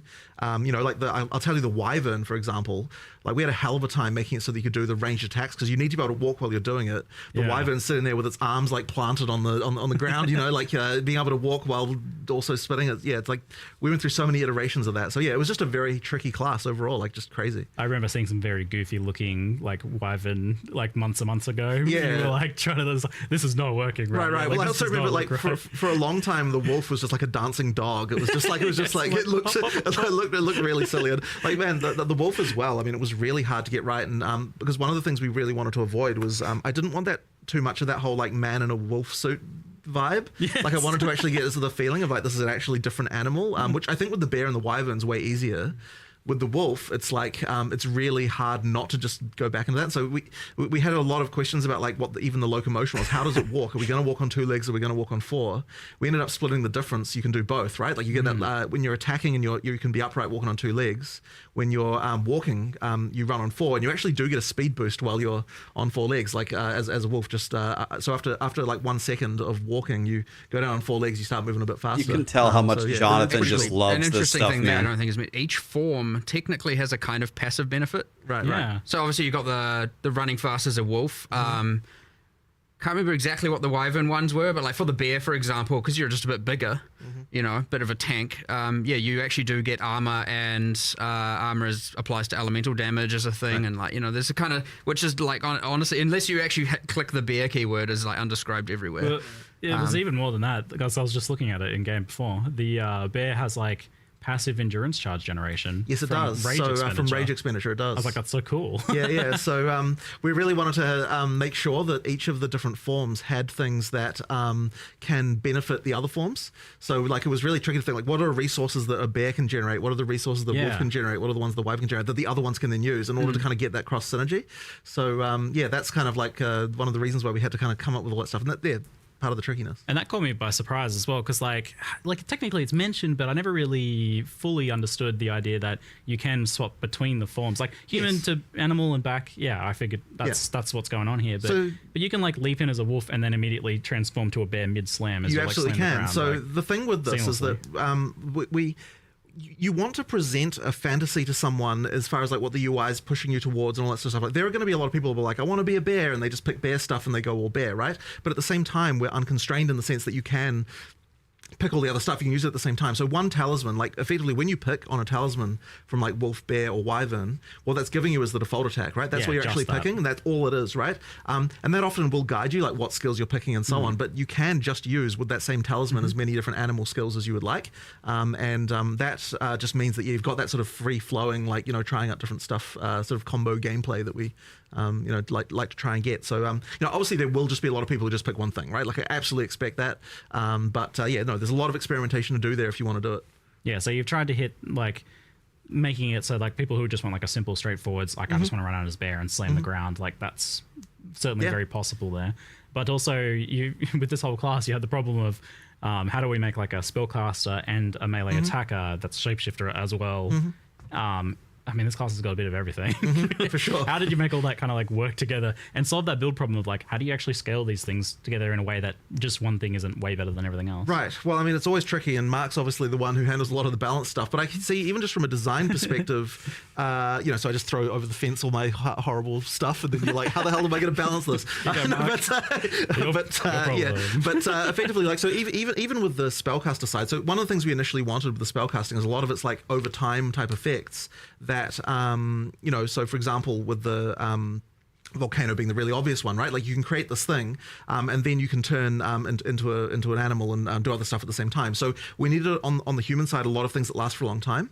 But the problem you then run into when you actually go to balance the thing is like, okay, well, if you've just got like 5 damage over time style spells, why not just cast all of them and then you don't have to ever do anything else, right? Like, so it's like that kind of stuff makes it really hard. So then you have to start thinking, okay, we want to make it so that you cast a long-term thing as a human, but then being an animal is going to augment that so that it improves it. So for example, with the tornado, it's got a similar mechanic to the little twisters that the hunters have, where ground effects can empower it with extra elemental stuff. And so then we're like, okay, well, if the animal forms are the ones that can create the ground effects, then that means that you're kind of like, you're going to want to do, you know, like, to mix that with the tornado, you now have to have both the animal forms and the spellcaster stuff if you want to get all of that together. So it's just a lot of that thinking about how can an animal form aid a spell, how can a spell aid an animal form, like all the way through. And then, yeah, as I said, we throw it over the fence, and then Mark tries to work out what kind of numbers can actually make it it's a web of infinite difficulty, right? Because like we're talking about the 4 forms within the class, but each of these skills also synergizes with every other class and every other skill in the game. And it's becoming growingly more complicated, but that's also what's fun about the game and what all the things you can unlock and the crazy builds you can do. But yeah, I mean, like this week's focus has been like, okay, we had all the, like during our alpha testing and internal testing, we had like, you know, there was the I want to be all forms going between, there was the I just want to be wolf, I just want to be bear, I just want to be a dragon, and now we're getting a lot more of I just want to cast nature plant skills and do plant stuff. And so it's like, okay, well, how do we make that work? Well, because they're quite long duration, so we're having a bunch of complexity with that as well. And it honestly just, it does just spiral into like, oh my God, there's 20 million variables here. But it's fun. And at the end of the day, as long as it is honestly... Let me mute this for 2 seconds. A lot of people are asking me for my opinions. I'll give you all of my opinions on everything once this Q&A is over. With this class, I'd actually say we're a little bit more prepared than normal. We've had a lot of testing, despite, I mean, partly because it's been in the works for so long. But yeah, it's, I don't know, like ultimately pretty fun. I'd say there's still something, obviously there's still more to do. There's obviously always more to do. But yeah, there's a lot going on, a lot of enjoyment. I saw yesterday, I was just like walking past someone's computer and, you know, someone was mentioning like, yeah, it's just fun placing 6 volcanoes and then just slamming on them. I was like, all right, sweet, you do you. Like, that's fine. I was definitely enjoying obliterating bosses in bear form, like with dropping tornadoes, and there's the totem which you can summon in animal form. And then you're putting fishes down and they're exploding, and you're putting extra things on the ground and they're exploding. And there was definitely some boss deletion going on there. Even just walking past the just many entangles going out, and then there's that plant support general. Like, all right, it's putting the new. I see chat being like, no, Zig, you don't get it nerfed. I do have to admit that I did already get one thing, let's say fixed. There was a thing that was like double generating rage. So I'm like, I don't know if this was intended. And like, no, the designer said that's probably not intended. Thanks, Ziggy. I'm like, I don't know. I will see where that goes, because I was like, no, that's fine. This is a fish. It made it to me, and I was like, no, I'm fine with that. Yeah, because it generates rage when you first slam, and then the fishes, every time they pulse, it generates rage. I'm like, really? Oh, yeah. Oh, shit, I didn't even know that. Because like the totem's making it pulse, and that's generating rage. Right. I'm like, that doesn't seem intentional. It's fine. Yeah. It's fine. I love that, because that's like ridiculously powerful. That feels like way permissive. I was like, this feels illegal, but that's like... You gotta let a few things in there that feel illegal. It's doing what the skill says. I may not have. Maybe I didn't get enough. Okay, cool. I don't know. They might have changed it. I'll find out afterwards. I just throw my opinion in there. I don't want to necessarily be like, you know, I try and make sure with a lot of these balanced discussions, it's not like, you know, I'm just an authority on the matter. I want to actually discuss these things through, because maybe it isn't actually fine, but you know, my first instinct is like, yeah, like let it run wild. Like, what's the problem? You know, so yeah, you gotta. We'll see what happens, but whatever. They don't know what the problem is, so don't worry. Oh, now they do. Thanks, you've ruined it. Now people will know if it changed, and now they'll see the thing not generating rage, and let's see that line of text. Now that's the Ziggy line of text. I'm developing a reputation now. Just helping finding bugs. It's okay. So, like the shapeshifting stuff comes from this trinket, the talisman? Yeah, the animal talisman. And is there any limitation to just kind of like putting that on another class and just say like, I am playing my Mace Marauder or my Quarterstaff monk and I want to do a wolf leap slam that marks targets. You can do it. In Okay, fact, it was one cool. of the things initially that, it's funny with the audio team, because initially like, oh, we want to record like bear lines for Yes. for the Druid the whole time. And I'm like, hey guys, remember, anyone can turn into this animal. You're actually going to commit to every single class is going to have like a three different extra versions of every single line the character can deliver. Maximum effort. It's like, yeah, that's a bit tricky. So we ended up going with a voice mod in the end. But that was one of those. It's like their thoughts. I think it shifts to. It almost sounds like, to me, that's what it sounds like. They're like, they're thinking it or something like that. I don't know. But it would have been completely impossible to record every single line an additional 3 times for every character class. Voice actors, everybody come back and we need you to roar like a bear. Exactly. Effectively, every class can be an animal. It's exactly the same as the weapon restriction. Ultimately, being a bear is the same as having a mace, which may sound a little bit odd, but that is actually how it works and what allows having. Whoa. I didn't even think about that. Wait, so you can use mace skills while in bear? No. What I meant was that it's the same. I mean, it's the same in the sense that it's just a weapon type, right? Like, right. Okay. Yeah. Damn it, now we have to make that possible. Well, I mean, you can turn into Calm as a bear. That's unique item territory for the future. It often gets talked about like the idea of like, why are things like so weapon locked? And I've always maintained the position that you guys want to kind of do that as much as possible initially, and then in the future you can blur the lines a little bit. Like there's maybe in the future you're like, maybe this skill has a way of crossing over. We can do, but the thing is, a lot of the identity of a weapon type really comes a lot from what it can do, and so that's the main reason why we do it that way. But but the thing is as well with the weapon swapping, you can still use skills from different elements. Different weapons and things like that. The thing is, like, it's funny that you mentioned that with the bear, because like definitely some of the bears I noticed parallels between some of its skills and some of the mace stuff, and I could see absolutely combining like this bear skill that places fishes with the other stuff on the mace that triggers the fishes. Like there's like very obvious like cross synergy build. Well, there. I mean, they're adjacent classes, right? I mean, you've got like strength versus strength int. Like we want to be able to make sure that some of those key elements do like cross over, just so that to open up the way to have synergy between the different classes more easily. Yeah. Well, as you get more classes and more skills, you obviously get an overlap of the kind of mechanics and keywords and stuff, iterating, and thus they will always cross-synergize. And where there still will be new things a class offers, yes, there's always going to be a bunch of stuff that they use that will then interact with all the other skills. So. Yeah, and now you added plants and plants that grow from rain, and there's a plant keyword that has overgrown as a keyword. Yeah. Like... It's interesting actually, those ones, because they're on completely opposite sides of the tree. You've got Dex versus Strength int, and that's been a little bit hard to kind of like get the where the mechanic should go on one side versus the other. So where we ended up going is that the nature side of things for plants on the Strength int is like you've got the poison on the Dex side versus the kind of like just pure nature like physical damage spells on the Strength int side. But that's been fun though, because now it's actually been really fun designing the supports, because the more classes we have, the more we can start to think, okay, like here's a support that's for something obscure. How can we make it so this can apply to some other kind of thing on the opposite side of the tree, where like now you've got some interesting interaction. So there could be some kind of like thing where growing plants as a ranger could be sort of something. I mean, like I can't say I've tested the potential there myself, but like we made all of that work. All the plants can, like plant stuff all has mechanics around like watering the rangers' plants is like a thing. They all have ways that works. I mean, that definitely opens up interesting party options in the future as well. Like I do like the idea of being like a rainy druid watering. It's a thing. It's easily a thing. It's not even hard to do as well. Right. It's kind of just like, thanks druid, you buffed poison rangers. Yeah. Like, that's kind of just what happened. Yeah. Alright, good, yes. And the rain buffing lightning skills as well, like increasing shock chance and stuff. It's pretty wild how much stuff you've just jammed into one class here. How did you like kind of settle on a identity for the Wyvern in particular? I feel like people know what a bear is, people know what the wolf is, and even a lot of the like druid stuff is pre-established as like, you've got plants, and you got like nature, and you got like lifting up the earth, that sort of stuff. Well, we really wanted to have a third form that was a little bit out there in terms of different from what you'd seen in another game. I mean, obviously, like every game that's got transformations has the bear and the wolf, right? That's just like the staple. But and actually, funnily enough, for that reason, we couldn't not do it. There was actually a period there where we weren't going to have a wolf because we were a little bit unhappy, with us. And it's just like, well, exactly, right? That was the reaction. That was the reaction of like all the furries come out of the woodwork and like, you gotta have a wolf. How dare you? Yeah, exactly, right? So we're like, okay, we'll have a yeah, exactly. Don't anger them. So that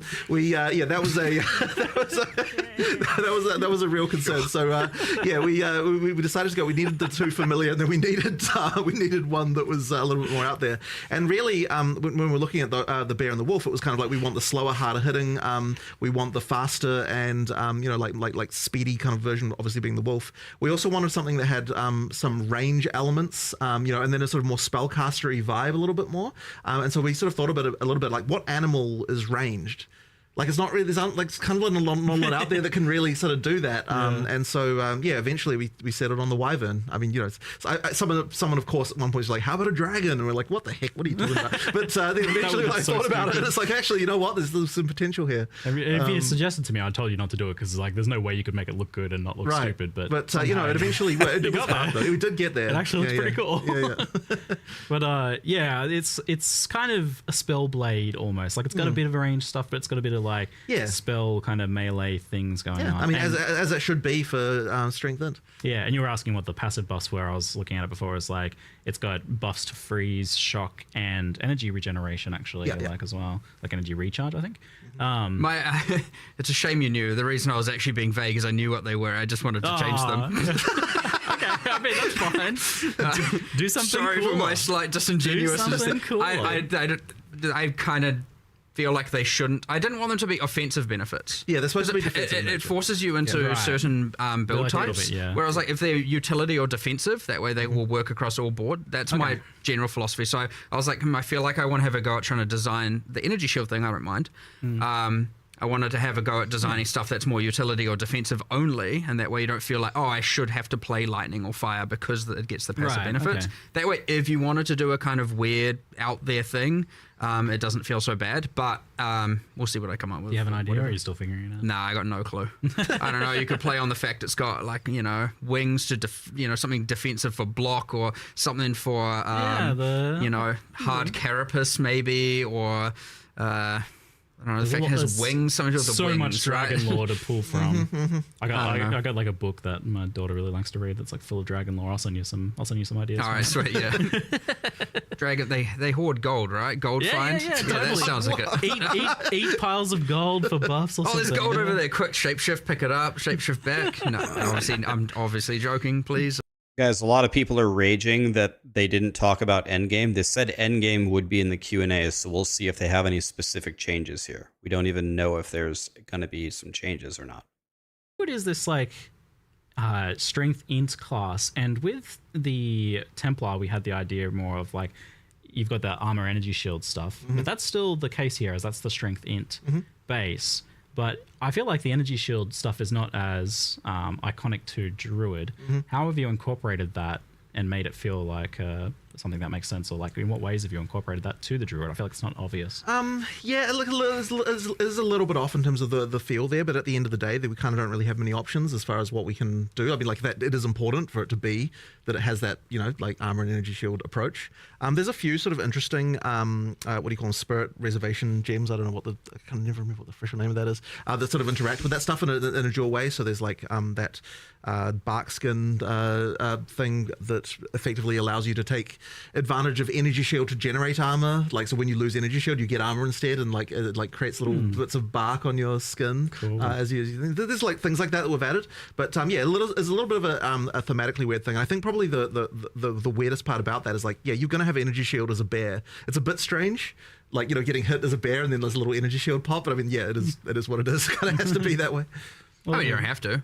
Well, I suppose, sure, you can go full armor if you want, but I feel like because there's like such a range of identities within that one class as well, that you've got the bear maybe that doesn't really align as much with that. There's definitely more armor stuff. Yeah, so you could build more strength when depending on what animal form you're playing, of course. Yeah, whereas like the Wyvern potentially has more of that kind of magical aspect to it, where it's like that's I mean, and that's why the Wyvern itself does get the benefits to energy shield, and the bear does get the benefits to armor in order to kind of make it so you are like, depending on what animal form you're going, there's a bit of alignment in the defenses there. I mean, really, it's the tree that inspires and motivates this, right? Like, a sorceress could be on the bottom side of the tree and still have the same skill set, and obviously the damage nodes are a bit weird, but it could work. There's nothing saying. I mean, that's part of the beauty of the game as well. Yeah, I mean, I had that experience where I was like, because it wasn't as clear, I was almost inventing my own lore there a little bit, where I was specking the regen from the Druid, and then the Zealot's Oath right there. I'm like, oh, this actually, like, you're converting your natural kind of like life regen into energy shield. Like, I was like, oh, this is kind of the Druid's thing. Like, yeah, I mean, that is a way for sure. Like, keystones certainly are pretty powerful, and we have a bunch of, I think there's an extra. I can't remember what it's doing. There's one that says "Do not translate" on it, so it's in progress. But yeah, we were playing around with trying to have some armor, energy shield, more hybrid stuff going on with the keystones there. It was based on what's it called? POE1's is it Divine Shield? Is that the name of the keystone? I can't remember. Too many names. But it's based on that, but not exactly the same. Like a derivative of that we're trying to get going. But yeah, it's just because I was like, we need more keystones that I feel more druidy, and I know there's a rage one there that is embracing the animal ferocity, where it like what does it do? It's like doubles your maximum rage, but makes you don't get inherent bonuses from rage. So it's like if you really want to do the skills that are rage consumers, like rampage, and you just want to rampage for as much time as possible, you obviously go for that keystone. You lose the benefits of rage, but you get to rampage around for twice as long. Sure. So a few things like that we're trying to add that are thematic as well. And I think that's another one of the really cool parts about adding a class is 1/6 of our tree was just filled with just placeholder garbage. Like actually. That's what I was just there's a giant at. link thing there. There's no links in the game, really. I literally it's like, just saw what are we doing with that? It's like, and so I was like, well, that looked like a vine. Just make that a plant thing.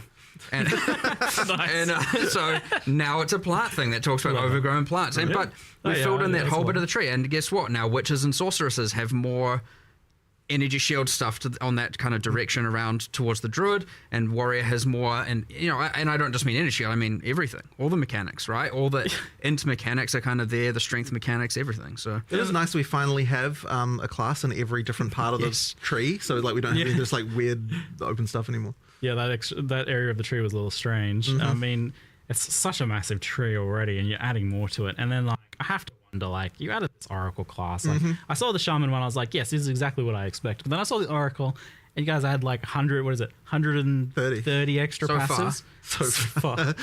Like, why do you do this to yourself? Like, that seems ridiculous. It's fun. Because it's cool. Okay. Because it's cool. That's really the best reason you could ask for, right? Yeah.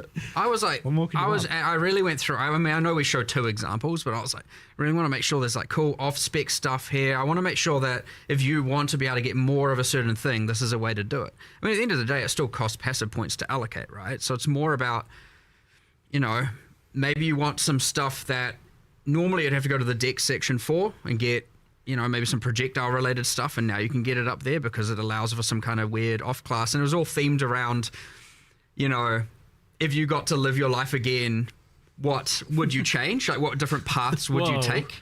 And so it's this interesting, like, it's an existential crisis as a node. That fits POE. Initially, I always write my little blurbs about them to get them in the live stream, and I was like, it's got all the passives not yet added to the game. I thought it was an interesting way of looking at it. Not that that's actually how it is, but I thought it was like a kind of, it's like lessons you learn, you get to now use in advance kind of. I thought it was just a cool thematic thing that linked to the class. And it's easy, by the way, as designers to see that kind of thing and go, we have a million things to do. Like, is that really? Really, like that's too much time, too much work, right? And I'm just like, sad, isn't it? If we say that about everything, you get nothing cool. Yeah. And so it's that, and I mean, even the shamans, like runes revealing hidden powers, like we're setting ourselves up for a large amount of cumulative time over a while, right? Any rune we add, anything, like we have to add and consider the shaman stats, and that's another whole axis of things. We have to meta balance every league, and same with the Oracle passives, and every time we change the tree, and like when we eventually add the Templar, we're going to have to relocate all those nodes because that tree's going to get a giant. Now we've got 2.5 classes in one section, but it's worth it. It is actually worth it. You add so many builds, many cool things, and if you don't want to deal with it, just pick another class. It's fine, you don't have to, or pick other nodes on the same class. You don't have to take that node. So I think this like very clearly communicates that you're also okay with this idea of there being just like hidden cool stuff to discover that you're not going to know ahead of time, because you can't like look at the class options on the character selection screen and know what the passives are going to be that are hidden behind the Oracle Ascendancy, right? So it's like, yeah, that's cool, that's fine. Yeah, I mean, look, there's always going to be community tools, and they're going to come up with a way to make that, you know, to the build guides and all that kind of stuff. So, you know, like, I love the secret stuff. I actually got my secret Abyssal Lich. Yeah, wild. It was an actual final a secret, and maybe there's more. Well, you want to do more of that, don't you? I can tell. Look at him. He wants to do more. Of course, I love it. I love people having cool secret things they can find, and it isn't just like 1000% pre-planned or out of the gate. Like, I understand the need to plan. I understand the need to have confidence in a build, and you don't want to go in and only realize you've made the wrong decisions and stuff like that, for sure. But I definitely want to find that balance where you have that while you also get your cool secrets that you get to add to the game that are fun. Yeah. I think there's like a couple more chat questions on Druid, but we'll try and move on to the other stuff soon, because I know people want to talk about the other thing. I could talk about Druid all day. I think the design's super interesting here. But some of the questions were that I think people are a bit confused about like the talismans and the forms and how that stuff works. So the talismans are effectively just like another weapon. Yeah, exactly. And things like attack speed, movement speed on gear, and everything will affect you in your movement. Absolutely. Animal forms. It's not like, I think because a lot of other games do it where when you change form, like all of a sudden, oh, your weapon's not affecting you, or this thing's not affecting you. Well, I mean, effectively, so we're doing the changing form by utilizing weapon swaps. So you've got two weapon sets inherently, and the talisman effectively serves as your weapon. Yeah, like if you're playing a druid, you are going to have to learn how to use weapon specialization passives and stuff like that if you want to have the spellcaster and melee thing. Now, a lot of the passive tree nodes, like in the druid section of the tree, all have like attack and spell damage and that kind of stuff. So like certainly for most of the start of the class, you won't have to worry about it. But as you get deeper in, and if you want to do hybrid spell attack, you are going to have to think about like, okay, what are my attack passives, what are my spell passives, and do that. I was actually surprised at that how is very easy to do, and by the way. straightforward it It's was very to do. easy. So like the weapon specialization tree thing, you still do need to think about and understand how that works. But the basics of it, like using the actual skills, just happens automatically. Like I didn't ever have to actually go in and no. You don't have to worry about that part. Just because of the fact that because this has always been the rule, but it's really apparent here. Like if it'll swap to the weapon set that can use the ability, so therefore you don't have to actually tweak it. You just put it in and it kind of works. Like if I tried to use my spell, it would shift to human automatically and use the staff. And so like that was all automated, and I didn't have to like program anything like that. Right. Like I have on some other builds, I guess, where it's a bit. Yeah, mostly that's just because you have get into a situation with those where because it's usable on both. Now you have to start going in there and tweaking that stuff. But here, because it makes it much simpler when you don't have to worry about that. Yeah, so there's a decent onboarding there, given the potential complexity of that. All right, so we'll move on now to the Fate of the Val expansion, and there's definitely more of a like clear divide between the two things, and you even actually made two separate trailers this time around. Well, it would have been super weird to have these like two completely clashing themes in the trailer. So yeah, in the end we were like, that's like normally of course we'd make one trailer with everything, but we're kind of like, man, it's really hard to unify these two things in a kind of reasonable way. So yeah, in the end we decided to go with two trailers and just like show the content completely separately. And they're not connected. I can't tell. Is this my internet or is this stream? Right? Yes, the stream doing this. Aside from both of them having a buttocks in it, they're not connected. That was total accident, by the way. It was just like two totally unrelated. Yeah, sure. I was praising the equality of it. Like, yeah, I was great. There's buttocks for everyone here in this trailer. Excellent. Thank you. So this expansion is, and we saw this a little bit where you tried to work in the previous League mechanics into like story quest stuff, which I was super keen on. This expansion definitely feels much more deeply linked into the campaign and story, to the point where like Doriani's saying, go back in time and try and change these things that happened in the campaign. I was like, this feels like a major campaign story beat. So I mean, on now. There's a few things going on there. So like initially, this League, unlike I think what we've done too much of in the past, the storyline develops quite a lot more kind of like through the campaign with different events that happen and sort of link in a lot. And part of the reason originally for that is that one of the things we sort of don't like necessarily about what leagues do is like you've got this situation where you like walk out of town in like, you know, literally the first area, and it's like some eldritch entity is immediately recruiting your services. You know what I mean? Like it's actually very like unfortunate. Put this rusty thing in your body. Exactly right. So we kind of wanted to try and make sure that there's a little bit more like it doesn't feel like the world is on your shoulders like right from the get go. Like there's actually like a little bit a growth of epicness throughout the league. So like if we'd have had it so it's like you're time traveling into the past, like the moment you walk out the gate, it's like okay, it's just not quite right. So we decided what we'll do is we'll make so that, you know, there is the temple. We've got a kind of like almost a baby version of the mechanic where you've got a lesser number of rooms, like it's kind of a bit simpler, like to start out with. And then once you pass the sort of key point in the storyline, then it like really opens up. You go into the past, you've got a little more story stuff going on. It did add quite a lot more work to kind of have to make 2 versions of a bunch of things and that kind of stuff. But I think it is worth it because it means that it feels like the league has a lot more going on. It just doesn't kind of break you don't break immediately the feeling of the world, which has been a problem in the past. I have very strong opinions on this one. It's like dark horror, gothic, secondary. I'm 3 dimensions deep of, you know, like I'm in the past or in some sort of demon realm now. I don't know what's going on here. And I mean, it's fine as you go, but this is actually one of the challenges I think we're going to have just designing leagues generally, is that they're going to require a bit more work to make them feel right. I mean, even just something as simple as like the vile sacrifice circles that you get throughout the world. Normally what we would have done is like make one thing and call it a day. Here what we've done is we've got like 10 or more. There's a ton of variations of those where for like each act we're like, in like for each area we're thinking like, okay, which like we need more of these so that we can use them so they feel natural in the place where they are, like do a bit of material reskin and stuff like that. Like that's kind of the stuff that we now need to do to sort of make it feel like you're not breaking like the world stuff. the POE1 style, you know, betrayal basement. You know, you just okay, so there's just a basement everywhere, like in the mud flats. Like, okay, you know, that just doesn't fly anymore at all. So like we want to make sure that these things are way more believable. Right. Like you are actually convinced. You're like, you know, this makes sense.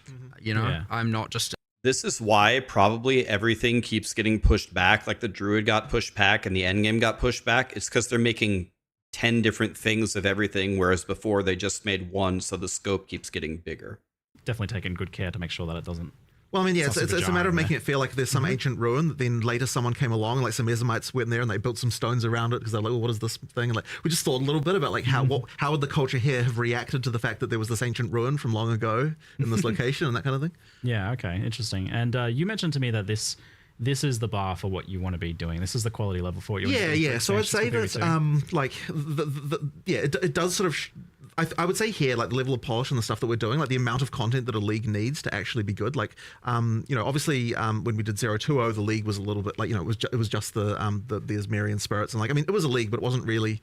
Didn't have like the depth of content and stuff that you needed. And then with 030, I think we did a lot better. Like it came a lot better, but I still don't think we quite got there in terms of like the POE1 level kind of. Yeah. And then this one here, I think like, you know, you get up to the level of quality that we really want to be delivering in POE2, like, you know, post release and everything, and like the kind of the amount of content you need for a league. Like it needs to be quite sizable and good. And it did take a lot of effort, but I think it's worth it because you sort of shows you what we can do when we. Yeah, I was gonna say that's like a high bar that you've effectively kind of like locked in committing to for expansions.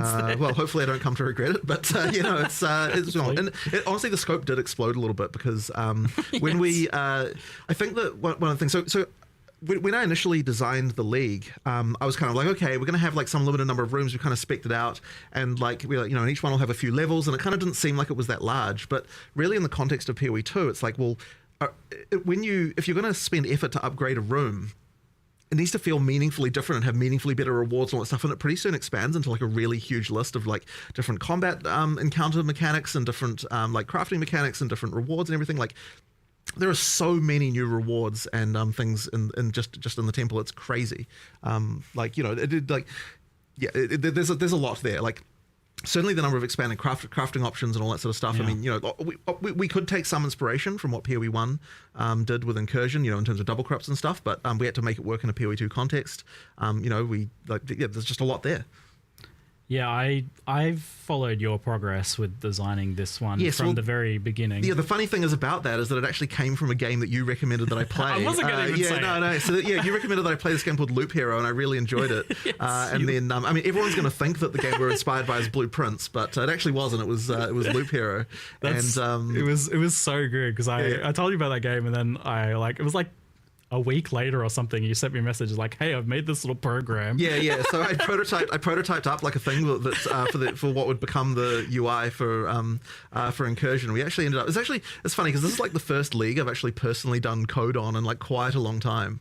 You really got into it. Yeah. Because I mean, it was a real fun, just like evening thing to like go and just like work on this design. And one of the great things about doing that is that I got to make so many design changes just in the course of writing it, like, which I don't think necessarily would have gone exactly the same way if I was getting other people to do it. So yeah, that was really fun.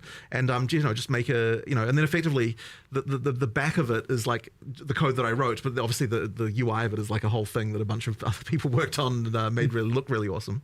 But yeah, that was a lot of fun. Yeah, what is it like about this one that grabbed you so much? Because you got so involved and so personally, like working on it at home. Yeah, I just really enjoy this kind of like little game within a game, like little metagame things. So just that dungeon design thing is just a really fun thing for me. Tile placing, yeah, good, it's always it's really fun. Love a good tile place. And I just like coming up with all the little ways that they can interact and that kind of thing, and try to make each feel a bit different and that kind of stuff. It's just a good time. Yeah, and it's got this like iterative design where you're building a temple, you run it like it's a really small one at first, and then it crumbles a bit, but you're still kind of building on what you're doing each time. Yeah. It's like a weird kind of like roguelike-y thing without being a roguelike itself. Yeah, exactly. So with that design then, I'm curious, like does it like fully reset at some point? Like for example, when you kill at Zeri or It never fully resets, but when you kill at Zeri or defeat an architect, quite a lot of the temple gets destroyed. So there's this kind of destabilization thing. It goes back to not the start, but kind of I think it removes like 2/3 of the rooms. There's some number like that it gets rid of at that point, and then you kind of have to build up again. That's just that effectively means that like when you do those options, you're getting like new reward rooms and things to play. So it's giving you new goals, and then you have to work towards those goals again. And then ideally, those reward rooms can be rewarding enough that the benefit of going back to smaller is or I'd say the negative of going back to smaller is completely outweighed by the benefits you're getting from the extra rooms that you're able to place. So you can juice it a fair bit too. You can, yeah. There's a lot of like modifiers that are getting added on by each room, and you can place quite a lot of them. Yeah, you can. Yeah. Do you foresee people building out like a huge temple and then kind of not having it decay as much as possible? Yeah. I mean, it's absolutely intended that you'll do that. I mean, once you've defeated at Zeri enough times, you've got the uniques from there, and you've done like other things like that. Then you absolutely will like probably want like for ultra end game play when you really want like the most challenging stuff and you're just like looking to get like as many double corrupts as you can and stuff like that. You're probably going to want to keep the temple large and specifically not do the stuff that would cause it to destabilize, because if you don't kill the architect and you don't kill at Zeri, then it will it'll only pull you back. I can't remember the exact number of rooms, but there's some number of rooms that go away when it's quite full, and then you can just juice it really high and have really challenging in-game scaling tier of stuff. Because one of the things we were sort of concerned about is that there is some in-game content that just doesn't really scale as hard as it needs to scale in order to make it properly in-game viable. Yeah, we wanted to make sure that this was not the case here, that it actually does scale enough into the in-game. Okay, so like designed to be pretty farmable and to be pretty late game relevant. Of course, yeah. It gets pretty hectic with all those mods. With how many rooms are on there and like. Yeah. But also just other things that you want to do, like so for example at the start of the game you can only you can't like store up temple runs, as it were. As you get into the game, then now we start to have it so that you can store up more runs, so that you can like map for a while, then like do a bunch of incursions. I think we have it that eventually you can do 60 maps and then temples, and then 60 maps, then temples. If you want. So if you want, or you can do 6, then a temple, then 6, then a temple. So you can effectively store anywhere 10 runs, in between. 10 runs nice. If you want.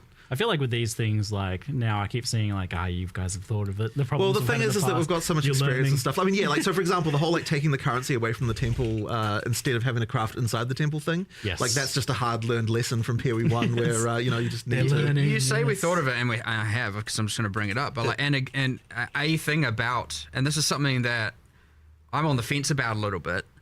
Personally, but the thing with the killing architect and at Zeri, destroying a bunch of the temple, creating that clash of either farm temple or farm boss, can be quite a divisive thing for people. Right. You're looking at Betrayal Katarina, right? And the exact same thing. Yeah. Where it's like, we've now on POE1, we separated those two things so they're not, because it always felt bad doing one or the other. Or I could feel bad doing one or the other, depending on how the balance went. And so you might get a similar thing here. Now, of course, the amount of the temple that can get destroyed is variable, and there's a bunch of stuff we can obviously tweak. But yeah, like getting that right and feeling right will be important. It's honestly hard to say if it is right now. But it's a thing, we say we've thought about it, but it can be very easy to see that and be like, hey, they're doing the same mistake they've made last time. Which you're not wrong. Except depending on honestly having the lever this time in place of how much gets destroyed instead of entire board reset kind of thing. We get to control that a lot better and iterate on that if we need to. So yeah, that's true. You've already we've thought about it, but it can. I could see because I was just thinking about it, going, I reckon people are going to get mad at this. And I was just looking at it, going like, the idea that it's like, hold on, I can't farm the bosses. I either have to pick bosses or pick temple. Right. It can be quite bad. Well, so yeah, that's clear then that you've kind of already got your hand hovering over the lever waiting to like adjust it as needed. Yeah, and it's honestly kind of hard to know with, I mean, even if you, again, it's the thing with this sort of stuff specifically is you're talking about that's the type of gameplay that is hard to test internally. Yeah. Because how can you do just like you can't really test like what is weeks of grinding gonna feel like, it's yeah. Mm-hmm. So I expect us to maybe we hit the sweet spot. Who knows? Hopefully, but I could imagine that this is a thing that gets adjusted for sure. Yeah, so you've made the like the ability to sell like the corruptions, the double corruptions as an itemizable thing you can just take away and sell. Is there any reason to like itemize the temple like we did in POE1? Nah, so that was really more of a band-aid solution in POE1 because we didn't have an easy way to change that. Like I'd prefer that the temple is your temple and that you don't sell them, but just that all the rewards are the things you can trade. Like that, like trading the rewards was the reason why we did our temple itemization in the first place. Just if this time people were just making sure to design the stuff in a way that can be take back that you can take with you. No need for the band-aid in the first place. Yeah, exactly. There's some really basic crafts that, like, your classic exalted orbs and stuff like that. Mostly, honestly, in the campaign. Yeah. And this is so when you're doing the temple, you're getting not just the opportunity, like, because obviously some of that double corrupt stuff, you're not going to do that at like level 8. Yeah, right, Mark. I'll double corrupt my gray you wand. Have this thing where it's like, well, you don't get a lot of the crafting. Now there are still rewards. There is of course all of that, but there's also just basic crafts like exalts and regals and stuff you can just throw on your gear. Now you can't take those, and that is an intentional decision so that you feel like you're actually wanting to use it on your gear in the campaign and as you're progressing, and you're not, because if you can take it, most of the time you're just going to hoard it for endgame. Right. So it's those things to make the early game have more crafting stuff that you want to just use right there. Yeah, that's the problem. Like, what stops you from just like keeping your results until end game? Yeah. You want to use those patches then. You'll see those and go, I want to take that home, but just use it. Yeah. It was a substantial buff to campaign crafting from my experience of messing with it so far. It's like you basically go in and there's like 6 crafting rooms and you're like just going on a little crafting spree of like upgrading your gear. Like, I mean the temple we it's funny because there's always the question whenever we make a league of like, well, what if people always say, oh, there's no reason to do this during the campaign, and it's like we really have to incentivize that to make it so that no, there's actually worth doing. Like you're going to get a substantial power boost if you decide to engage with the league. Yeah, you could. It seems like you can kind of like hold off as well. Like you can be like, oh, my gear's kind of okay now. I'm going to do that a little bit later. You always want it to be both feeling rewarding and give you obviously an advantage, and also not feel so mandatory that you're like, ugh, what? Yeah, it felt like kind of a bit optional in the sense that like, oh, I really need some gear upgrades now. Let's go into the temple and spice up all my gear. Perfect. Yeah, nice. Perfect. That's what we want. Yeah, cool. And it is interesting that you've got this like raiding the broken down version of the temple in the beginning, and then it basically changes into this whole other thing halfway through the campaign. That's story beat there. The other thing about the campaign thing is the same thing we learnt from Abyss, where we did the area specific rewards throughout the campaign. We have also dropping here from the in-world encounters. Yeah. So I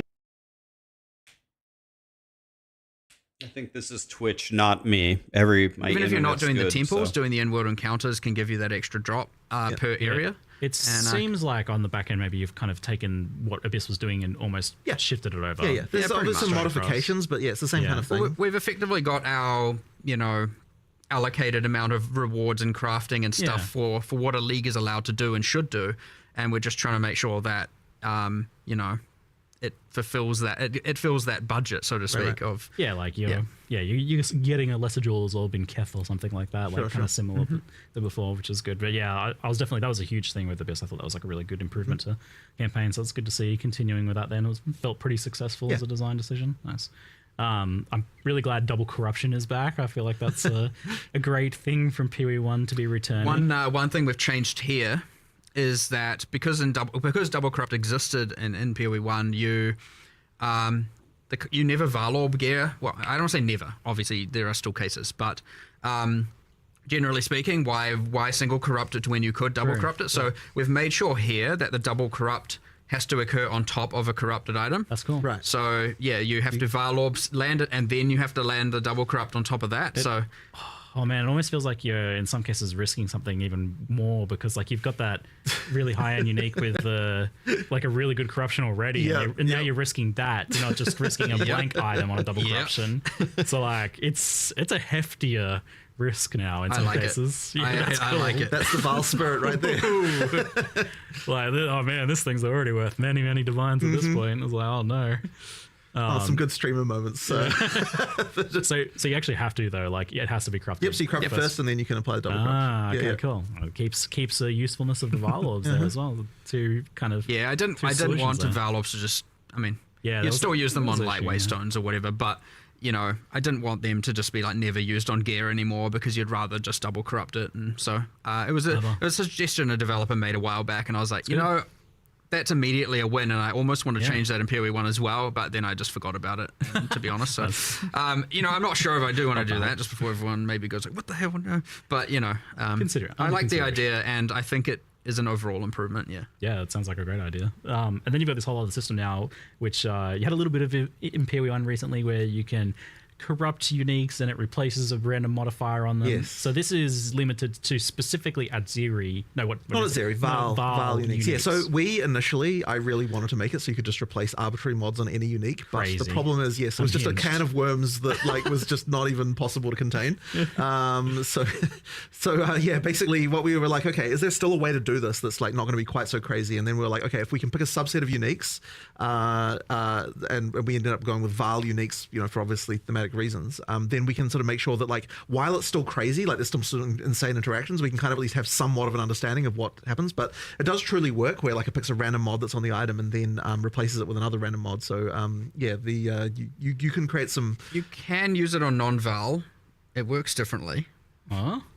I don't know. This is news to me. I didn't actually know that. What is that? Excuse me? I think it's similar to Ancient Orb in POE1. So it like re-rolls. The idea here is like it's meant to work on these Val items because they've been like incompatible item infused with royal bloodline blood. And so it's like the way it works on Val uniques is different to just random uniques, where it's like, hold on, it works a bit more chaotically here and, just changes the item entirely to something else on non-Val. So, and I only say that because obviously it's pretty bad to be like, I have to have a Val unique in order to use this. Now, no, you can take the currency home, so that's never the end of the world. But I want it to be like, just go grab some random unique and re-roll it.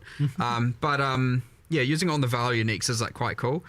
Right now, I'm trying to make sure, a process that we've been doing is that we're not just replacing it with kind of just some random basic stuff. Like that will happen. That is a part of the pool, but we're trying to go through, because we have a more limited set of uniques we have to actually do the mod replacement on. I want to make sure we're actually thinking about, for example, the Xerfes body armor that has like Soul Leader, and it's like a level 39 base type. Yeah. And I'm thinking like, this is a tool we could use to make that more in-game viable. And so you can do things like heavily increase the defenses, because obviously level 39 versus a level 75 base type or whatever is going to have very different defenses. But then you can also be like, what about if I was like, what other weaknesses does this item have? Well, you can't generate Soul Leader stacks on a boss.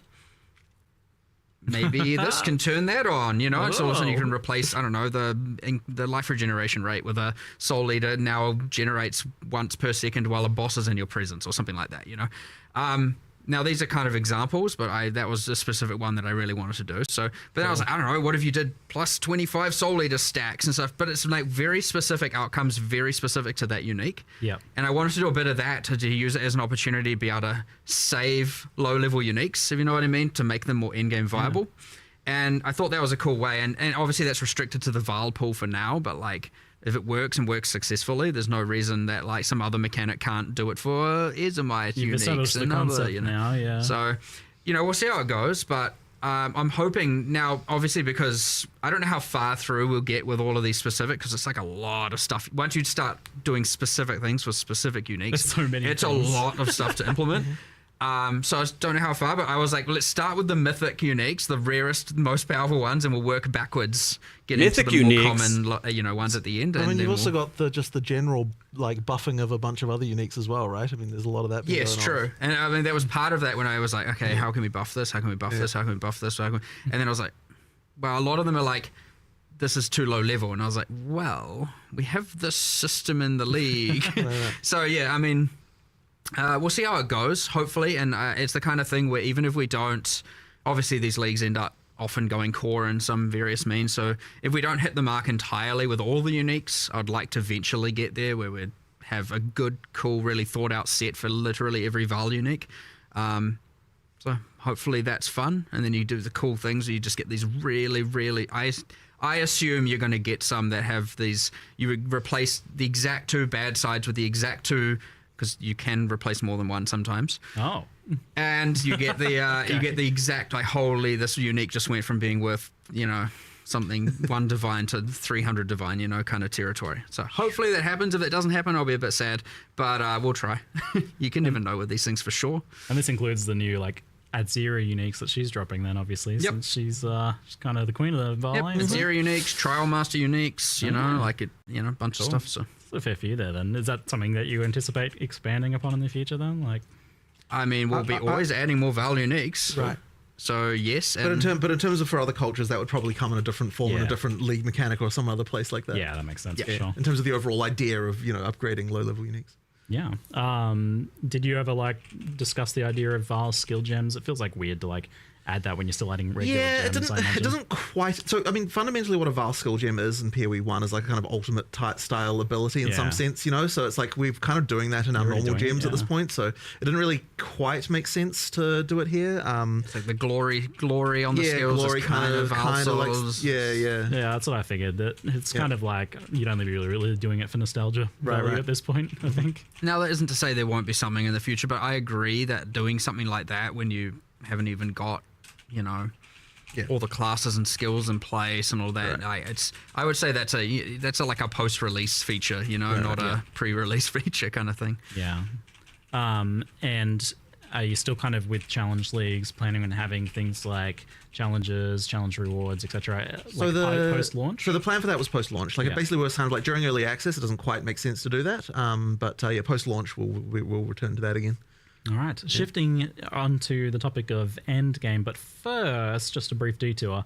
Trial of the Ancestors, or the mystery content in the new act, and our third means of ascending. What's the progress like? Well, we don't have anything to say at the moment, but it'll need to come obviously at some point. But we didn't have time in this one certainly to work on that. It keeps coming up. It is really just a matter of when. At what cost, etc. The classic, just resource distribution kind of things where it's like, when are we going to do it, and what, instead of this, and we have all these different ideas, and so it's just.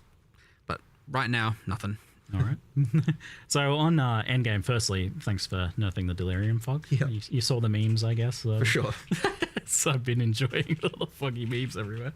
That's good. Visibility improvement for the Endgame, but not only that, you guys didn't just tone down the fog. You've done some pretty major things with the Waystone system. I mean, the very first question, and before we even toned down the fog, the first question was, okay, well, why do you feel like you have to run every map this way in the first place, right? Yeah. The fact that something feels mandatory is already a problem, regardless of the fact that the effect is also annoying, So that was the first thing to solve, and it really then started coming into, okay, well, how people are finding Waystone crafting more annoying. And we only made it more annoying in Abyss with the having to go somewhere else and get it, it just made it not particularly great.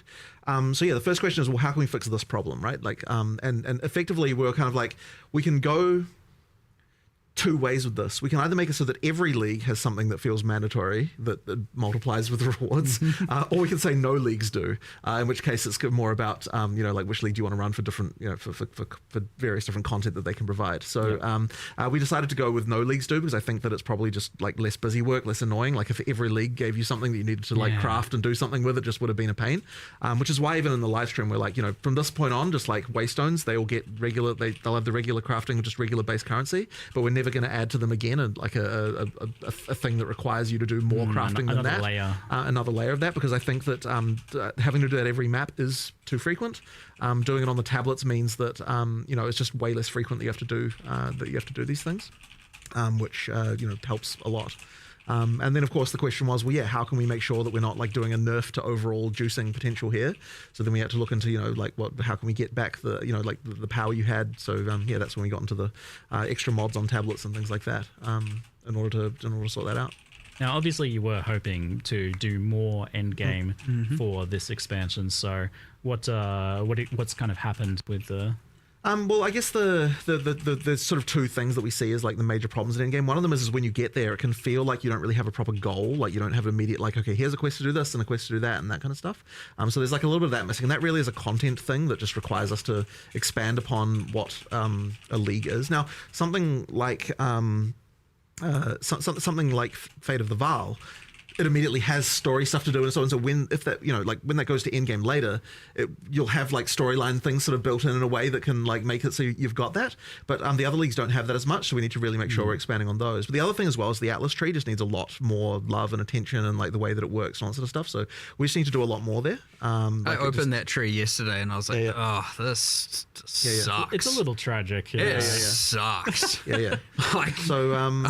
But the thing is that in order to make it good, you have to spend a lot of time and attention making new notables that are cool, that require like actually modify things in cool ways and like actually really meaningfully do something, and that's just a lot of time and work to do that. So do you have an idea for what you want to do with the Ascendancy tree side of things? Like, is it kind of angling more towards what you've done in public? Well, it's been pretty successful. Well, I don't think we should be talking about that yet, just because that'll be it's more for later. But yeah, I mean, there's things we want to do. Yeah, there's stuff we want to do. We're thank God. Bit of trying not to spoil anything here. I think Ascendancies are in general much weaker in POE2. So and I'll tell it's good to hear this not even for sure. It's not the same. It's not similar. It's like it's in a whole different universe. So it's kind of like, which makes it a little bit hard because obviously we're in this state where we want feedback about the end game. Yeah, it's and tricky. so I do want to put, like, people should keep giving feedback because I don't want people to think, they're reworking it in game anyway, so I'm not going to say anything, just in case. You never know. There's and also different parts of the end game that kind of are like independent of the, just things like how the Atlas tree works. Yep. So But yes, that tree is effectively going to be completely reinvented. So that will get a full drastic change. And then the something that like POE1 with the whole complete your atlas being a very clear, very obvious goal. You just complete all the maps and you get your atlas is complete. And then there's heaps more beyond that, of course. There's all the boss farming and all the different progressions, and even that has like multiple quests throughout the main quest line with the different pinnacles and all that. We just don't have any of that really. It's just immediately into this infinite unguided adventure, and there's a little bit of things with the corrupted zones and bit of that, and like the burning monolith, but it's still mostly unguided. You don't really feel like you have like, I've completed the main thing, now I'm going to farm. At the moment it's pretty unsatisfying, I'd say. So really trying to drive that home. And then the other thing that honestly we spoke about upgrading the leagues and adding more bosses is like, that whole like having King in the Mists and Olroth as the pinnacle bosses of the leagues just being like copy pastes from POE1 was not our end goal. You know what I mean? Like, they're a bit sad as pinnacles right now, and like honestly we need to up the epic a lot. So we've got a lot of that coming, and then just general upgrades to all the leagues. Like some of them are too, Ritual has the whole omens are too good, and others are just like, well, why would I do this? And that's there's a bit exactly of that going on. So just what a I general said in my balance feedback and video. via adding more content and different axes and all kinds of stuff. So Ritual just rules, and the wisps, for example, but are based on all that, dog to answer shit. the original is that's how you can see how it didn't make the cut, because it is a ton of work. It turned out to be way more than we had anticipated, and it was just like, oh. Damn, we kind of talked about wanting to do an in-game upgrade, a big revamp in 040, and now we've got too much work, and we still believe it's the right thing to do, so we're going to commit. And normally we often get faced with the option, do we cut it down to make it fit, or do we commit to it all and do it? And I don't think in this case we could have cut anything without kind of just honestly making it look half-assed, to be honest. So we were like, no, we need to do it all, which means, unfortunately, yes, it's not going to make 040. But then we were like, well, we can't just now do nothing. So what can we do? Well, obviously, we're not just going to be like, because we're doing an 050, we'll just leave the fog alone. Yeah. Obviously bad, which was a bug, by the way. Really? All fogs, like the volumetric fogs in the game, have a cutout around the player. Yeah. That like cuts out and then tapers off.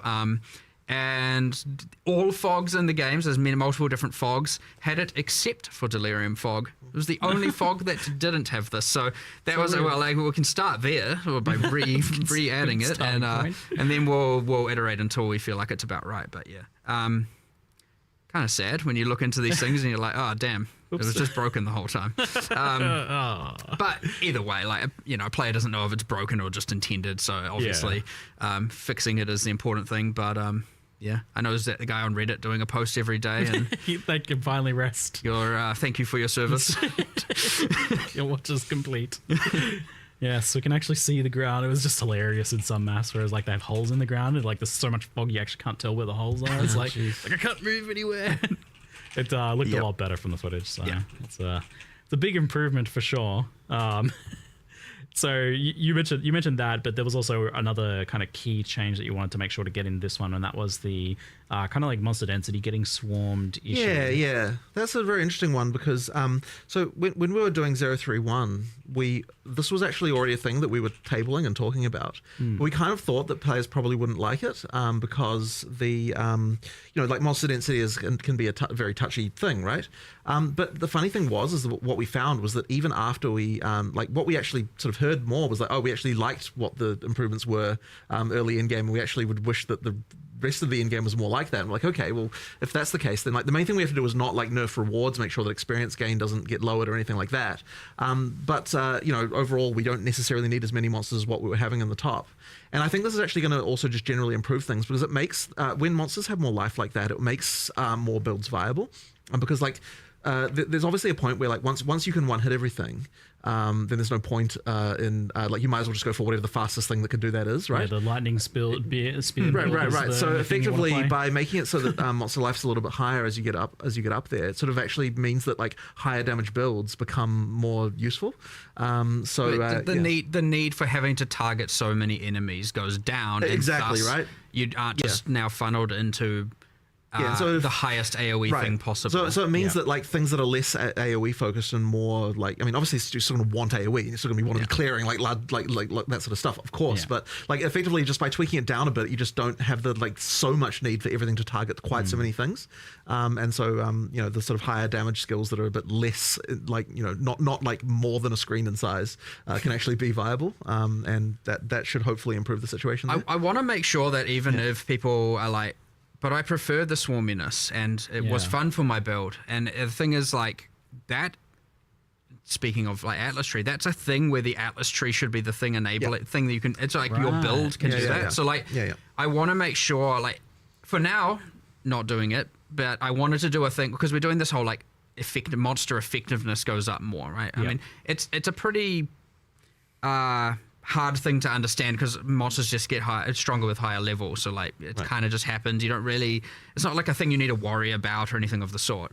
But I want to do a thing where you can spec into making, like on the Atlas Tree, I guess this is a little bit of a forward spoiler, but we're adding a little bit of it in a few places, but I want to make sure that you can invest into making monsters tougher without increasing the number of monsters, where like often it's just been pack size, and stuff like that. So but then I would love to do a thing later where like you can convert that effectiveness increases you can get into like pack size. So it's like, you know what? Nah, I want the swarmy, weaker monsters thing.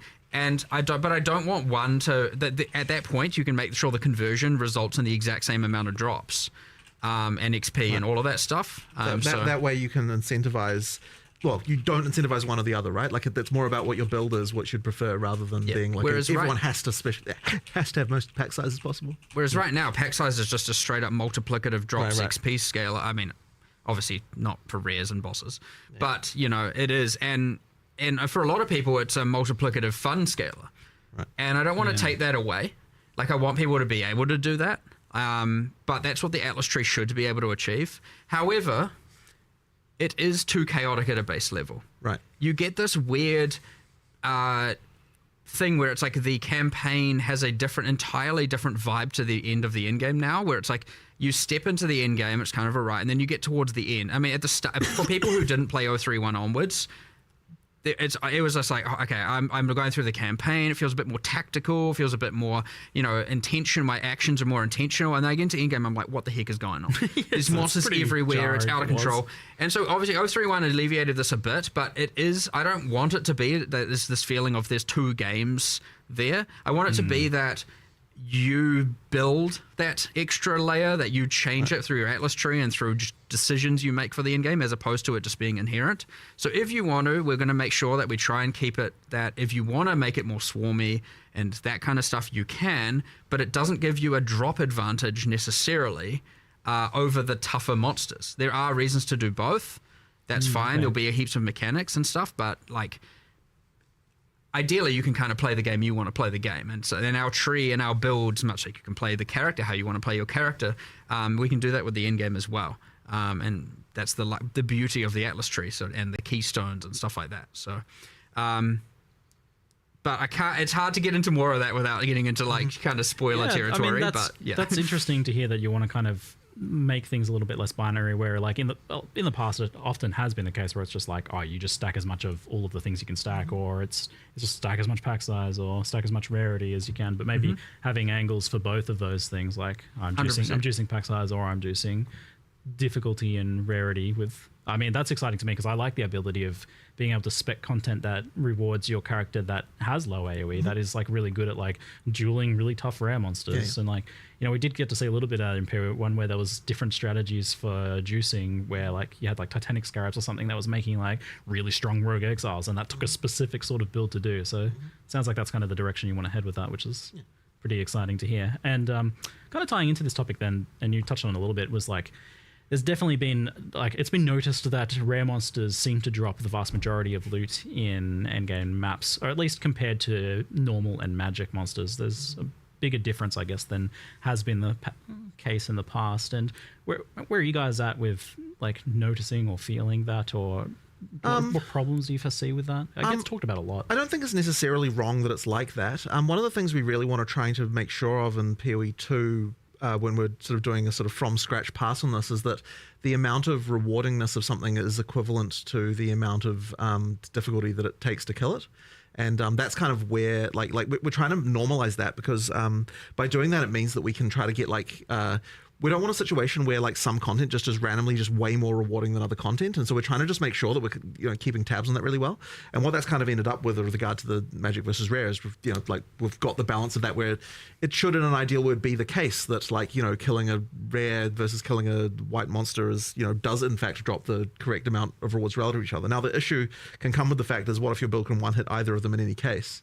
So that kind of like changes, I guess, the way that feels a little bit. So, but as I said, it should be the case that rares drop more than white monsters, and white monsters can drop anything still. It's just, it does make a certain amount of sense, but I guess like with what you were talking about, Mark, it seems like something you'll have to think about, because like if you want both strategies to be viable, like the pack size juicing, then there needs to be a reward, a payoff to that ultimately. 100%. So that's something you'll be looking at then. But I mean, as far as I'm aware, it really is the case that if you looked at entirely just around the life of the entity, the drops should be pretty equivalent to the amount of life that they had to, in order to kill them, as far as relative to each other. So if it's got 5 times as much life, it does 5 times as many more drops effectively. Like that's kind of what we're shooting for when we're trying to balance this stuff. Yeah, I think with the balance of how things are and the options we have now, it probably makes sense. But yeah, it looks like something you'll be keeping close eye on moving forwards then. For sure. There's a bit of a parallel with one of the kind of issues I see in Path of Exile 1, where like everything is in reward icons, the little floating symbols.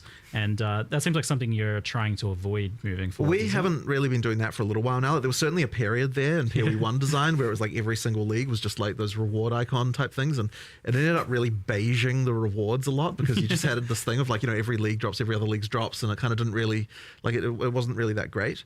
So it's kind of been a little while since we've done that stuff in POE1 even, and in POE2 we kind of steer away from it to make sure that everything feels like it's got distinct drops and a reason to do it and that kind of thing. Yeah, I mean, it appears in some regards. Like for example, when you get the reward rooms in Fate of the Vow, you have a unique item room.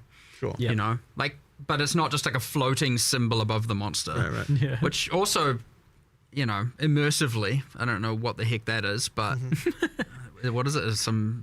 It's just nothing. It's a clear and just obvious game mechanic. I see some like floating, glowing cash money dollar bills above your head. Guy's loaded. Whoa. Don't kill me. Don't kill me. And, you can't have my loot. But I just remembered you spoke about rare monsters, and I was like, hold on, did we? I don't think we deployed or spoke about this change, but I know that taking away all the rare minimap icons was a bit anger-inducing. Yeah, because I complained about that honestly, too. We knew it. We knew it was going to be. Yeah. Now, they aren't a requirement of the map, but as you're saying, they kind of drop a lot of the loot, and people were just doing the whole minimap, coasting between minimap icons. The middle ground we've come to here, which I think is quite cool, is once you've activated all the checkpoints in the map, which sometimes is 4, 2, you know, the things for fast traveling and respawning, then all of the things appear on the minimap. You know, the funny thing is I thought we already deployed that. Wait, I don't think we have. Okay, right. That's what I was just remembering. We intended to deploy that back when people were complaining about it, and I feel like maybe we just kind of forgot. But that was implemented a while ago. Play your map. You generally find the checkpoints. If you're in a straight line map, there's one at the start, one at the end. Yeah. How the heck are you missing rares? Anyway, I don't know, but it can happen. Yeah. But it doesn't just reveal the rares; it reveals everything. Every icon. So strongboxes you missed, rogue exiles you missed. Okay. Just so basically you can find if there's any content that you still wanted to grab. Now some people might argue, hold on, I'm just going to run around the entire map activating them all and then go clear. And I was like, well, okay, if you want to waste time. Right. But you're going to clear the map while you're doing that, right? So you probably clear the whole map anyway. Yeah, so it's kind of meant to be like, look, you've explored at least, I mean, like, if there's, generally speaking, if you've got like a big square or circle map, you're going to have 4 checkpoints. You activate all 4. You've at least explored probably 75% of the map, right? Yeah, it's about getting those last things, and then it's like, okay, look, you're now allowed to see if you missed anything. But then you can also use the checkpoints to get to the closest place where the stuff you missed was, which is kind of nice. So yeah, it kind of helps with that. So we did finally find a solution. I'm hoping this is a good middle ground. Because so then at least you've done 75% of the map, probably without just doing blind mini-map gameplay. And then from that point on, it's like, look, yeah, I get it. You probably missed something. You know where it is now. It should actually maybe overall be even more helpful because it's not just revealing the rares. It's going to reveal even more. So you'll know about everything else you missed. So we'll see how it goes. But yeah, I understand that was a bit of a aggravation for a lot of people. But you know, that's a perfect example of, again, it's it's why I don't want people to not give feedback, because like this kind of stuff still should be fixed pretty imminently. And so yeah, it's a good case study, because I'm honestly surprised that you did do that, because this seemed like I loved the rare icons, but I was definitely a victim of the like, I'm only looking at the minimap now, so it kind of seemed like a change for our own good situation. But what you're doing here, this is a good middle ground. Yeah, it seems like it's saving the players that feel like that they're FOMOing because like, oh, I know I missed like a league mechanic in the map somewhere after this. Like that is really bumming me out. And then they have to go and crawl back through everything and waste a bunch of time. So that's just kind of saving them that. Sounds like a good compromise change then. Nice little extra bonus reveal there. Good stuff. Good. Yeah. You just said rare monsters and I just had this random like, wait, what more words can I say? Probably should have put that in the live stream if we hadn't deployed it yet. But everyone forgot. It's in the Q&A. Good stuff. Yeah. We shall move on to kind of gear and passives, and this is in the topic of balance and character power, and this sort of stuff has been talked about a fair bit. Something that's mentioned a lot is that the ratio of player power that comes from gear versus what comes from Ascendancy and passives is much more tilted towards gear than in Path of Exile 1. This is a good question. So kind of like roughly for an example, like the average POE2 passive is like 10%, whereas the POE1 passive is 16%, whereas the amounts on gears are pretty similar. So like the 100% increased fire damage on a wand is consistent as tier 1 affix between both games, meaning that like more of the power has kind of been shifted away from the tree, the thing that you get by default, to gear. So this seems like a conscious decision to make gear more powerful. Is there something like you've thought about or made like specific strides towards? Probably the main thing that we wanted to do in POE2 was make it so that the tree is more like we're trying to be a bit more stringent about how the tree is multiplicative with what your gear does. And that does make gear more important. I wouldn't say there's necessarily been a thing of like necessarily wanting to the amount of power overall that you get from one and the other is more unbalanced, but it's just making sure that like when you are using the tree that it's specializing your character more towards what the bonuses that your gear is giving you to kind of make the two things together. Like be sort of important to be thinking about both. So that was kind of our primary goal, but I don't know if you've got a different feeling about any of that. It certainly wasn't like the passive tree being weaker. Like I guess we didn't really even think about it in the point of comparison. We just kind of like went back then. We went really back to the basics and evaluating a lot of our base balance, and so it wasn't like let's nerf it compared to POE1. It was more just like what do we want gear to do? What do we want the passive tree to do? What do we want? And all of that at the end of the day is just relative to then how do we want the monsters to scale and how which they're all different, right? The way that the monster scale per level isn't the same. The way that the tree and thus the tree benefits are different. The gear is different, and everything. So again, not really. It was conscious decisions, but not conscious decisions to like nerf from POE1 or anything of that sort. That being said, yes, I mean couple other things. I mean, we made, for example, the decision that like we wanted the class stats on the tree to be weaker than the exterior. So generally the nodes are meant to go up a little bit in power as you get further away, so you don't just get the like class hopping kind of thing that historically occurred in POE1 quite a bit. The class stats were stronger than you get the M on the top and stuff like that. And so that was a decision we made. But yeah, I mean, I guess we did kind of have like we want gear to be more important, especially base gear. I think we maybe overcooked it a little bit right now, but just a little bit with more the ease of the ease of getting it. But that's a whole crafting discussion, I guess. Talk about that too. More of an in-game problem. But yeah, I would say, I mean, I'm personally pretty happy, honestly, with how it is. Just that like ratio of importance of gear compared to passive. I guess like it's a question of how much power do you get for free, right? Like ultimately that's what it comes down to is like if my gear is, if I'm wearing all white gear, like how powerful is my character? Oh god, I wouldn't consider it free. And that's like a little bit lower, I think. Free? You got to level up. You got to do your 4 trials. You got to do your 4 trials. It's not free. POE1 where there was more just base stuff. Free? Right. There. I mean, you guys level up for free? Like, just life on the tree, for example, right? Like that's sort of another example of part of the thinking there is like, we like the more base stuff is available on the tree, the more the same characters can be because they can just allocate the same stuff and get the same stuff without having to worry about the items. So yeah, that's kind of obviously just free. Entirely base in POE1, but you have base life. As in life without gear. Yeah. And where are you at on the life thing? Just like since you brought it up, I guess like still pretty happy with the decision to like remove that from the tree. I mean, look, we just wanted to. We just didn't. It's more that decision's mostly about not wanting every character just another one of those cases of every character being the same. Yeah. Like it's like we'd rather you specialized in the defense that relates to your character rather than just the same stat that every character should use. So we'll just have that general feeling. I mean, we've obviously still got imbalance here, and there's obviously still work to do. Never ending. So, like, the tree will just continue to evolve. And, like, we added a lot of passives at some point that are a lot more powerful, and we intend to keep doing it. And now we've obviously just added all the Druid ones. But not just that. Like, we added more, like, Ignite support around the Mercenary, for example, this time, like, as in 040. We're doing that. And then there's some changes to, like, some prod speedy stuff. Because, like, we were, like, looking at shotguns and trying to see how can we have them scale. And it's like, well, it turns out if you get a bunch of piercing with prod speed and some other stuff, like you can shoot them across the screen. And so we're like, well, how do you get that? Oh, there's not many, So we're doing a bunch of like little increments like that, just based on what builds need. I know bleed needs a bit more love in the bottom right, and so to make it not just entirely all blood mage spear users and that kind of thing going on. So again, it's going to just, honestly, we'll just do more and more and more and more and more on the tree. I suspect you'll get more. I'm not saying I'm going to increase the value of every node, but just by the nature of how many more things you can invest in and multiplicative elements, you're probably going to end up with a lot more power coming from the tree than what you do right now. But I actually prefer it doing it that way than just increasing all the numbers anyway. Because at the end of the day, if we then increase all the numbers and then it turns out the game is like too easy, well, then you have to nerf something somewhere or just buff monsters, and then you kind of end up in kind of the same place.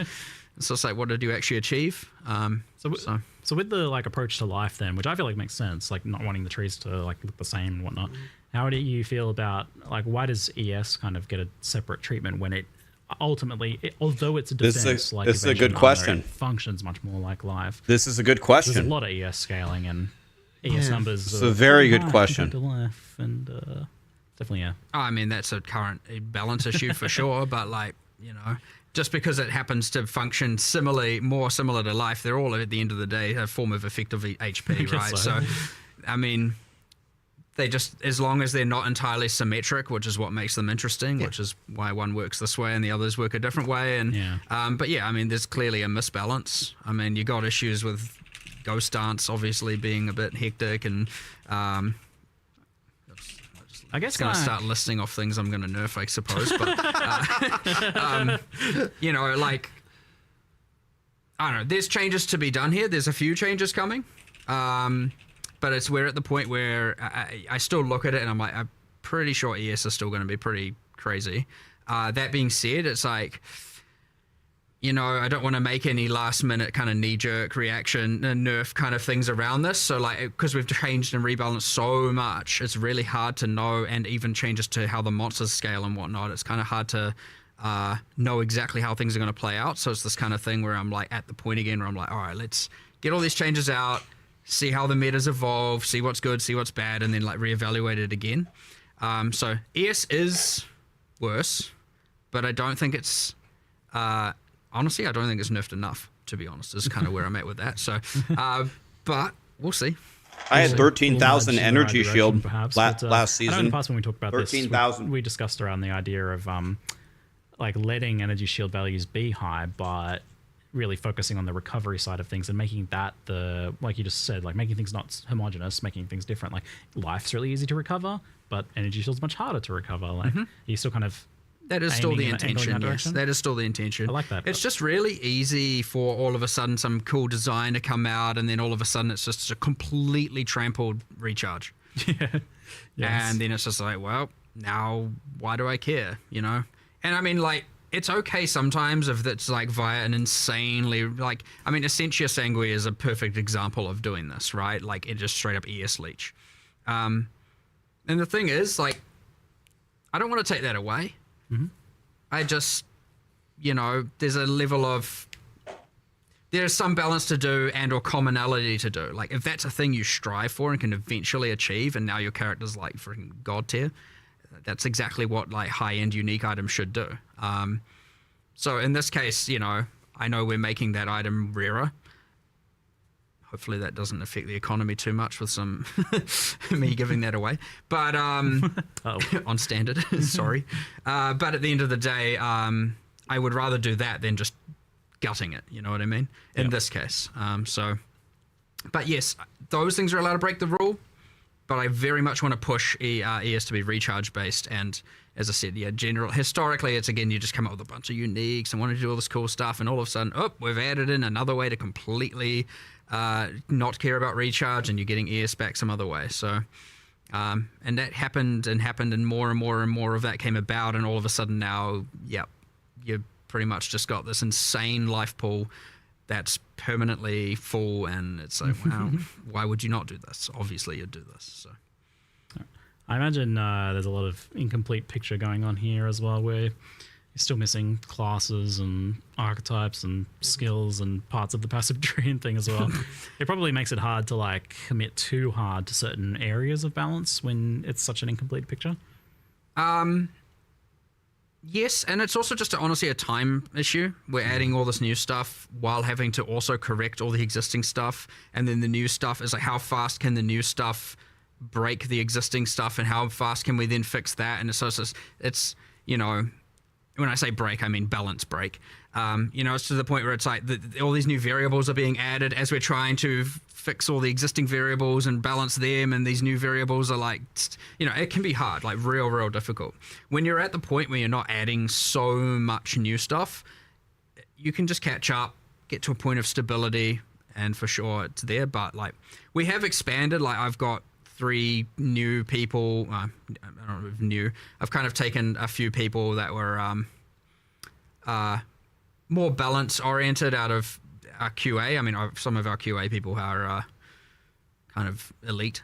You know, I don't know if I should say who they are, but some of them are off, you know, top hardcore ladders and stuff. And I'm like, well, look, they do know what's going on. I'm like trying to teach them the philosophies and how to do all this stuff. And so I've got 3 new people doing that. So hopefully, and historically we've had quite a limited number of people actually doing balance. It's quite hard. It's actually one of the harder things to have a good feel for. And if you put the wrong person in that position, who knows where you'll end up. So it's really important to make sure that obviously these people understand the philosophies and are trained well, and you know, you're being cautious with it. But yeah, I got 3 new people with that, so much larger team in the future. So I'm hoping we can tackle a lot more, and we're not just going to be up to like 1 or 2 of us. I mean, historically it's been pretty much me and Andrew, and that's it. So you've got your elite squad. You're building your elite squad of balanced ninjas now. Pretty much, yeah. And shield. I mean, if we end Mark, up with, like, you killed 5 me of in us, the it's gauntlet. Very, considering I also You have one-shot me with a bug skill. do the leagues and the end And game you and killed the my monsters and the bosses. my and slammer obviously to all a of bugged that. ignite. It's pretty hard to also be able to find a lot of time to sit I there won't with the forget that. spreadsheets and with the game and going, what does this build do? What can it do? So getting more people there is going to be a game changer for the future in terms of, you know, what we're able to actually balance, and we probably will be able to do a new class and keep the game up to date in a much better way and keep iterating on this, because we've got a lot more work to do. Like, I don't want people to ever think that we're just like going to stop with this stuff. I mean, POE1 hasn't stopped after forever, and often you want to keep metas fresh, you want to update, you want to make new, there's always you make bad things good things bad. Well, you know, bring them in. Not, you know, whatever. You want to make good things bad quite a little time. Yeah, I was like, maybe not that. But you know, it's been a pretty tight resource the whole time, and yeah, having more of that is going to honestly be a game changer. So I'm very keen to see how that's going to play out, you know, especially over the next few expansions, and see where that goes and what it allows us to do, and have less of that picking our battles, and let's fight more battles, you know. That's fine, which, yeah, should be cool. Cool. On the gear power level side of things, plus to all skills has been talked about a lot. And even you guys have mentioned in the past, like it exacerbated things like mana issues that people were having. It's obviously very powerful and available in very high quantities. Mm-hmm. And I think it exacerbates other issues like uniques being less viable because they don't have them, for example. Right. And it does seem to be of a power level that's like overriding other aspects of gearing. Like it becomes kind of a make or break stat in many cases. Where are you guys at with feeling on the plus skills issue? Well, the original theory behind it was that we wanted to make sure, like for fizz weapons, you always had this like IPD, you know, increased physical damage that was always kind of effectively mandatory stat on those weapons, and you know, it was something where like you would like you know, like you sort of had this baseline of like, you know, some kind of multiplicative way to make the weapon better, and effectively plus skills on staves and wands was supposed to kind of fill that sort of same multiplicative approach, where like that was a thing that you, to make the difference between a bad spellcast weapon and a good one. That was kind of the idea, to kind of try and get that to so the items mattered more for spellcast weapons. But I think maybe like there's just kind of like, we probably need to have to look at it. But I'm sure Mark, you've got more theories about it. I mean, we need to change something. Right. 100%. I mean, I know this, like, you know, we obviously have the illegal mod, the old Essence of Sorcery, giving that extra +1 to focus, the +3 to focus foci, and the old homogenizing for getting the +3s on amulets. By the way, they're gone. Goodbye homogenizing. I was ready for that one. They were illegal for other reasons. Don't know how people are going to feel about that. I'm not sure if I should look at the chat over there and see if it's a W or an L, but whatever, they're gone.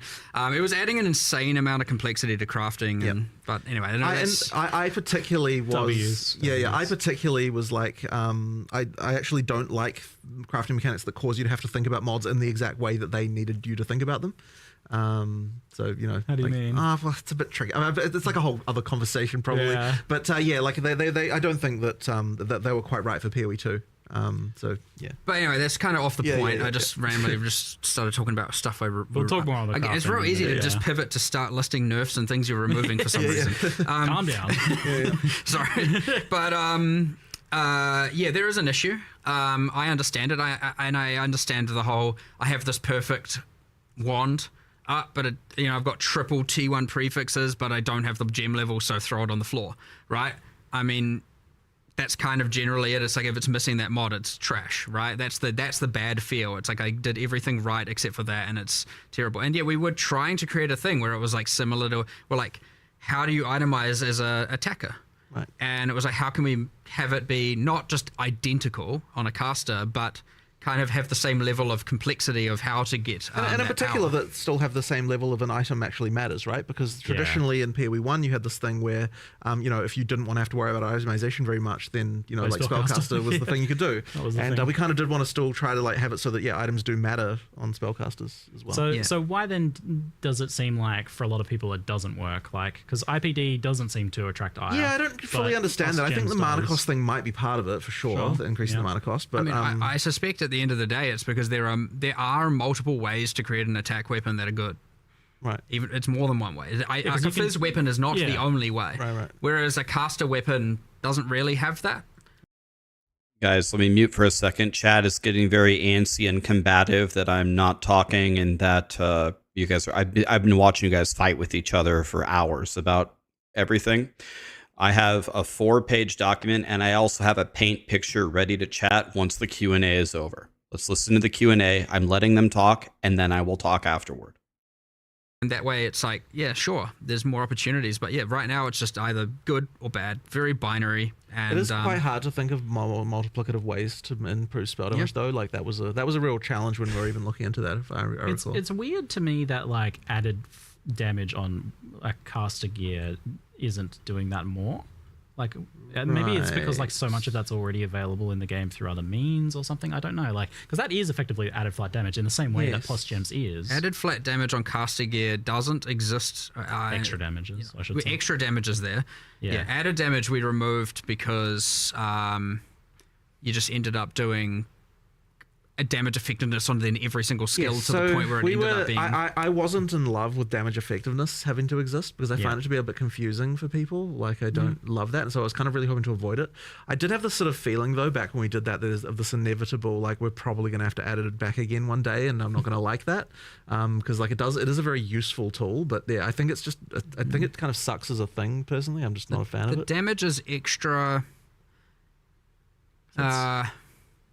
That's another take on that. I mean, that's we've done. I was just thinking of another change we've done here. So obviously, I'm pivoting a little bit, but it's still talking about caster weapons. So we'll say it's related. But in 040, we are doing a change where, even though we're not changing the plus spell so much, we are making it so that you can't essence +3 spells on the foci, which I said before. Just to be clear, that is a change. But the other thing we're doing is we're taking it's the runic and glyphic equivalent of spell damage on foci and for all the different damage types, and just saying they can't generate on foci now. And I think we're in the end game, we're then increasing the base energy shields a little bit. It doesn't. I know people, oh my god, you're making energy shield better. Don't worry, it makes like no real difference overall with the other changes in mind. But the idea is being that a wand and a foci should be slightly more defensively enhanced, not offensive compared to a staff. And so one thing we've done is we said all staff prefixes. So that's the damage is fire, the element damages the types. It's the just increased specific damage, increased spell damage. What is it? Mana. I don't remember what else. The prefixes. Those are all now double wands as opposed to, I think it was 50 to 55% higher than wands, give or take. So if you want... Like, it just adds more reason to want to use a staff. So the staff prefixes are double wands, whereas a wand plus foci is not giving you... Well, it was pretty much giving you more damage, I actually think it was, than a staff would have been able to. Definitely not. So at least now staffs are going to be better.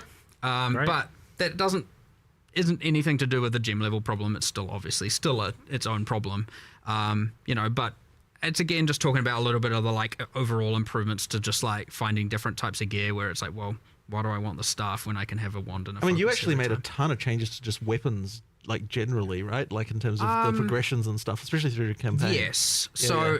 when we were adding the talismans for the druid, we were like, what do we want all the in-game base types to be? What do we want the damage in the campaign? And what we then started looking into was a lot of the other weapons going, well, what were they doing? And then I was looking at things going, well, this doesn't seem right here, and this doesn't seem right there. And you get these weird things which people probably don't honestly appreciate, maybe, where it's like you're upgrading your weapon, so you're going from like random examples. I don't know. I don't actually know if this is true. I'm just going to just hypothetically.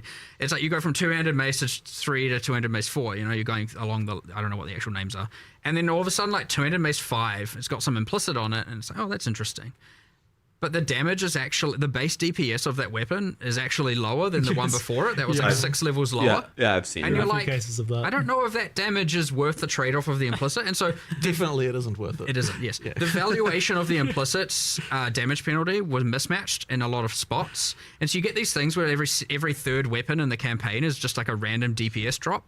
In actuarial science, it's So called a we're reversal. changing all of that as much It as we happens can, all at the least. time. That's a great The change. thing is, you might not even necessarily recognize this That's as a a player, great because change. generally speaking, you just like, you see a weapon that dropped and you're like, okay, what's the DPS of this compared to another one? You're not necessarily thinking about the fact that there's a new upgraded weapon type, or that's like, or that should have been higher. So what it ends up being is there's just a hole of like 20 levels go by where it's like, I can't get a weapon upgrade, and it's frustrating. And that's what it actually feels like when you actually play it. But in reality, what it was is that the weapon type that was supposed to be an upgrade is actually a downgrade. That's something that Mark immediately saw, and he was like, okay, we need to we're do doing a something little about bit more. I don't know if we're going to get through all the weapons, but we're trying. Whereas like you get to endgame and it's like, okay, what's your fast weapon? What's your crit weapon? What's your just standard good weapon? And then here's implicit A, implicit B, implicit C, you know. And then it's like, which one's your bonk weapon? Like, which one am I just going to bonk things with? The slow, heavy hitter. And trying to just do a lot more of that and make sure there's all the in-game choices for all of these weapons, bunch of different cool implicits, changing some of them around, just reevaluating the damage of them all, just the base DPS. So generally speaking, pretty much all of them going up across the board in little ways. Like, they're not, nothing make or break, but like it's enough of a thing that as you're going through the campaign, you're not just like, where the heck are my upgrades? And also at the end game, just increasing a bit of the choices of different base weapons you could use for different builds and whatnot. So yeah, it's kind of one of those things that, you know, it's easy to go a little bit underappreciated, but, you know, it matters, like in changing the staffs and all of that stuff. It does, you know, contribute to the overall picture of just things feeling good. And, you know, it's another one of these things where it's like, yeah, we just in the process of adding the druid weapons, we were like, well, let's go do the rest of this right as well while we're at it. So yeah, we've still got a bit more to do there, but I don't know if that will come in this, you know, week to come and or as opposed to afterwards or something like that. But we're just going to try and do as much as we can. So even if not all the weapon types are in the patch notes, it isn't to say we aren't going to do the rest of them before the end of next week, because it doesn't take too long to do them. But, you know, at the same time, you don't want to rush it and mess it up. So, yeah, I don't know. Just a random thing. I think people are increasingly souring on rarity and gear, especially now that it affects currency drops, and which makes it feel very mandatory, right? Because like, what do we play for? Currency, obviously. Well, don't you worry. We've had our, you know, every 3 months discussion of talking about rarity and what we're going to do with it. I think we nerfed it again, didn't we? We did a little bit. We cut off some of the top tier mods, so just the overall amount of it is lower. It's a stopgap. I don't quite know. We haven't come to an exact decision, but like, it is true that it feels like every change we're making at this point is getting slightly closer to just it despawning. Keep having those meetings then. I will get rid of it eventually. It's just that we need to find we need to find the mods that can replace it in the mod pools that like in order to make it work. And it's like, this Did is the Jonathan annoying say he thing. plans to get rid of rarity entirely on gear? If Is that what he just removed it said? right now, there just wouldn't be enough of a mod. Like the mod pools wouldn't work. There is an interesting thing we see where and I don't like, for sure it is understandable, but we see a lot of videos being made with just absolute 1000% misunderstandings of how it all works. And which probably isn't helping its cause in any way, because it has all these hidden DR things and just a bunch of hidden mechanics in it. But yeah, there's certainly a mass amount of misunderstanding as to how it works, and people going, look, it does exactly this change, and it's like, it's not even doing 1/10 of what you're saying it's doing. Get shit on content creators. That being I didn't said, make a I'm not saying video it's on not that a problem. topic. It is 100% I'm a problem, safe. but there is certainly a Safe. mass misunderstanding with, again, because we don't even explain it anywhere. It's just this hidden, there's some formula somewhere, that no one has access to, except for us. You've always been a bit secretive on drop related stuff in particular, and like, you guys kind of happy to keep it that way for that one, or is it something you're like misinformation? We wanted to make it clear. We wanted. Okay. We were like, why don't we just get rid of the DR and find a way to make it work and actually display the actual value? But that is at conflict of removing it. So, there's a little bit of like, we just got to pick our direction here. And it's inherently unclear even to us in some sense. Like, we can't say like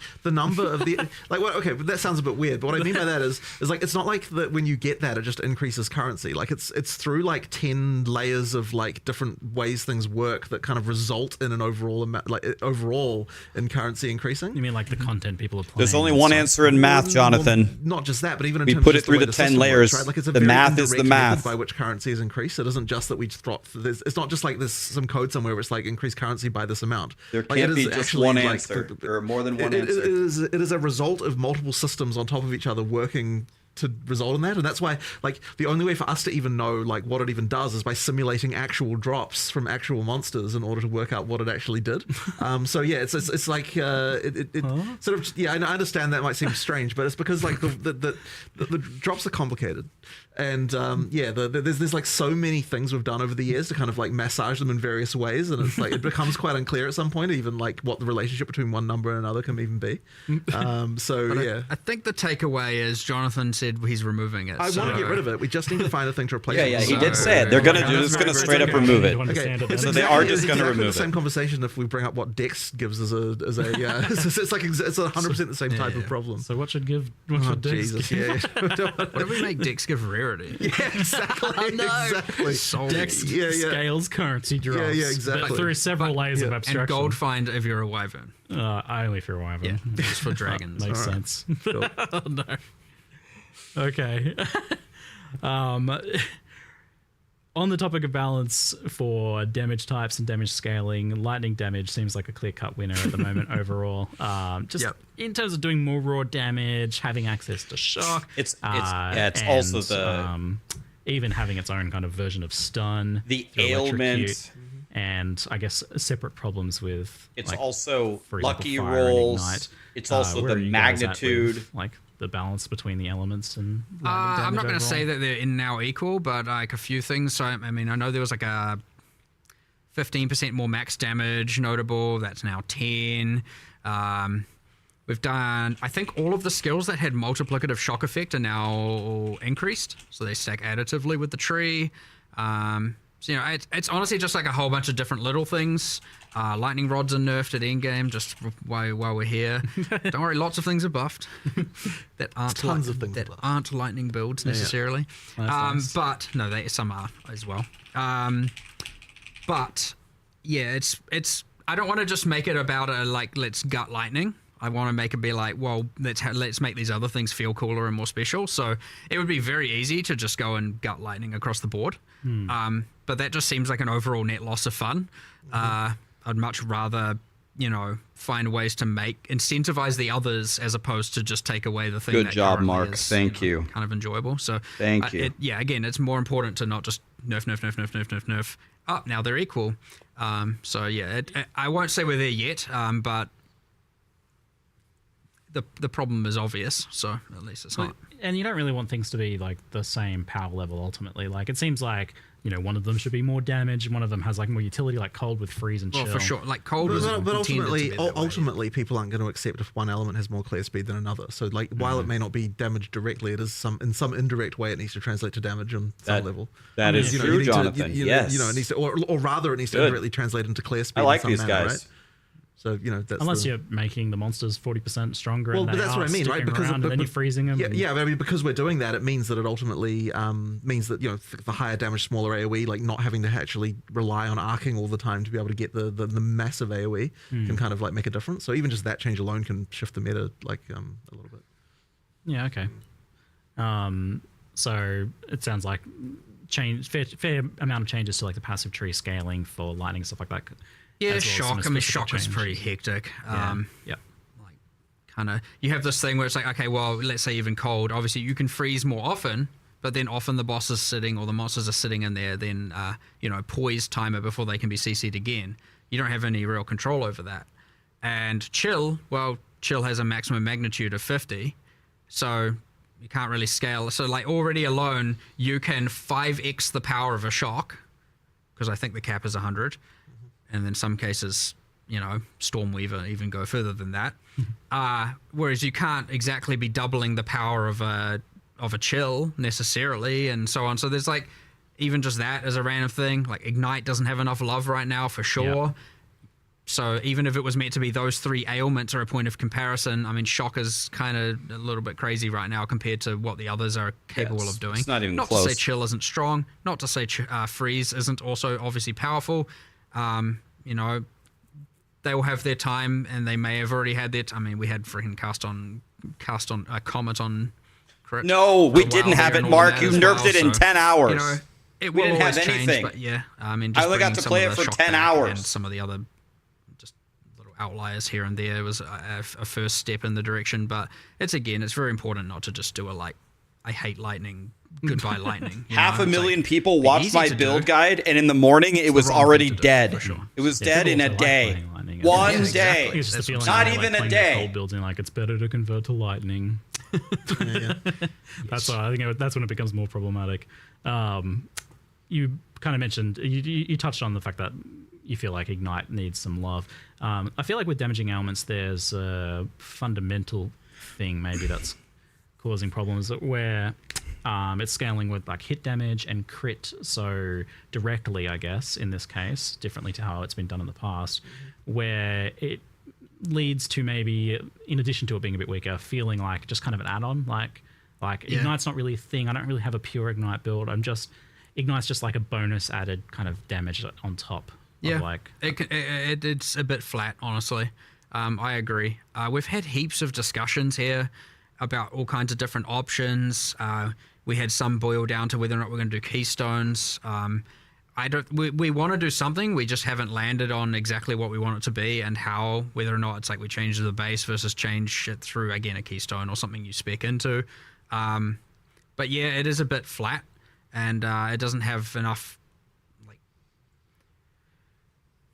It is, as you said. It's just, here's a bit more DPS, I guess, at the end of the day. And then even there's limited ways of kind of scaling it, and I'm not going to say there's none. There are some, but it's not enough. It's I mean, overall, I'd say it just hasn't got enough love. So, but we want to. Backtracking a little bit on the gearing, we touched on crafting a little bit, and so I love 0-3 crafting. Like, it was such a huge change from like a game that some would joke didn't have crafting into some of the that wasn't a joke, Ziggy. And interesting crafting we've it wasn't had a joke in Path of Exile. I think like it's right up there. 0-3 crafting was amazing. Like the combination of the core currency changes, the changes to essences was really good, and how these things interplay with some of the omens and the abyss crafting even. So like definitely felt like some things were a bit illegal, and just the overall like how good it was. Like I don't know, like oh no, I feel like this is illegal. So what of that was illegal or is illegal or is being? Well, you said essences. So we talked about essence of sorcery. It's not like we're gutting anything like that, right? There's just a few illegal things. It's a few. Yeah. Are you pretty like you like overall like where it ended up? I think it's way better than it was before. Yeah, 100%. Great. Well, thank you. It's what I found playing, and obviously and collating a little bit of data, but it's the kind of thing where I don't have enough data to go and or enough feedback to go and make some sweeping change. Is that people find that getting the it's too easy now to get to the absolute upper echelons of gear. Is what I kind of honestly, and I assumed that there'd be a bit of a public civil war about me saying that, because I could see people going, no, that I love it that way, and a bunch of people going like, well, I'm completing my characters way too fast, right? I got nowhere to go. I got no, I want to play for longer, and I have nothing to spend my time doing. Like, it's done, my character's finished. And I could see people being very binary on that for sure. but then it's like, you know, how much of that just comes down to homogenizing, for example, and a few different axes like that. I think a fair amount. And but yeah, I know there's other problems, like for example, because of the high tier currency, there's a little bit of like you don't even need to pick up tier 5 rares anymore, because what you actually want is a base type to craft from. And so in some ways it's wrong in that regard, for sure. Like if people feel that way, that's probably not good. Yeah, and then there was some other things with the essences that went wrong, like for example the essence of haste, being able to craft melee tiers of attack speed onto bows. It's not alright, right? That's better than what a bow can even yield. So like now a dropped bow can never be the best thing in the game because there's an essence that can grant high value. That's not intentional. Like the essences should be good, but they shouldn't be giving illegal mods, as we keep saying. So yeah, it's a bit of that, but I would hate to. I want to see how it goes, but I definitely feel the thing that like definitely hit me the most that I want to get more feedback on is the people just going, it's not you. There's no point in picking up T5 rares eventually because it, you know. I would rather just craft from a white base and I can more guarantee that it's going to be good, and so what's the point? But yeah, there's a bit of that, and so, but again, it's very important with these kinds of things not to just like, yeah, that's obviously right, let's just change everything, and now item gearing is just ruined, because you could very easily undo with a lot of the good that 030's crafting added, so yeah, fine-tooth comb, being very careful with it, for sure. So it sounds like definitely getting rid of a few specific things. Omen of homogenization was a pretty clear one. I think that was like seemed hyper illegal, as well as like some of the specific essences. Like the tiered currencies, you feel like you're pretty happy with that overall? I think overall I like them. Yeah. Okay, cool. And like the essence changes in general. Yeah, for sure. And what about abyss crafting? Now that that's going core, is that like changing a lot? Because that I think played a pretty important role in giving you some interesting decision making in crafting. It's not changing very much aside from the removal of waystone crafting from it. Yeah, sure, there'll be a few number changes around. Yeah, just little bits here and there. Yeah. Well, I mean, inherently we have to, because we buffed staff prefixes, we have to go and look at everywhere that adds equivalent mods and make sure those are increased as well. And so, like, either way, there's some overflow effects that just kind of happen due to balance changes all over the place. But nothing like no significant change to that at this point, for sure. But it's still there. When you're playing through, even though it's core, when you're playing through the campaign, much like you get the world map icons, or it's like, oh, this thing's here. We've got a bunch of areas where there are abysses. A few. I think it's 6. And each give throughout the entire campaign, each will give a crafting thing. So you have at least 6 guaranteed campaign crafts. Oh, great. Awesome. If you explore and do the areas, and you can see it on your world map if you've done it or not. And so you're giving you a bit of that throughout. So we don't lose that the league had. And then in-game, sure, use your tablets and then start running it. And awesome. If you want to get the crafting, yeah. Well, I'm amped to hear that, like, overall it seems to be fairly intact then, because I was definitely a huge fan of, like, the direction crafting's taking there. So, and I'm excited to see it getting built upon with, like, the Sacrifice of the Vile stuff too. Well, the new Vile stuff.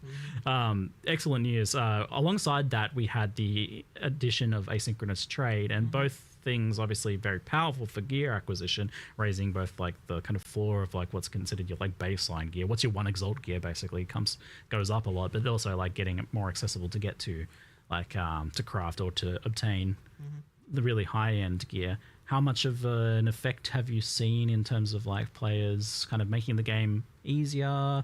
Like, has the game gotten a lot easier overall for people? Are people like reaching their final product earlier? It's really hard to tell how much of it is the trade system and how much of it is the crafting changes. Like, it's actually really quite hard to disentangle.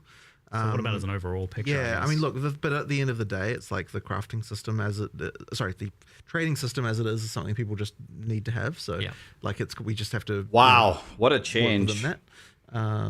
10 years ago, they can never have it to people need it. Problem. Wow, we're not going to what go a and change. Say we need to nerf trading. Good. Right. We're past that. Finally, we can put that in our review mirror. Excellent. Yeah.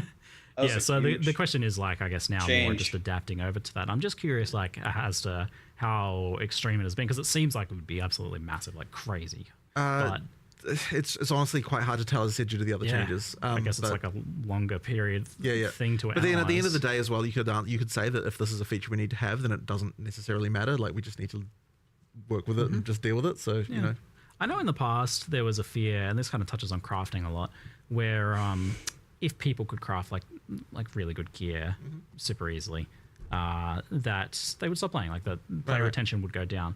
I feel like in some cases we've seen some of the opposite phenomena. Like there is, to an extent, the opposite phenomena where like people gain access to the builds they want to play. They gain access to content they might not have otherwise in a more reasonable time frame for them. So their engagement and the amount of time they play ends up going up as a result. Like in a surprising twist. That definitely can happen, but at the end of the day, like retention isn't exactly the reason why we do it. It's because we sort of feel like, you know, like if we did want to make getting the hardest gear harder, then the reason we would be doing it is because we don't like the feeling that you can get of like, I don't have anything else to get. You know what I mean? Like that would be the reason to do it, not necessarily because of retention reasons. You know what I mean? Like it's more about the play experience, to be honest. Because you know, when it comes right down to it, like our model is such a good answer. We want to keep you coming back every league. Like we don't necessarily care how long you play a given league for. We just want to make sure that each time you play a league, you're enjoying your experience, so that you want to come back and play the next one. So you know, that's kind of our philosophy on that. So you know, retention isn't directly a thing that we're like optimizing for exactly in that way. Players hyperfixate on that. Yeah, it's more about retention from league to league. Like what are we doing? You know, like how many players do we get back for the next league, as opposed to how many players do we get back the next day? That's interesting.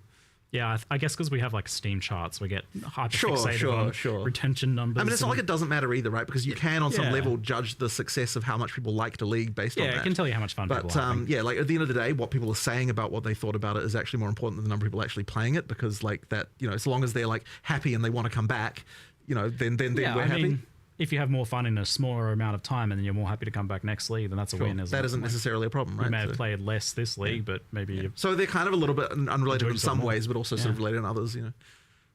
Okay, well, it'd be interesting to see how this continues to play out then, the crafting trading thing. I'm super interested in like the economic aspects of that. Right. But it's definitely had a big impact, and on the whole, like 0.3 felt like a huge net positive for both crafting and trading.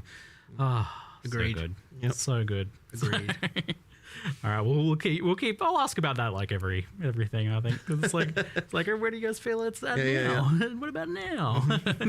Can we scroll to the end? Thanks. There we go. So we had just a couple of random questions. I do see one in chat, but it's not really a question. People just typing move speed, but I don't really actually know what the context for that is. You guys know? It's the speed at which you move. Oh, very insightful. Thank you. Maybe you guys could type an actual question in chat. Got him, boys. Instead of just chanting, but well, I mean, adjacent to that, one change we have made, which is kind of interesting, and I think it's a kind of, I don't know if the general desire is more or less of it. I suspect you'll find a bit of both. But irrelevant of that, like a change we made is. There's lots of in-game runes where you can now only use one of them. And it's quite interesting because obviously before it was like get the double socketable effect on boots, put all the removal speed runes in, and it's well, great, now you got... And, you know, it's kind of interesting, but it also meant that generally what was happening is every single slot was just stacked with the same rune type. So now you're getting this like kind of nice mixture of different runes being used and different things, and it's kind of enhancing that. But yes, it overall makes the amount of movement speed you're getting from boots lower at the end game. But those were like very, very, very expensive. So which is kind of cool. What else is not much else has really changed kind there. Of like a rehashing of the old discussions of like the mandatory move speed on boots versus like implicits and things like that. I've always been a big fan of like a little bit of implicit movement speed on boots as you go up or something like that. But I know you guys are happy with like having move speed be an important stat on boots. Like, I guess, and maybe some people just want more move speed, but I mean, some people always will. That's a thing, yeah. There's probably some people that want to move faster. It's just less. I think there's some people who might want to have a less mandatoriness to have to move so fast as well to some degree, but I've been more on that side of things, like maybe make some of the maps a little smaller so that move speed's less important, I feel. We don't like mandatory mod items on... it was that topic. Okay, cool. Okay. Thanks, team. Just confirming that. Yeah, I feel like that's been discussed fairly well at this point. Yeah, we're at the same stance on that, really. Which is, it's interesting because technically, if we end up acknowledging that is wrong in the context of staffs and wands, then we might have to reevaluate why it's right in the context of movement speed. You know, it's an interesting thing where one discussion might yield the other because it's kind of a similar problem in both contexts. And we might end up who knows what side of the fence we're going to land on, you know what I mean? So I've seen Acolyte of Chayula get mentioned a lot. I have not played that class, so I can't speak. I have. It's garbage. But, is that one that is getting we've done number love, buffs I at the think? very least, yes. Yeah, okay. I think almost every Ascendancy class has some level, like, honestly, some of it is like one node changed, some of it, like, for example, Pathfinder's got 2 whole new notables, and, like, we got rid, I mean, Pathfinder just did that, we got rid of the poison spreading notable because it's pretty much Herald of Plague, and we just put the 4-pointer to the 2-pointer, so you get the actual more powerful spike one for cheaper.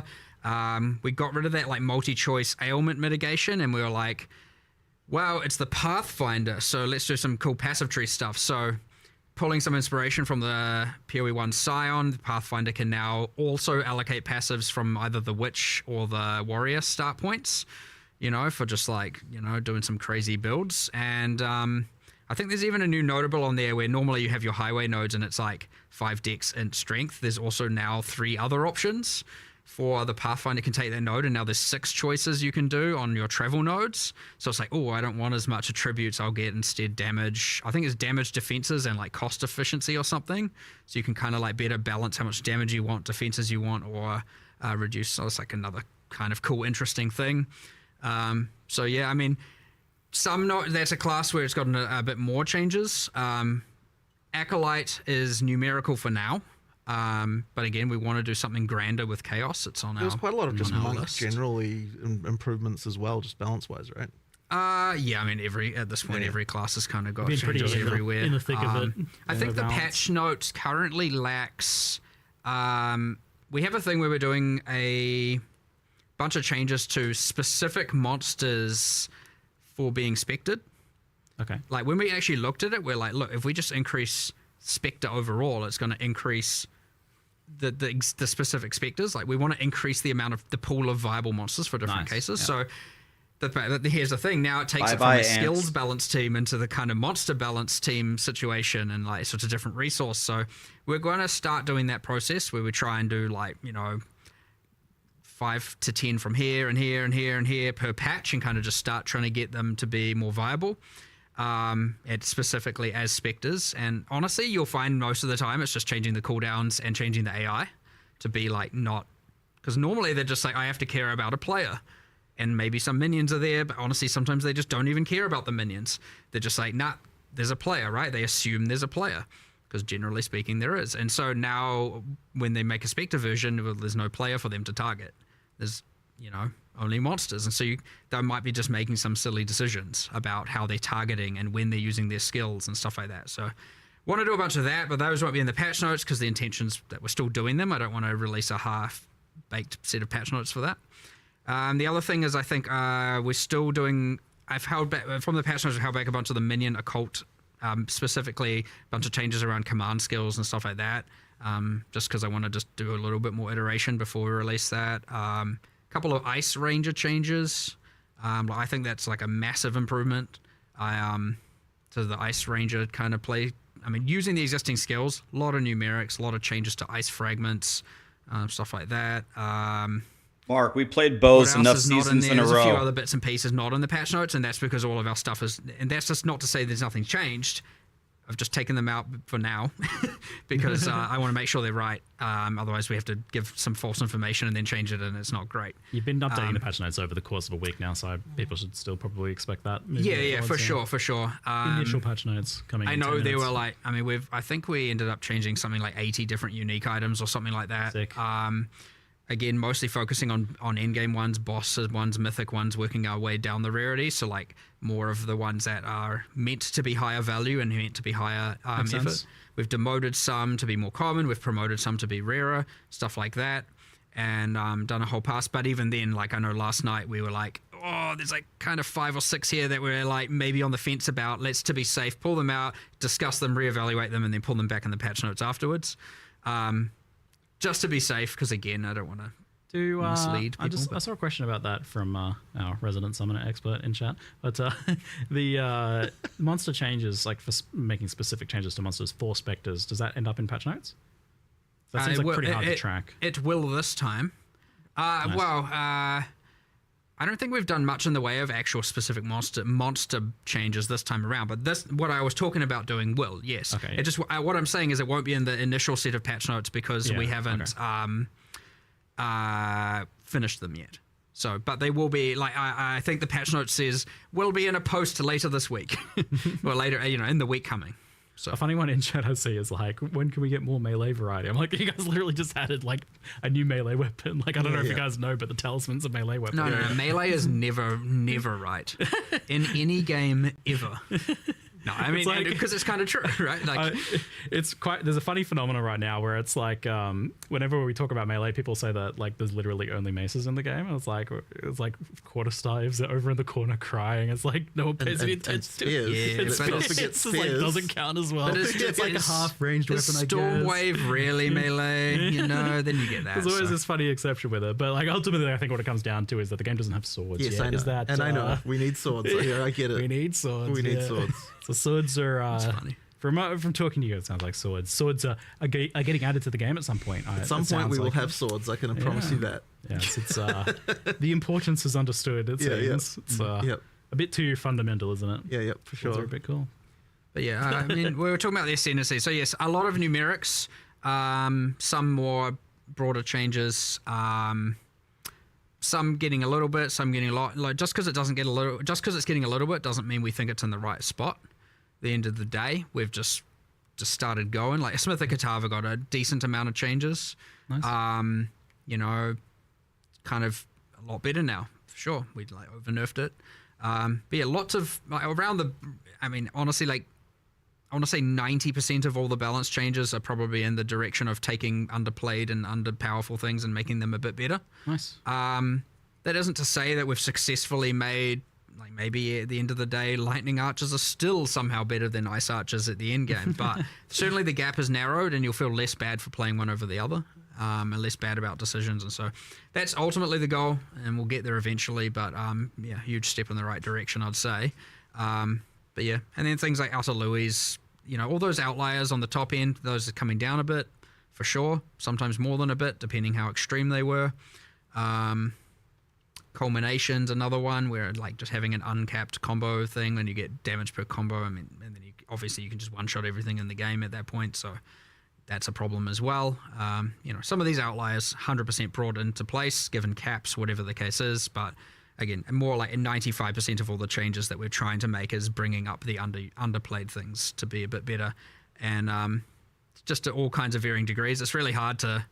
It's like, do you just do everything across the board and try and look at everything and give everything a minute, or do you really hone in on one build? And right at this point, we're trying to do a very widespread. Let's look at literally every skill and go, is there a decision what would we do? And it's like, it would require this huge rework. Okay, instead of waiting for that, can we just do some numbers for now? Do the rework later to really give it what it truly should be? If so, let's do that, and then bench that thing for a later time when we have more time, and then move to the next, do the same assessment, and then we just try to do that for literally everything. The Balanced Ninja Squad is currently focusing on clear speed, it sounds like. AoE. Yes, but for things that are not already, up at the top tier, generally. Right. We're getting quite close to patch notes, so we'll rapid fire some things off here. It seemed like at one point, like druids were going to have claws as their weapons, so that has obviously changed to talismans. Or that might have been a long time. That was actually for the huntress. Yeah. Oh, okay, weird. Yeah. So it sounds like claws are probably not going to be a thing then. Probably not anytime soon. Decided not less interesting than other options. Yeah. All right. Cool.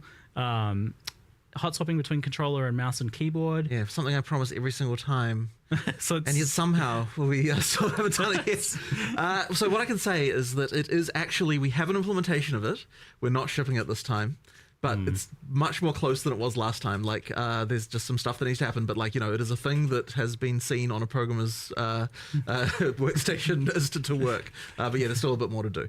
But, yeah, like, next time, I know I've said this twice before, but next time, we will definitely have that. I know, it's a weirdly huger feature than it seems because, the code was just originally not written with that in mind at all. And, it's just requiring a lot of re-engineering of a whole bunch of existing UI to be able to get it to work. Looking forward to it so I can I know. actually do inventory management. I know. We will have it, but yeah, controller inventory. Oof, yeah. No. But yeah. Okay, good news. It's being worked on daily. It sounds like. Do you have like a rough timeline for full release, or not ready to announce that yet? Don't really have it to announce, but I mean, look, I certainly don't want it to be 2027. Like, I really want it to be next year. Like, I really do. So, you know, like it'll be, I really want it to be next year. But we certainly underestimated the amount of work we wanted to. Certainly by having to make all the leagues constantly and all of that. And I know some people might be like, just don't. But like, you need to do. We want people to play the game still and enjoy it and, you know, do what we want to do. But so, yeah, you get this thing where we severely underestimated how much extra time it would add. Your rule of cool of like, we want to do the 130 extra passives because it's cool. I mean, that has an expense. Yes, all of this does get in the way technically, but... But look, at the end of the day, we're not going to release until everyone's happy. Yeah. So that's true. Yeah, that's so true. that's what needs to happen first. So, you know, it's a good trade-off. Yeah. With the performance improvements, which looked like really impressive, even more than the 25% you're saying, like looking at the side-by-side footage was like, it looks even better than that. Yeah, I mean, look, we did 25. I said 25% as a commitment because like that's kind of like I want to make sure, like, look, people are really sensitive to the stuff, so like I wanted to make sure that we're not over-promising. Under-promise. And so under-promise and over-deliver was the plan, but effectively, like, I've been focusing a lot myself actually and trying to like make sure that it's getting better. Effectively, what we've done is, I mean, obviously there's just sort of traditional optimization that happens, but a lot of it is just effectively making sure we're multi-threading things better, taking advantage of more CPU cores. If you're GPU bound and you don't have dynamic resolution turned on, then it obviously won't affect you because you're GPU bound. If you've got dynamic resolution on, so you know like GPU is not so much of a concern, then CPU was definitely a problem for just about everyone. Like even really fast CPUs were having issues in in-game mapping. So the goal really was to make it so that, you know, like when you've got a lot of shit going on, that your CPU is not overloaded. We did that by multi-threading things much better than we were before. And, you know, just, traditional optimization, just lots of improvements there. Like now... there's so many things that are working better than they were before. Like in many cases, honestly, you see double frame rate, like just straight up. Awesome. But as I said, like not consistently in all cases. So and consoles obviously saw a huge improvement. They, consoles just have weaker CPUs than PCs do. So therefore, when you're doing CPU optimization, consoles are what's going to benefit from that. It's just a lot better. Now, one of the things I'm a bit worried about is that by multi-threading more things, you can run into multi-threading bugs. And so there might be, hopefully not, but there might be some more crashing going on when we first launch, just because, like, you know, like the thing with multi-threading is that, like, depending on the exact scenario, different things can happen at different times. It can cause some issues. I'm really hoping we don't run into that. We're trying to do as much testing as we can to fix all those kinds of issues. Effectively, that would be the worry. But yeah, I think that it was definitely worth taking the plunge and doing that stuff because it is way better. I probably should make like a video on exactly, like, you know, some of the, like, go into a deep dive into it at some point because it's kind of interesting. And it feels like even still, occasionally you guys are still just finding ridiculous things that, like, we just made it a whole nother chunk faster. Yeah, exactly. Just because of some just ancient thing. It's we definitely still find some crazy stuff, and like it's going to be a lot better. I expect it's just going to keep going as well. Yeah, no, exactly. So that's the other thing is, like, I want to spend even more time on getting this exactly right. We're not even at the point, like, when I'm looking at it now, I'm like, we could still theoretically make this quite a bit faster than it even still is. You've been personally like really on this every time. I have. Just because it's been such a big issue, and like I wanted to actually get back in there and spend a bit of time on it. And as I said, like already it's so much better now. But we'll be even better than that. Awesome, fantastic. It's great news. Patch notes are here. All so right. we will end there and let no people one's interested in listening to us anymore. They've got everybody's gone. No, thank you very much, guys. That was a pleasure to talk to you once again, and I look forward to checking it out and going and playing some more. Excellent. Thank you very much. All right, so that was insane. So now I can finally give you my opinions on everything. All right. Okay.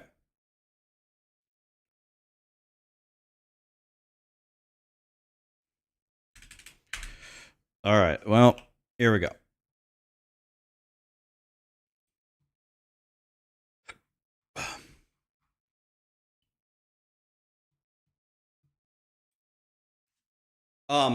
First thing I'll say is I'm not going to look at the patch notes today. They just dropped them. I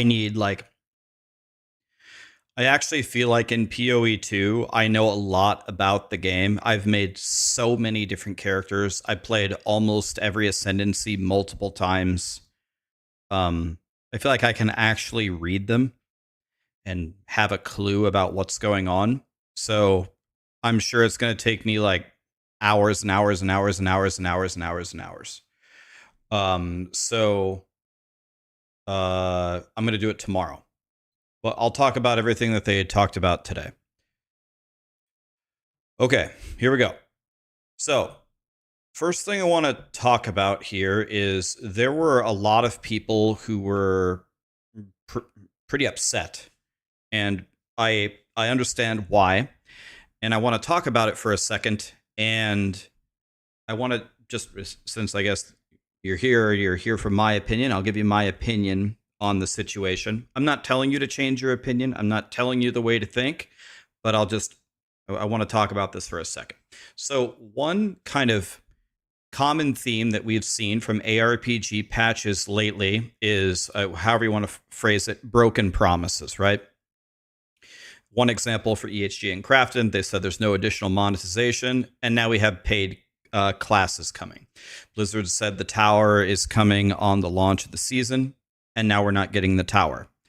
Grinding Gear Games has said that this is the Endgame patch. They did make some Endgame changes, which are good, but in general, the majority of the Endgame stuff they announced is not coming in this patch. People are really mad. People have said we were supposed to get Druid last time. Now we're getting it this time, and the patch isn't very good. So all those things are perfectly valid things to be mad about. They say one thing and do another. Totally understand why people would be mad about that. I'm obviously not happy about it either. There is a phenomenon that happens, though. I sometimes talk to leadership in some of these different companies and actually other companies that aren't on this sheet. And a lot of times they are extremely hesitant to say anything to the community because of exactly this. Because when you don't deliver on this, and you don't deliver on this, and you don't deliver on this, people are mad. And so when people are mad, the one solution is just not to say anything, right? So I would prefer that gaming companies give us information ahead of time as much as possible. Maybe, just stay away from completely promising that this feature is coming at this time if you aren't sure, of course, yada, yada, yada. But there is like a downside. People just say, well, it's simple, just keep your promises. Well, I mean, if you've ever lived on planet Earth before, sometimes things don't go as planned. And so I try my best not to just crucify them when something like this happens. And so what do I base my opinion on? I base my opinion on, well, what are the things that are coming? What are the season mechanics that are coming? And the stuff that you did change for either this particular patch and ongoing forward from the game, are you actually trying to make your game better? And, besides the individual promises that you didn't deliver on.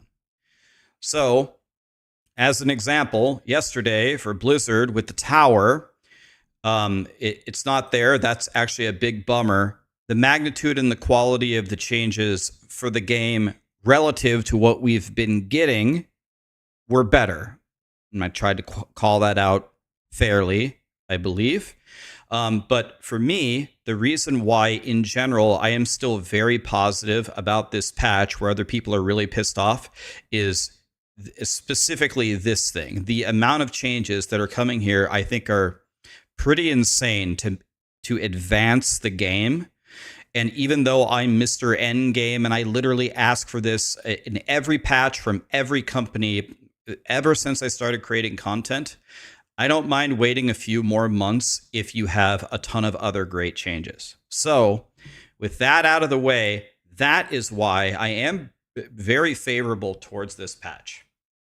So now we can talk about what they all said in that whatever three-hour presentation or whatever it was. So the Druid is here. We all knew that was coming. It's an elemental caster and a shapeshifter. It's a strength int class. I believe it's the first strength int class in Path of Exile 2. So it's going to stack armor and energy shield. Energy shield has been a million times better than armor most of POE2's lifespan. They said in the stream that Energy Shield is coming down a little bit, although it will still be really strong. So the first thing that I think of when I see this is, all things held equal, we'll have to see how it shakes out. Probably going to lean into Energy Shield for staying alive. They have spells and attacks. And a lot of the ways that the Druid interacts is you cast a spell, then you shapeshift into a form, and then you do your shapeshifty stuff, and then you can power up the spells by doing different attacks in the shapeshifting form and doing different things with the different charges. And the shapeshifting forms also have ultimate skills. So you can be a bear, they look fire-based, they maul, they get endurance charges, they can use war cries, including war cries from other classes. And they had like a Bear Mageddon ultimate, and they seem to have this like enraged trample effect where they run around and just smash everything in the map. The werewolf is ice-based, it does a bunch of slashes, you can summon a bunch of wolves, so you have like your wolf pack with you. And they had moon power ultimates. The Wyvern is like the dragon, and it's lightning based, and it can rend. It devours corpses to gain power charges, to get more power with the different attacks that they have. And it has ranged attacks. It can throw rolling magma and put like an oil or a sludge on them to blow them all up. And a bunch of different like lightning blasts. And their ultimate was like, you actually fly in the air and do a fire breathing attack. In general, if you didn't watch the Druid, the cinematics for it, it looked amazing. Visually, it looks incredible, and they've been working on it for multiple years, so we expected that to happen. Looks to be one of the coolest classes by far, and it looks to be probably one of the most interesting to Theorycraft, because you will be using weapon swap. Like, you will probably have a staff or a wand and an offhand to cast your spells, and then you just press a button to switch into your shape-shifting form. Probably is going to be the best way to play it rather than just doing one thing. There are spell meta gems now that can auto-cast any spell that you want. For example, if you want it to auto-cast Spark, to just put shock on the whole map, you could do something like that. Seems pretty insane. Their ascendancies are Shaman, which is, they had some different notables, spell damage per rage. They had generate rage continuously, and they can enhance runes and idols that you're currently using. Seems godly. Then the Oracle does a lot of interesting things where they like see visions of the battlefield, like they see visions of spells that you might cast. If you cast the spells that it shows you, then they get a huge damage increase, or it shows future visions of enemies, which allows you to, I guess, hit the enemy and the clone at the same time. I think that's how they explained it. Then they had a node called Unseen Path, which makes many, many more passive nodes, so you get a whole new tree that wasn't previously available to you. There is a third Ascendancy coming, but it's launching with 2. The seasonal theme is the Val Temple with Edziri. I'll be completely honest with you. I've done almost every POE1 mechanic in depth for the like different endgame strategies. Val Temples is one of the ones that I do the least. I think most people who do them say that they can be okay, but in general, I don't think this is one of the most popular endgame mechanics in POE1. The cool thing about the Val Temples is they allow you to double corrupt items, which is kind of like a super endgame thing to make like the most valuable items you could ever imagine.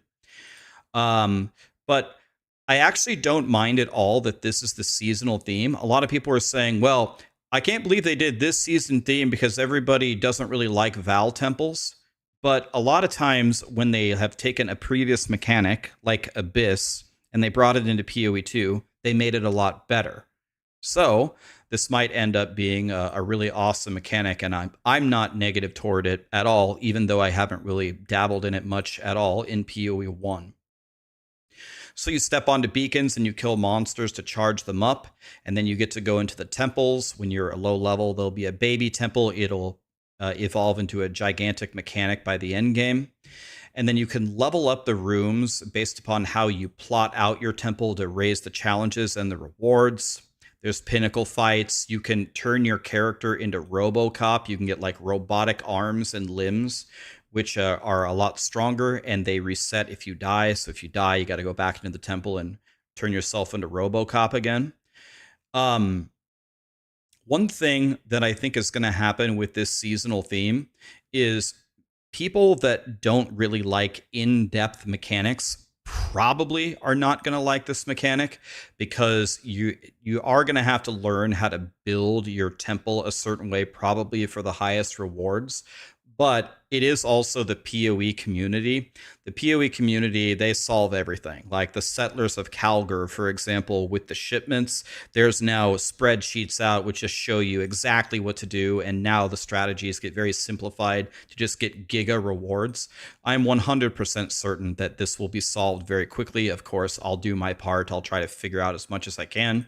So even if it seems really complicated in the beginning, there's going to be people who simplify it tremendously for you to get high rewards with little effort. So if you see this theme and it kind of makes you cringe because of that, we'll get it, if not completely solved, we'll get it figured out for you to make it easy on you very quickly. Abyss is going core. It's not going to be in every area, but you can add them to all of your maps in the endgame with tablets, and it has now its own tree in the endgame. Creating maps is much easier now. You don't have to do the tedious crafting. The tablets got buffed. I was going to pull up this real quick. This is the endgame feedback video that we made last league when they asked for endgame feedback. So I played it for 100 hours and made this sheet. No, I do not think that I'm the only one that gave this feedback. Tons of people did. No, I don't think Grinding Gear Games just does what I tell them to. Nothing like that. But we got tons of things that we asked for. The optimization in the game, they said, is way better, which was by far the most important thing. The permanent delirium fog has been fixed. Removing the elite icons, which we didn't want removed. They have a new system for that, which we'll talk about in a second. Some of the more in-depth endgame mechanics, which are coming next patch, which did not make it to this patch, are coming next league. So all this stuff in purple. They fixed a lot of things with the abyssal depths, and they fixed the terrible map creation process, which we just talked about. So even though the point in me bringing that up is, even though we aren't getting as many of the endgame changes that we wanted, this is supposed to be the endgame patch, they did do quite a few things already, and they said the next patch is going to be pretty sick. And the reason why I feel like this patch will be good enough is I think that this theme is going to be pretty in-depth to figure out. I think the Druid class looks sick, but even when they do things like this, when they rebalance 90 skills and they add 230 new passives, I think 230 new passives is bigger than some of the other ARPGs, like entire passive trees, if you just add them up. I think this is like more than an entire game's worth of new passives. So the theory crafting is absolutely there. The optimization, they said, is significantly better. They said at a minimum, you'll get 25% more frames, but in a lot of cases, you'll actually get double. They also rebalanced all of the ascendancies. So one more time, going back here, the reason why I'm positive, I'm not happy, of course, that we didn't get our endgame patch, but I feel like the magnitude of what we have gotten here is quite high. Then we go to the Q&A. I want to say this every time because people got mad at me last time. This is my interpretation of the questions that were asked and the answers that were given. It's not a direct copy of what they said. So the first question was, is the Druid powerful? Because the damage numbers they were doing 17 damage in the video, and people said it looked weak, even though it looked cool. And they said, yes, it's very OP. Don't worry about the damage in the video. Can the shapeshifters dodge roll? Yes, they each have their own dodge roll. Can other classes equip the talisman, which is the main weapon that you use as a druid to transform in your other slot? Yes, it's just a weapon type. So warriors can transform into a druid if they want. Are the druids going to utilize weapon swaps? Yes. In one hand, use the talisman, and then whatever for the other side, probably a staff, so you can cast your spells. Do the Val temples ever get completely reset when you run them, when you kill the Pinnacle boss? No, but if you kill it Ziri, they significantly change. So the temple will be constantly changing for you, but it won't permanently reset. So will people purposely leave your temple fully built but not finish it? And they said, yes, that'll probably be a very end game play.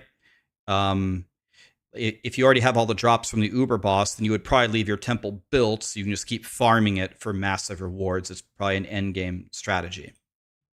Can you stack multiple temple runs? Yes, you can in the end game. Are you itemizing the temples? So in Path of Exile 1, you would build a really valuable temple, and then you would sell it to somebody to go use the double corruption altar. They said, no, we're not doing that. They didn't even like it in POE1 either. It was just a band-aid solution. You're going to run your own temples.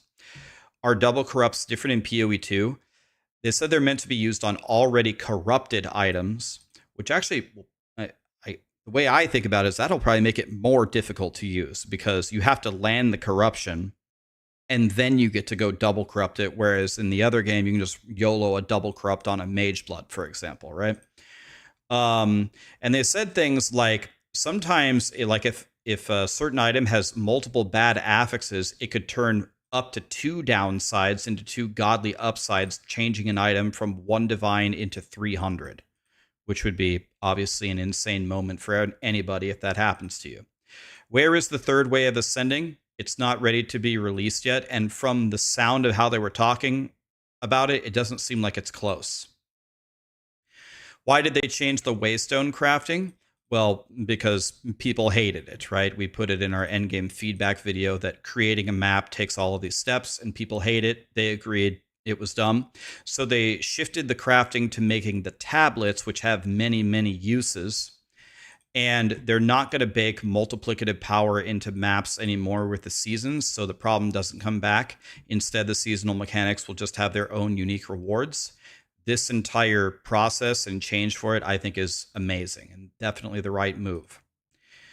What are the current problems with the endgame? I guess I should have wrote a lot more here. They talked about this for a long time. I guess there were a million problems, but one of them they said is there aren't clear goals on what you should be doing.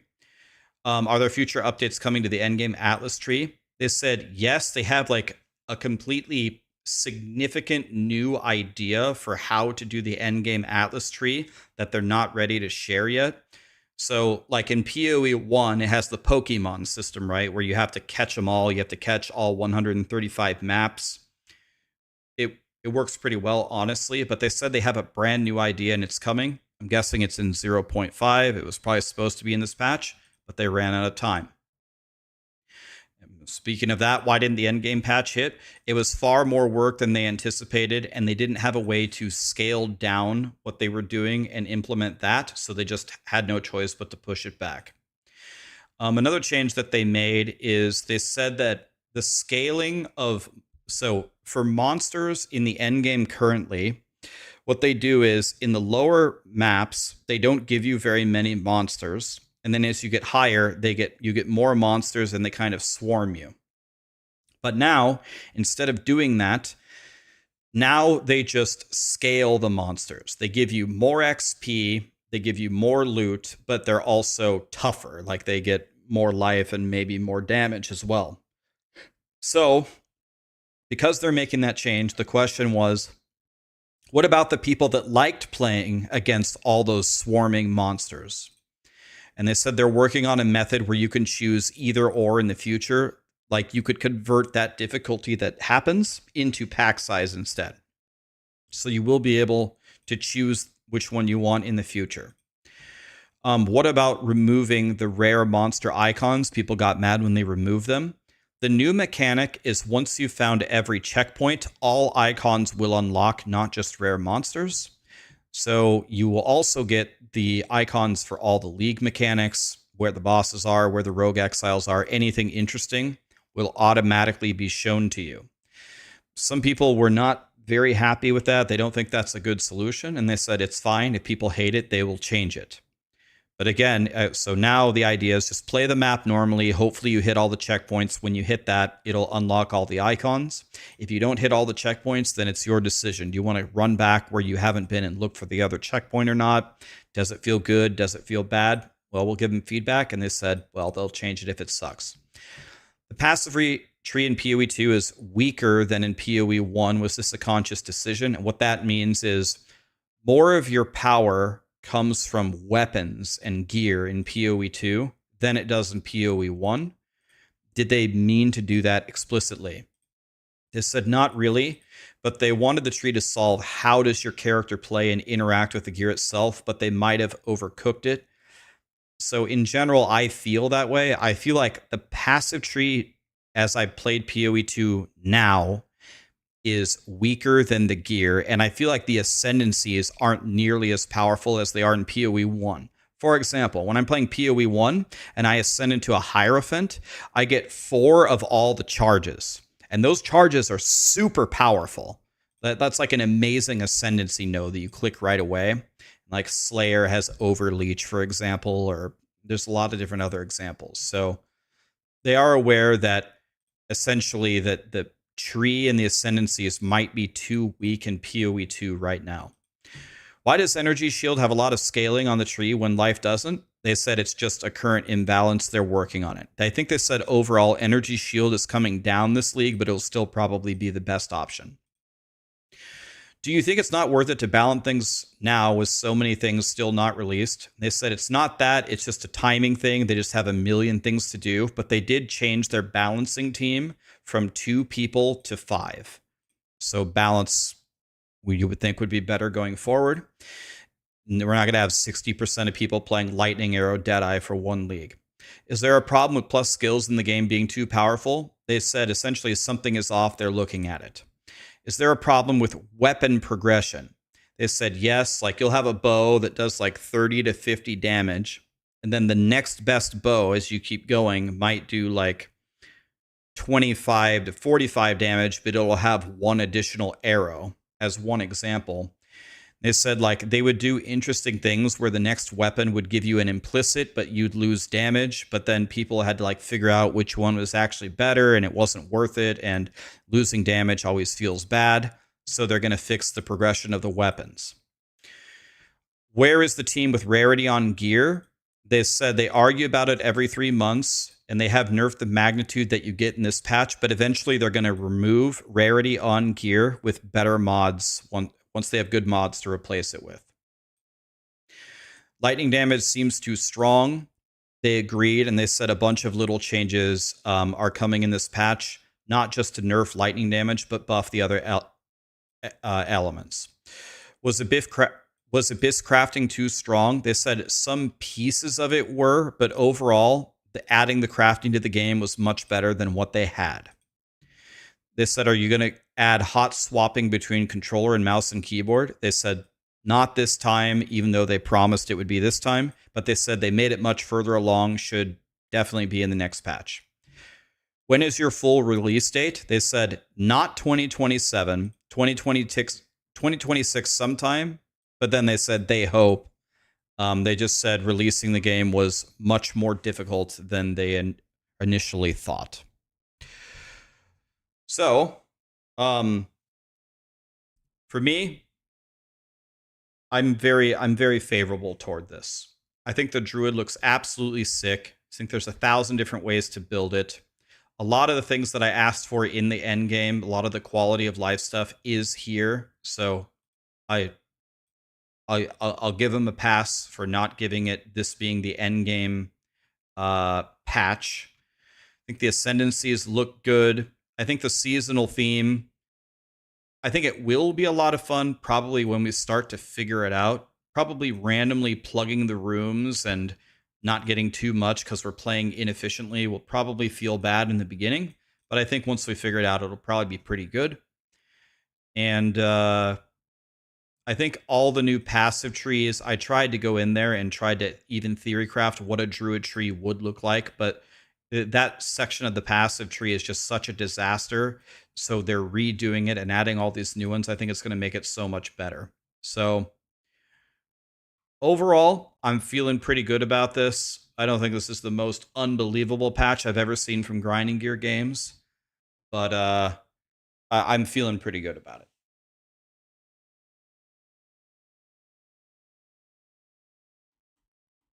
So that's my opinion.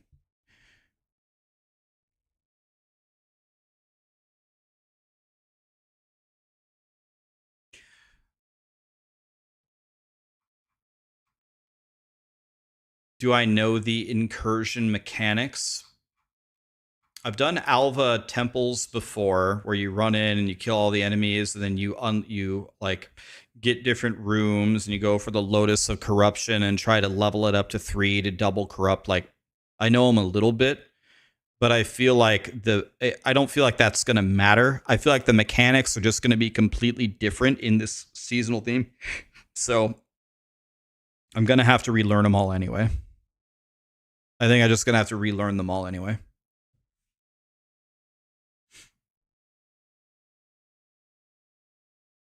You want to redo the straw poll? Are people going to play D4 or POE2? Yeah, let's do it. So we did a straw poll yesterday after Diablo 4's announcement, and people were very in favor of playing POE2 over Diablo 4 yesterday, but let's see what people think now. Which are you going to play? Let's just make it simple. Are you going to play POE2 only? No, fuck. You can't create a poll with one choice. Dang it. I'm throwing. What are you gonna do? POE2 only. Mostly POE2.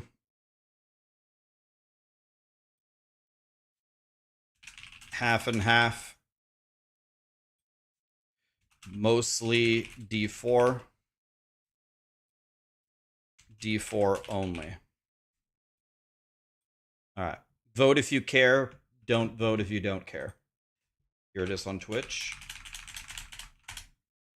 Here it is on YouTube. Vote if you care.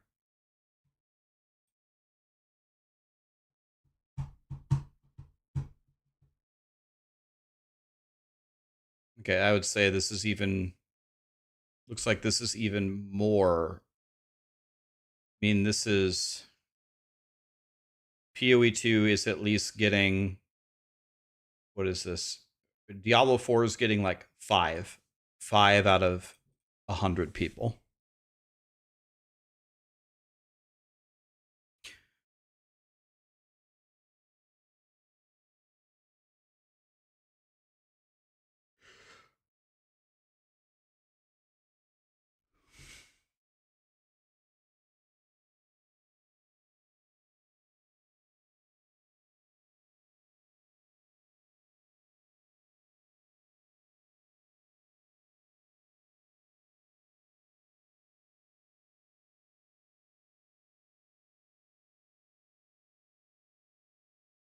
Okay, so this is very, very in favor of POE2. The poll yesterday was the same way. Now, Diablo 4, everyone is saying, I mean, they literally said it, I guess, at the end of the campfire right as I closed it during their closing comments, but apparently Diablo 4 is going to do something with the Game Awards. There's a reason why they're dropping it right after. There's a million different theories. It ranges from shadow dropping the entire expansion for free to... I don't know. Dropping a mechanic or dropping a class, or we don't know. We'll get something. It's got to be something. It's the Paladin. Very, very common guess could be. For free, it's Blizzard. Whatever it is, it probably won't be free. By the way, so many people subbed during the presentation. Thank you for the subs, guys. I didn't thank you individually during the stream because, well, I'm just trying to let Grinding Gear Games talk. I personally am going to have a lot of fun theory crafting the Druid. I'm sure I'm going to be able to make some unbelievable builds with this class. I think we're going to be shredding here. I'm feeling pretty confident.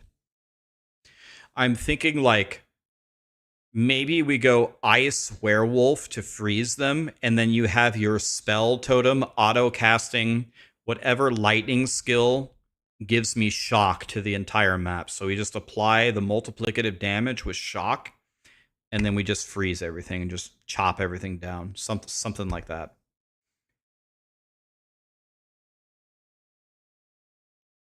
Or maybe we go the dragon. I will definitely play everything. I'm probably going to make this league. I'll probably make like 5 different druids or something. I'll make a half and half druid. I'll make a spell casting druid. I'll make I'll make the bear archetype, probably the wolf archetype. I'll probably be messing around with it a lot. So if you want to see a bunch of different builds, I'll make everything that I make that does well. I will make a full build guide for you for leveling in Endgame.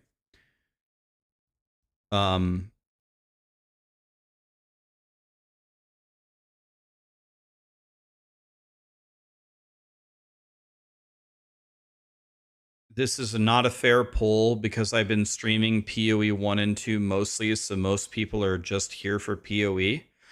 Well, yesterday I had, several thousand people watching Diablo 4. During the Diablo 4 stream, when I ran the same poll, I got the same results. Guys, we're not going to submit this to, like, it's just a fun little poll just to see what people vote. We're not going to, put these results in the Constitution or something. Like, I understand if the game that if you really wanted D4 to win and it didn't win, I could understand why that would upset you, but it's just a fun little poll, guys. It's not anything serious.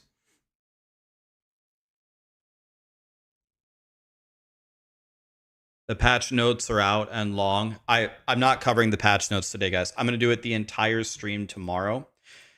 It'll give me an awesome stream tomorrow to go over it in outrageous detail. Someone just sent me a status from Adam Fletcher. Or no.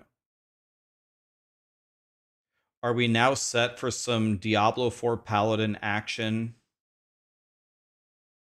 Oh, people are saying that. Oh, I see.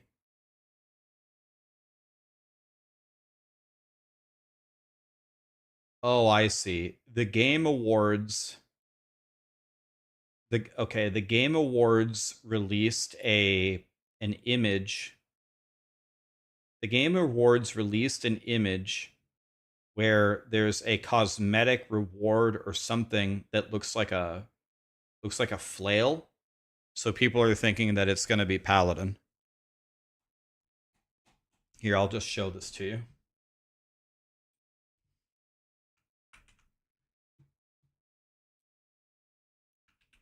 Okay, so the plot thickens here. So here's what we have. Oh. Here. Can I zoom in on this?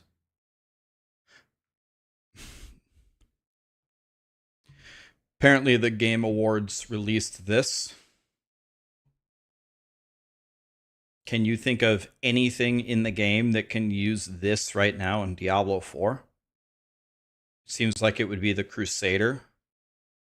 Well, there was a leak 2 years ago, right before Diablo 4 launched, that said the Paladin class was already done, and it was supposed to be a launch class, but it got pulled at the last minute. And this leak listed like 20 different things, and it was right on like nearly all of them. So the theory is that since it's a butt plug for the horse. Oh, never mind. Yeah, actually now take another look at it. Yeah. That's what it is. Never mind. It could be the Crusader, but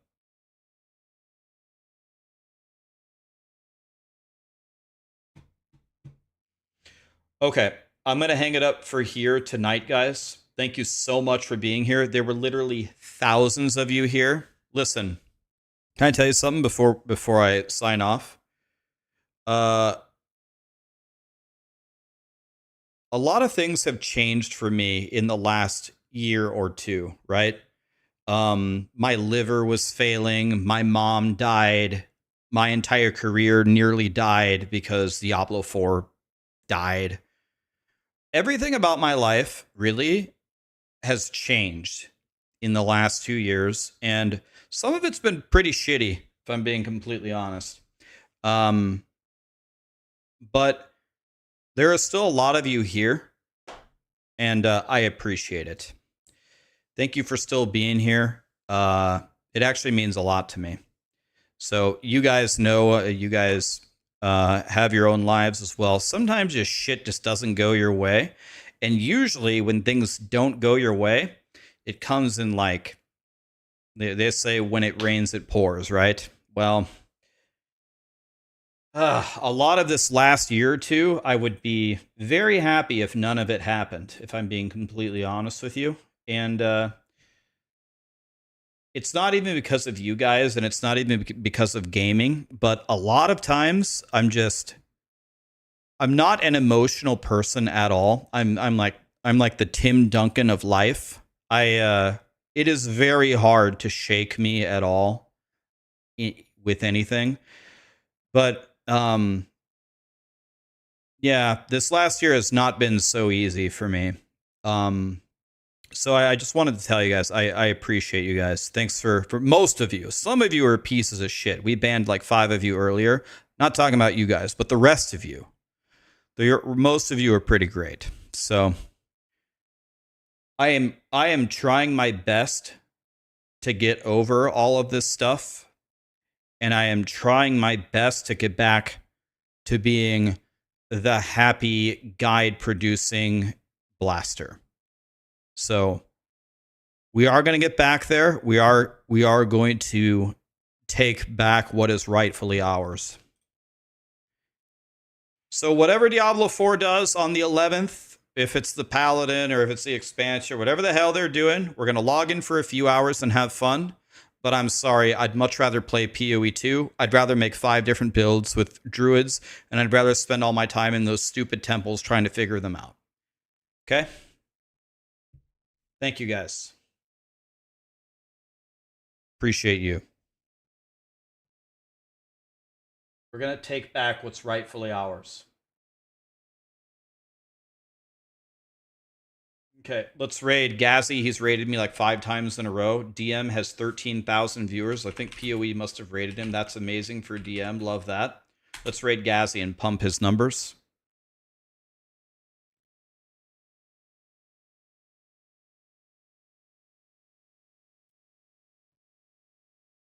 Thanks for being here, guys. Thanks for all the subs, by the way. Thanks for being here. Let's get Gazzy back for all the raids he gave us.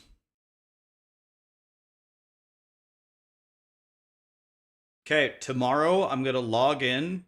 I'm gonna make sure that I get some sleep. I'm gonna have like a good breakfast or something, and I'm gonna sit here and I'm gonna read the patch notes, and I'm gonna open up the Max Roll Planner, and I'm gonna open up Paint, and I'm gonna open up a Word doc, and I'm gonna figure this stuff out. And we're gonna make some real plans with the info that we have on what exactly we're gonna do. I got a week to solve it. That is more than enough time.